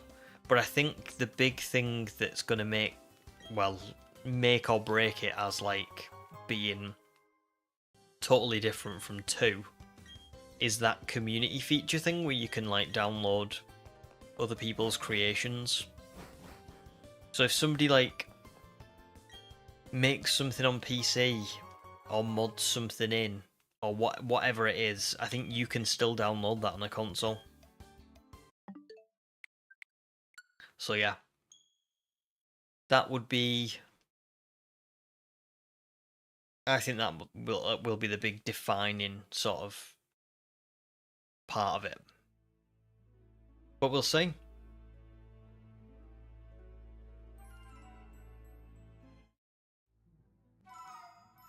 Yeah, but not well, unless I've got this wrong, not just the modular buildings, like if someone makes something, you can share it across everything, can't you?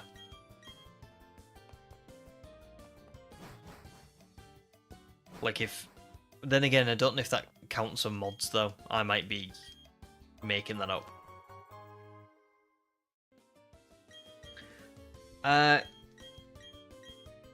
No probs, probs gaming. Thanks for joining. It has been fun. I've really appreciated having you. So thank you. And hopefully I'll see you next time. Human stream probably going for another.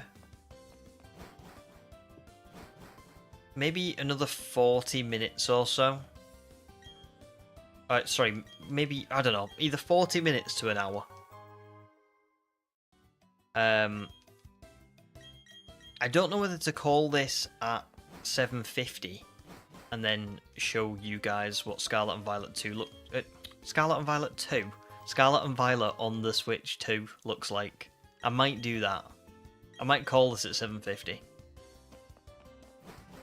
And then we'll have like half an hour to mess around in there.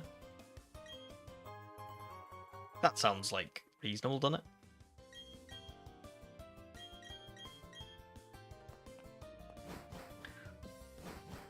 So I think...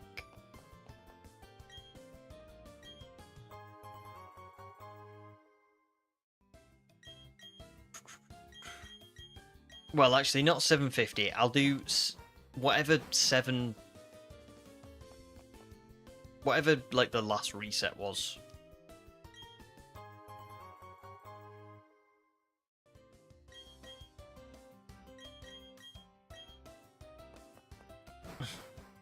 No, Scarlet and Violet 2. I don't...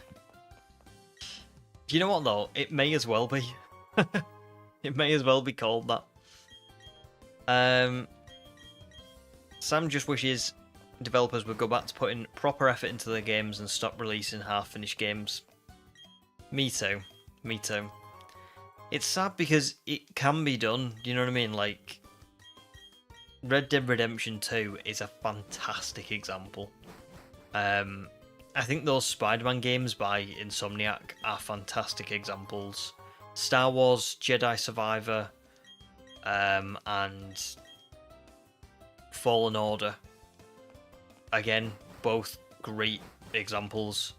But you just get so many games that are just not like that. Not even close to being like that.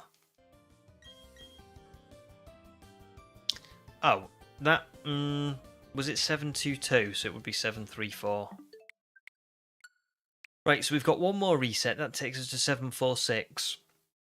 And then one more after that would be 758. 770 would be... I don't think I want to go to 770 though. Maybe I'll just... Actually, no, I've just realised I can just do 750 and I can just reset there. I don't have to do all 12. If I want that, like, that number. I'll do that. Good question, Slim. What's my favourite Pokemon game?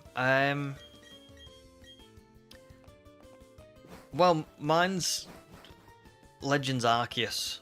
I don't know. I feel like a lot of people on my stream love Legends Arceus, so I feel like it's not that much of a hot take. But and it's nothing against the older games, you know. Like, I still love Platinum, Heart Gold, Soul Silver, Sun and Moon. You know, like there's just so many like great old games. But I actually realised this recently. But whether it's for better or worse, I've come to really appreciate the newer generations of Pokemon and the whole way of it, how it works on the Switch. And the reason I say that is because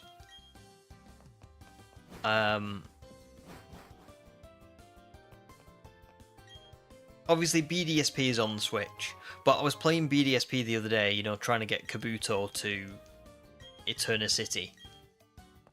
And I was kind of playing it and I was thinking, do you know what's really weird? Is I don't love this old style of Pokemon as much as I used to, where it's like, you know, you're running through the grass, you encounter a Pokemon, it goes and then like the Pokemon shows up. It kind of feels a bit like it drags on almost. What I actually really like is seeing them in the overworld and being able to like catch them and put them in like Pokemon Camp or have them outside the Pokeball, and I just feel like the Switch and the newer generations are starting to capture more and more of what... This might be a hot take, but what actually makes Pokemon more special, which is like that thing of like almost seeing them and like being able to like reach out and like, do you know what I mean? I don't know. I don't feel like that will be a necessarily popular opinion. And I still do love the older games. I still do love, like... It's not like I would... If I played through X and Y or Heart Gold, Soul Silver, whatever, I would love it. I would really, really love it. But I just think that maybe I've kind of really become accustomed to being, like... I can see the Pokemon. I can... They're real to me. They're not this, like... I'm running through the grass and I'm when I'm running through the grass I'm going, oh please don't have one appear. I don't want to get into an encounter. I just want to get through the grass. Oh, it's you know, run. That to me just feels a bit archaic nowadays. Whereas running through an area in Arceus and being like, I'm going to choose not to encounter this Pokemon, or I'm going to run away from this Pokemon, just feels so much more like real to me. So, there you go. Anyway, Slim, what's your favourite?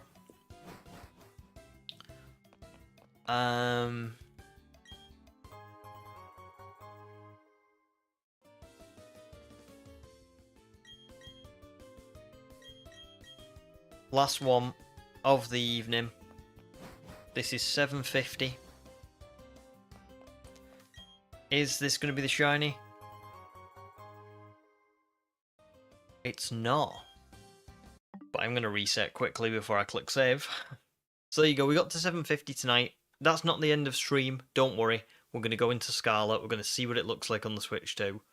That'll be our last half an hour or so. But that's all of the Shining Pearl shiny hunting done for tonight. 750 encounters in 4 hours and 20 minutes.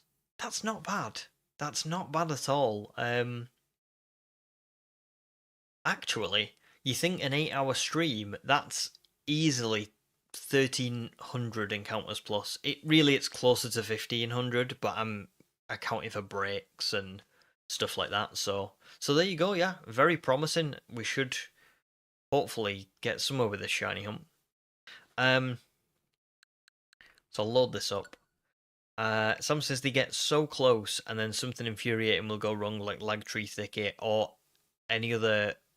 For any other farming fans, the trains on Farming Simulator 25. It's not game breaking, but very annoying. And it's stuff that you know they could get right if they were given more time. I think the problem is it's corporate greed, isn't it? As it always is. The developers probably do take a certain pride in the product, but get told, nah, just ship it.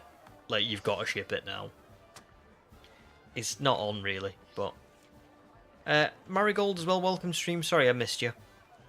You feel like you went the opposite way with Pokemon. You prefer the turn-based games people make now, much more than you used to. That's fair. I feel like that's it, isn't it? I feel like Pokemon has changed a lot, and I know me and you have had this conversation before. It's very subjective what you like and you don't like from it, because a lot of people very, very understandably are going to be like, oh, I grew up loving this and now it's nothing like that. I do like the changes they've made. If anything, it's kind of weirdly opened my eyes up more to, like, oh my god, this is what Pokemon could be like, and this is going to get even better and even grander. But I can certainly understand not liking the change. Slim's Auras and Pokemon Legends Arceus. Nice, very good picks. I love Auras. Great remakes. Great remakes. Benny, welcome to stream. Good to see you. You joined at a funny time because we're playing Scarlet instead of this. Oh, I wonder if I can. Oh no, never mind. Never mind. It's not ready. Never mind. Here's the shinies that I found recently. I got 2 of the Porygons. I got a Flamigo and I got a Floatzel. Nice to reclaim a Floatzel because I gave it away from Legends Arceus, so it's good to have that back in the party. We'll put Floatzel at the lead for running round. We'll just save this. Now I wonder if there's any kind of. Oh no, that's wrong. Hang on. That wasn't meant to happen. Neither was that. Right. Basically, I was trying to get just the just Scarlet and Violet with the webcam, a bit like Dynamax Adventures. So give me 2 seconds. Let me see if I can get this. Because if I can get this, that would be great, wouldn't it? If we could get I'm so sorry. I'm so sorry. Which one is it?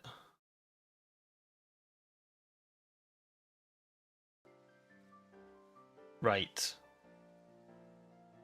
Hang on, we're nearly there. Hey, there we go. So you can just so you can see it, because I feel like it's the overlay is kind of ruining it a little bit. But just like even just small stuff like look at how fast that camera is. There's no like pause, none of that like you know, like where it was like really slow because the game was like struggling. It's just like so responsive. Yeah,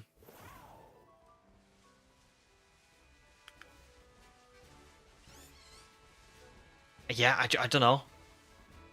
Maybe a part of it is like how it feels. Don't get me wrong, it still doesn't. There's parts of it that don't look great. I mean, like look at the buildings and stuff there. There's stuff that in the background that doesn't particularly look pretty. But I can't deny that it is just like it's just so much smoother. Do you know what I mean?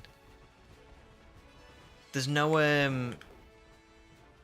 I've not experienced any problems with it where I've been like, oh god, that lagged there. No, I didn't like that. Felt really, really like poor. It's just seamless and so smooth, and you know, it's great. It really is great. Mario says this still doesn't warrant a Switch 2 in your opinion, but if it does for others, good on them. I will be honest and say I've never said that it warrants a Switch 2. I have said that, in my opinion, for me it probably does warrant a Switch 2. But I would never say that like to someone else, oh, it absolutely warrants a Switch 2. You should absolutely get this. You've got to get this. I probably would buy a Switch 2 just for this. But obviously we've all got different financial situations, different priorities. And I think as well, for some people it's just obviously it's a free update. Do you know what I mean? So I can totally understand that. I wouldn't necessarily. I would not be. What's the word? I wouldn't be encouraging people to buy a Switch 2 just for this, because I do think that it's like. Obviously, it's just a free update. But now that it's here, I can't deny that it is like it's spot on. The amount of Pokemon on screen is a little bit weird. Sometimes it does feel like there's too many. Again, I don't mind that, to be honest. I kind of like it, but I can't deny that there is a lot. Especially when you're like in an outbreak, I've noticed that it doesn't necessarily feel. By the way, should we do a little look down here? What's going on? Yeah, especially when you're near like an outbreak, it doesn't necessarily feel like you're getting the outbreak spawns that you should do because there's Pokemon miles away that are kind of populating that area. Um, but I mean, look again. This is one of the it's one of them areas in the game that's usually quite laggy, doesn't do well. It's fine. Like there's just nothing. It is really smooth.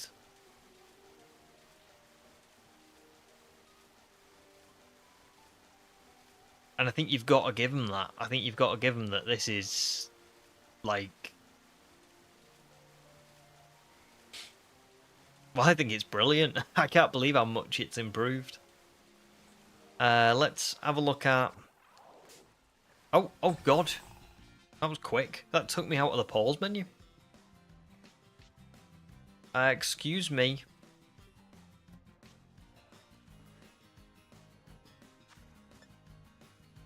I bet I'm not going to be able to run from this as well, am I?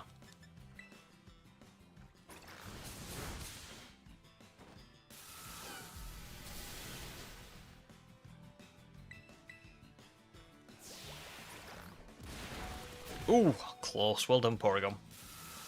Tanked it. Hi,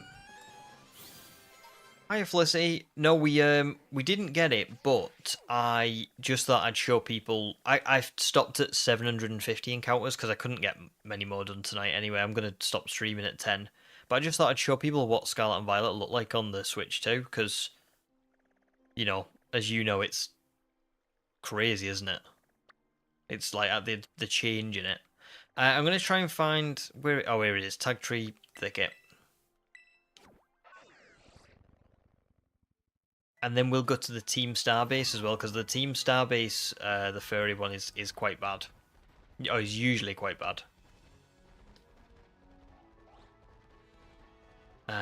So...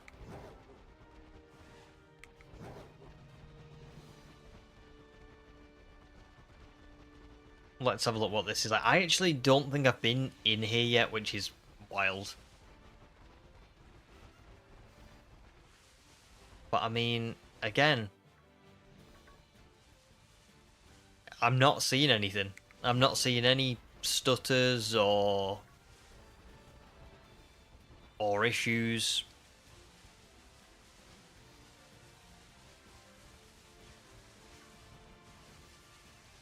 Like, there's no... I've been to this area before and been like, I'm just not... I can't do this. I'm not even bothering. It's pointless even setting foot in this area. And, like, now... Not at all. It's fine. Lag-free thicket. There you go. Oh. That was sneaky.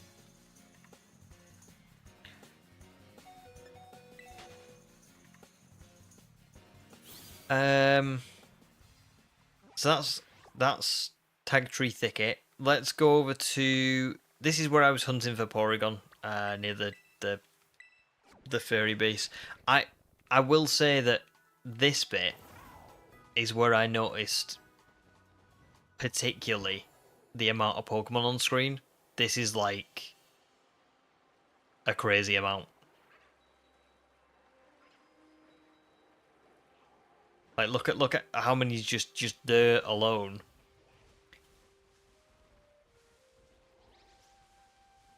And I think that the distance for like how long they stay on screen is quite far as well.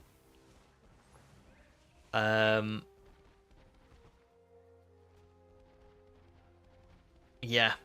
But again, this area was always super laggy for me. Nothing now. Nothing at all. Which is amazing. Let me just pause because I missed a lot of chat as well. Some says evolving a series is a delicate balance. As you said, it's sometimes difficult to get past. It was better back in my day. It is, and it also is kind of like, I think if something does the same thing forever, then people just kind of say, what's the point in following this series anymore? Because I know exactly what I'm going to get out of it. So I think Pokemon does a really good job of like adapting, but like keeping. I don't know. I think they do the balance pretty well, personally. Especially when you think that they've got to keep in mind an anime and merch and the video game competition, like like the competitive side of it and stuff. They always, in my opinion, seem to keep things pretty like consistently decent. But I agree with removing the shiny sparkling jingle. Terrible idea to remove it. Ham says there's a ridiculous amount of Pokemon. There's a lot. And like Marigold says, you probably will find shinies way faster with all the extra rolls. I found Floatzel, Porygon, Flamigo, and Porygon the other day. Now, obviously, the Porygons are... hang on, let me just heal these guys up. The Porygons are like the... Is it the 1 in 200 odds or something? But the Floatzel and Flamigo were just full odds, so that's pretty cool. But again, it's raining here now as well. It's raining. There's a lot of Pokemon on screen. It's an area of the game that used to lag, and there's nothing. It's just smooth. So that's really cool. Made up with that. Is there anything else? Is there anything that anyone wants to see specifically? Like you guys, because I've showed you what I can remember as being like problem spots for me.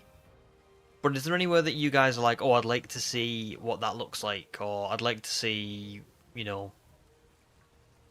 anything specific?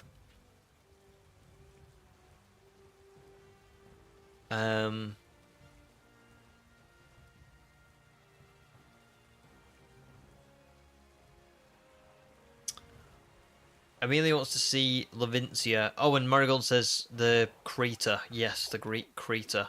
Alright, then let's do both of those. So let's go to Levincia. Levincia's a great shout, to be fair. I always remember that being an absolute nightmare.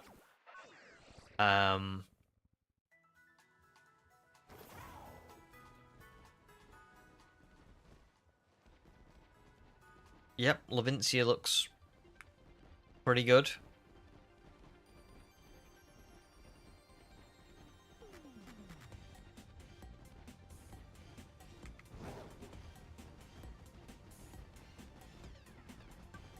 No problem, human.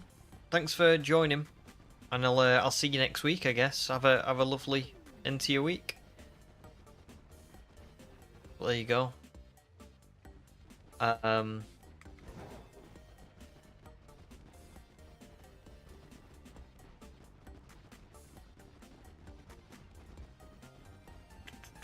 So Wookiee's going back and forth between the Switch and Switch 2 to play, because your main save was on an old Switch that was transferred over, and your Terra Raid only saves on your OLED, and the difference is mad. I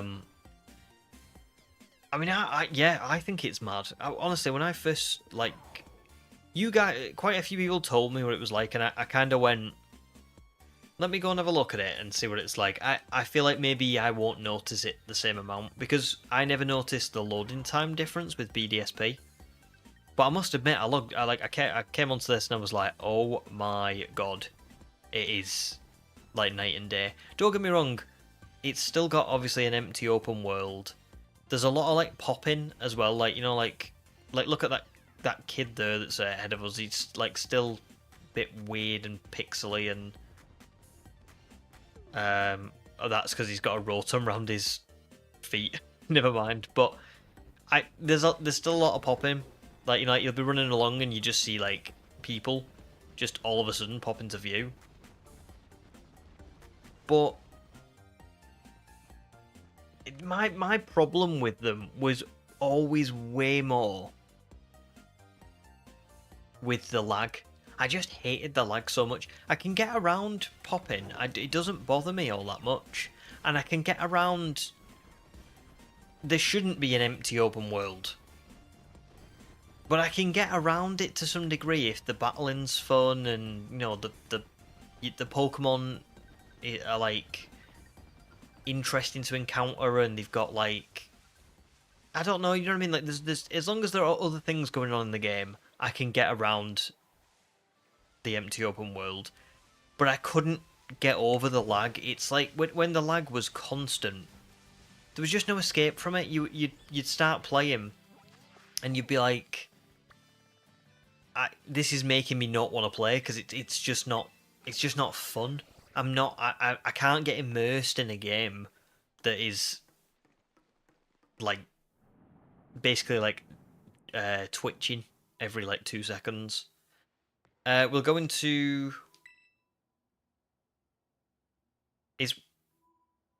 is one at the top or is one at the bottom? I can't remember this now. Can you go out through the doors? Can you just like... Yeah, you can.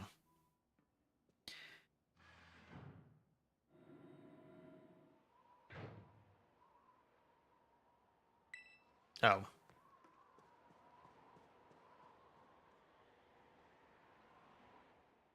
Here we go. So this is Area 0. Let's try running for a little bit.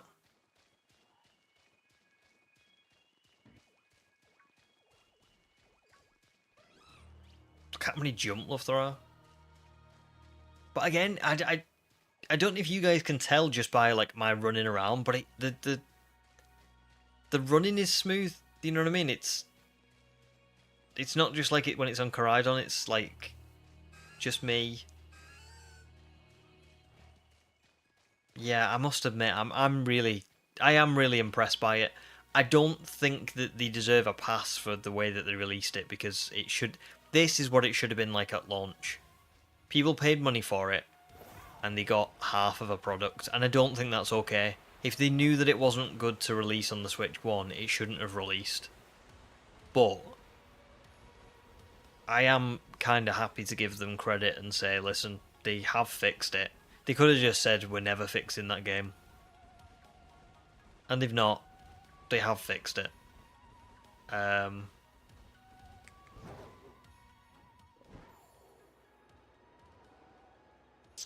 So there you go.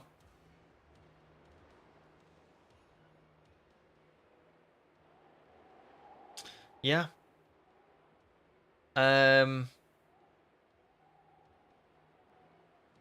Sorry, level ups. Yeah, we're on Scarlet just because I've stopped at 750 encounters for the day. Like Marigold said. So I just thought I'd show people what Scarlet and Violet look like on the Switch 2. Sorry, the Switch 2. Not. I paused then. I shouldn't have paused. I just wanted to show people what Scarlet and Violet look like on the Switch 2 because they've had that free update. And they're pretty good now. You know, like they have got like they're a lot smoother. It is good.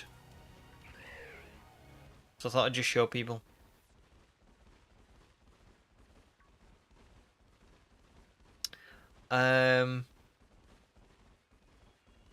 Marigold's seeing it a little bit more.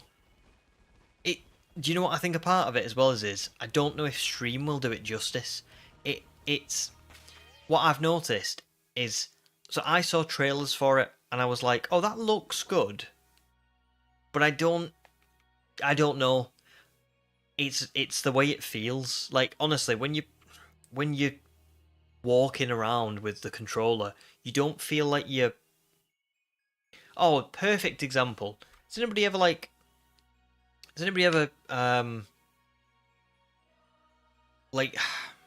heard of cars that used to have like they didn't have power steering? So you would have to like really like yank the steering wheel to turn the car because you were turning those like axles underneath the car manually. But now you got power steering, the car, you know, you just do this, and the car just this big hunk of metal that should be really hard to move just turns so effortlessly. And that's what this is like. It's like Switch 1 Scarlet and Violet on the controller. I felt like I was like dragging the, you know, like I was almost like moving my hands to like move the controller because it's lagging and it's fighting back against you. Switch 2 feels like driving a car with power steering. It feels like going from no power steering to power steering. It's like, oh, this is so effortless. I just can play it and enjoy it and not feel like I'm wrestling with the game to try and get a good experience out of it. So that would be my example on. It's more about feeling than the way it looks. And yeah, it's pretty cool. Again, I still think it doesn't look the best, but I don't think my gripe was never really with that anyway. Someone said about checking it. Oh, it's is Wookiee's favourite? Hawlucha. Should we see what Hawlucha looks like? This is probably going to kill me now, isn't it? Oh, that's so cool. It like glides. I don't think I ever noticed that.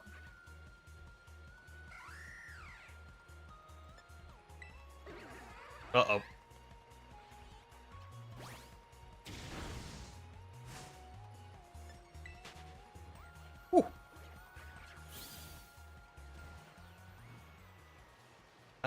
Right, so let's go and look at Kitakami.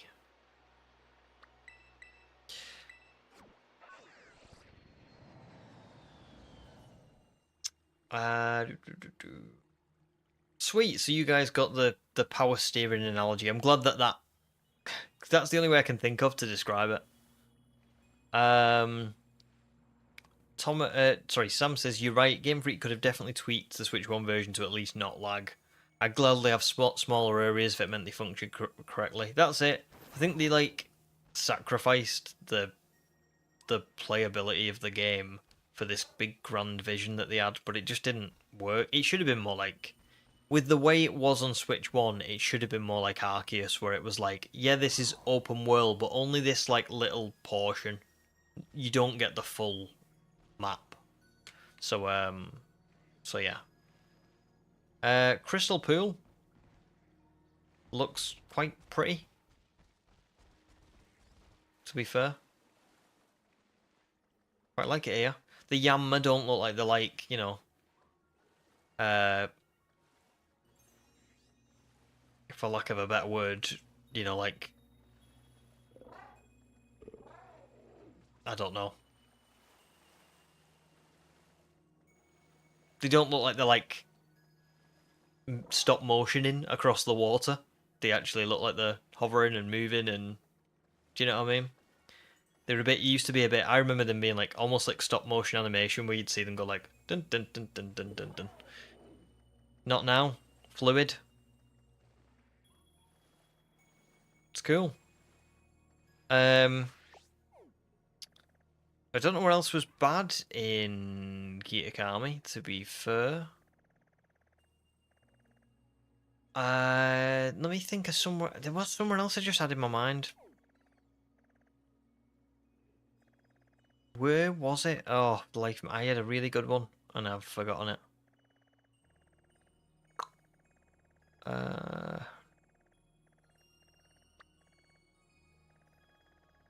No, it wasn't any of them. Oh, yeah, this was it. Here's a big one. Here's a big tell. Are you ready for this one? Some of you will already know what I'm going to say. And you'll be able to see it. Well, already.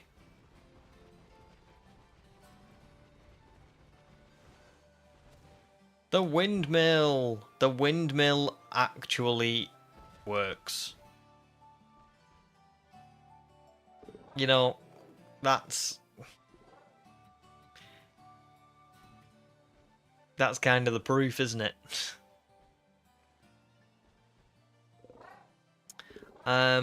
Thomas is really excited to play Scarlet on Switch 2. You haven't played it since launch because you didn't like the low FPS and the lag.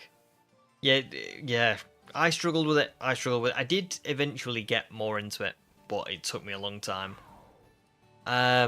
Wookiee's first Switch 2 shiny hunt was for a shiny Hawlucha up in the northeast area. Nice. Your 7th shiny Hawlucha for the collection. That's awesome, dude. What a great way to, like, get back into Scarlet and Violet. Felicity says the way they look it still isn't great, re the textures, but the lighting is mostly fixed and it runs a whole lot better, which is the main issues you had. Basically the same. Basically the same. Thanks, Amelia.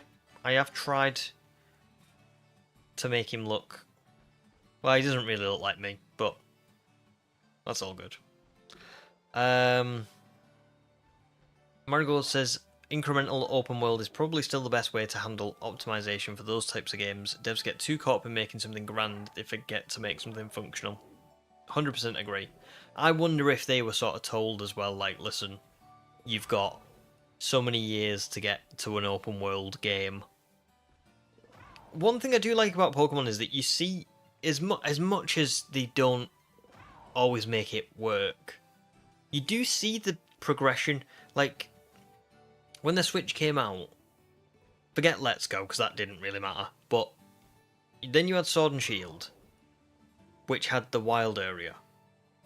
Then you had Legends Arceus, which was like the wild area, but better, and there was various versions of that. Then you had Scarlet and Violet, which was like, okay, we're taking Legends Arceus and we're going to make it on an even grander scale. And so I don't know, it feels like they have clearly... You can see the thought process and you can see the progression, even if the iterations weren't perfect. But, there you go.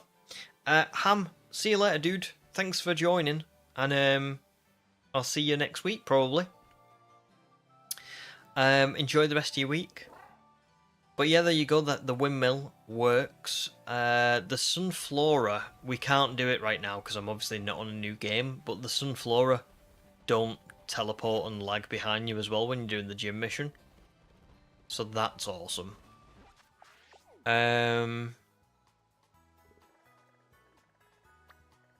I can't think of anything else. I obviously can't take you to the Indigo Disc because I do not have... I've not played the Indigo Disc yet. I'm still waiting to play it for the channel, so there's that. Let's just check what an outbreak looks like so we can see sort of how that functions.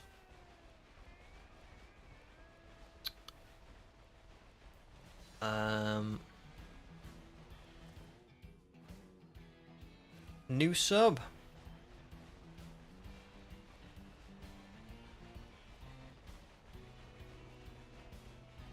Oh, nice. Thanks, Felicity. That'd be great. Yeah, so people can see it because that is a big one.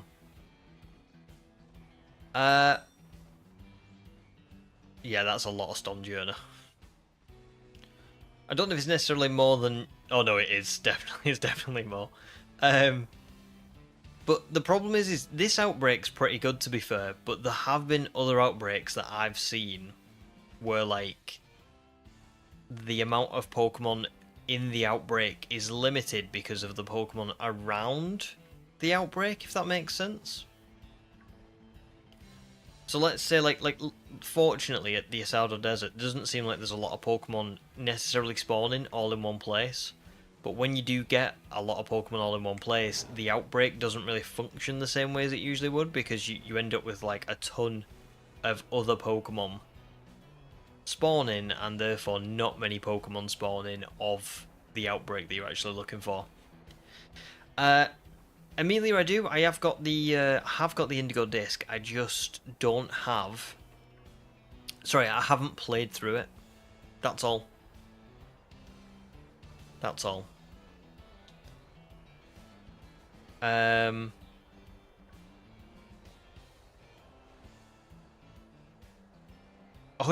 Marigold, 100% agree with that. Yeah, it is all greed. It is. Because this is it. This is the Scarlet and Violet that we should have gotten. And we didn't. You know what I mean? We got a very subpar version. And it's a shame because Scarlet and Violet are really good games. They're really good games, and I just, like, they're almost like... I don't know. They're almost like Fallout 76 a little bit, where, like, I picked up Fallout 76... I think 3 years after it released, and they'd fixed everything. They'd added loads of like new content, and it was actually like a pretty good game for what it was. But people had this initial perception of it being like terrible because they released it in a shocking state. And it's the same thing a little bit with this, where it's like, really, if this was the game we got at launch, I'm telling you, I think it would have become a lot of people's favourite Pokemon game. Because it's got great music, great characters, a great story, great Pokemon. It's got... Alright, it's got a pretty empty open world, but it's still grand, isn't it? It's, you know, it does achieve that grand scale. And I just think if the performance was there at that time, people would have loved it. Like, really loved it. Oh well. It's fixed now, at least. Marigold says it messes with outbreak spawns because there's a cap on spawn rates. Yeah, it does. I just think they feel a bit weird. I don't know how to fully explain it, but like let's have a quick look at this. This is the last thing we'll do, and then I'll go. Well, I'll have that like 10-minute sort of catch up at the end of the stream, but where we can just chat. But like, yeah, we'll have a look at this Tatsugiri one. Let's see if this, because it's in the water, so I'm wondering whether there will be more spawns, and that will show kind of what I mean. I don't know.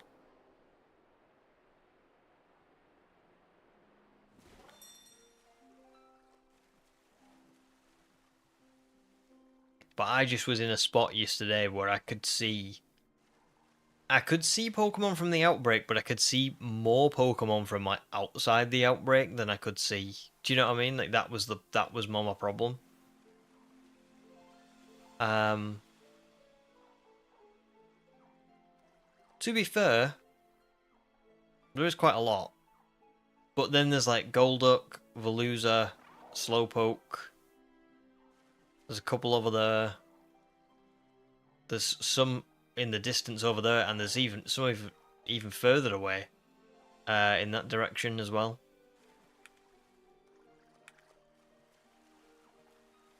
But there is still a lot, so I don't know. Maybe yesterday I was just in like a weird spot. Oh god. Quick, get away from that Veluza.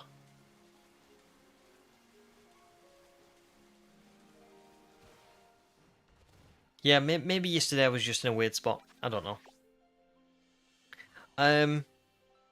But there you go. That is Scarlet and Violet on the Switch too. Like I said, I would not be saying to you, "Oh, you've got to get this. It's so amazing. It's completely worth the money for the Switch 2." I don't know. It might be worth the money for you if you really like Scarlet and Violet and you just was so gutted about the performance. You might, I don't know, like, as an example, BP does quite a lot of videos on Scarlet and Violet, doesn't he? He does quite a lot of Nuzlockes and he plays the game over and over again. I would say, if you're that kind of person, this probably is worth it for you. But I think you've got to make that judgment call yourself. I wouldn't listen to people saying it's so good that you've got to do it. I would base it on how much you love Scarlet and Violet. And obviously, ZA only comes out later this year. Colosseum and Gale of Darkness aren't ready yet. So, at the minute, it is just this. Bucky is barking. Yeah, I think my wife is about to come through the door, so he's having a little bark. See if I can shut the door. But yeah, I do love it. I think it's definitely a massive improvement. And I can't wait to play it again next year. It's a long time away, but I will play it again next year, I'm sure. Oh wow, we've still got 29 people watching. I really didn't think we'd have, like, I thought we'd only have like a couple of people left. That's so cool. Well, thanks guys. Thanks for sticking with me even outside of the shiny hunt. That's really nice. So yeah. Has anyone got anything they want to ask me debrief about stream, go through before I go. Because I'll only be back next week. I obviously don't know what my streaming schedule looks like next week, but oh, can you hear that? You can definitely hear that. I'm sure you can. That is what living with a dachshund sounds like. That's what it sounds like. Multiple times a day. It's great. But yeah, he's funny. Wookie will catch us in the next stream. Thanks, Wookie, and Jake as well. It's been a pleasure to have you. Amelia says, when's the next stream? Next stream is... I honestly don't know. I'll schedule it on the weekend. I just don't know what... I just don't know what I'm doing next week yet. And hopefully... I'm hoping that I will finish the Dynamax Adventures video this weekend. So I'll let you know as soon as possible. But it'll be like Saturday, Sunday that I schedule it. And it'll probably be like one weeknight next week and one weekend next week. But I'll say I don't know. So yeah. Thanks so much, guys. I really appreciate it. You've all been amazing as per usual. 750 encounters for Aerodactyl. Pretty good. We'll go again next week, and hopefully I'll have the video out for you. So yeah. Just thanks, guys. Same for you guys. Have a great weekend. Sorry, have a great end to your week. Have a great weekend. I'm forgetting it's only Wednesday because I'm off work tomorrow and Friday, so it is my weekend. So yeah, have a great time, and I will see you all next week. Thanks again.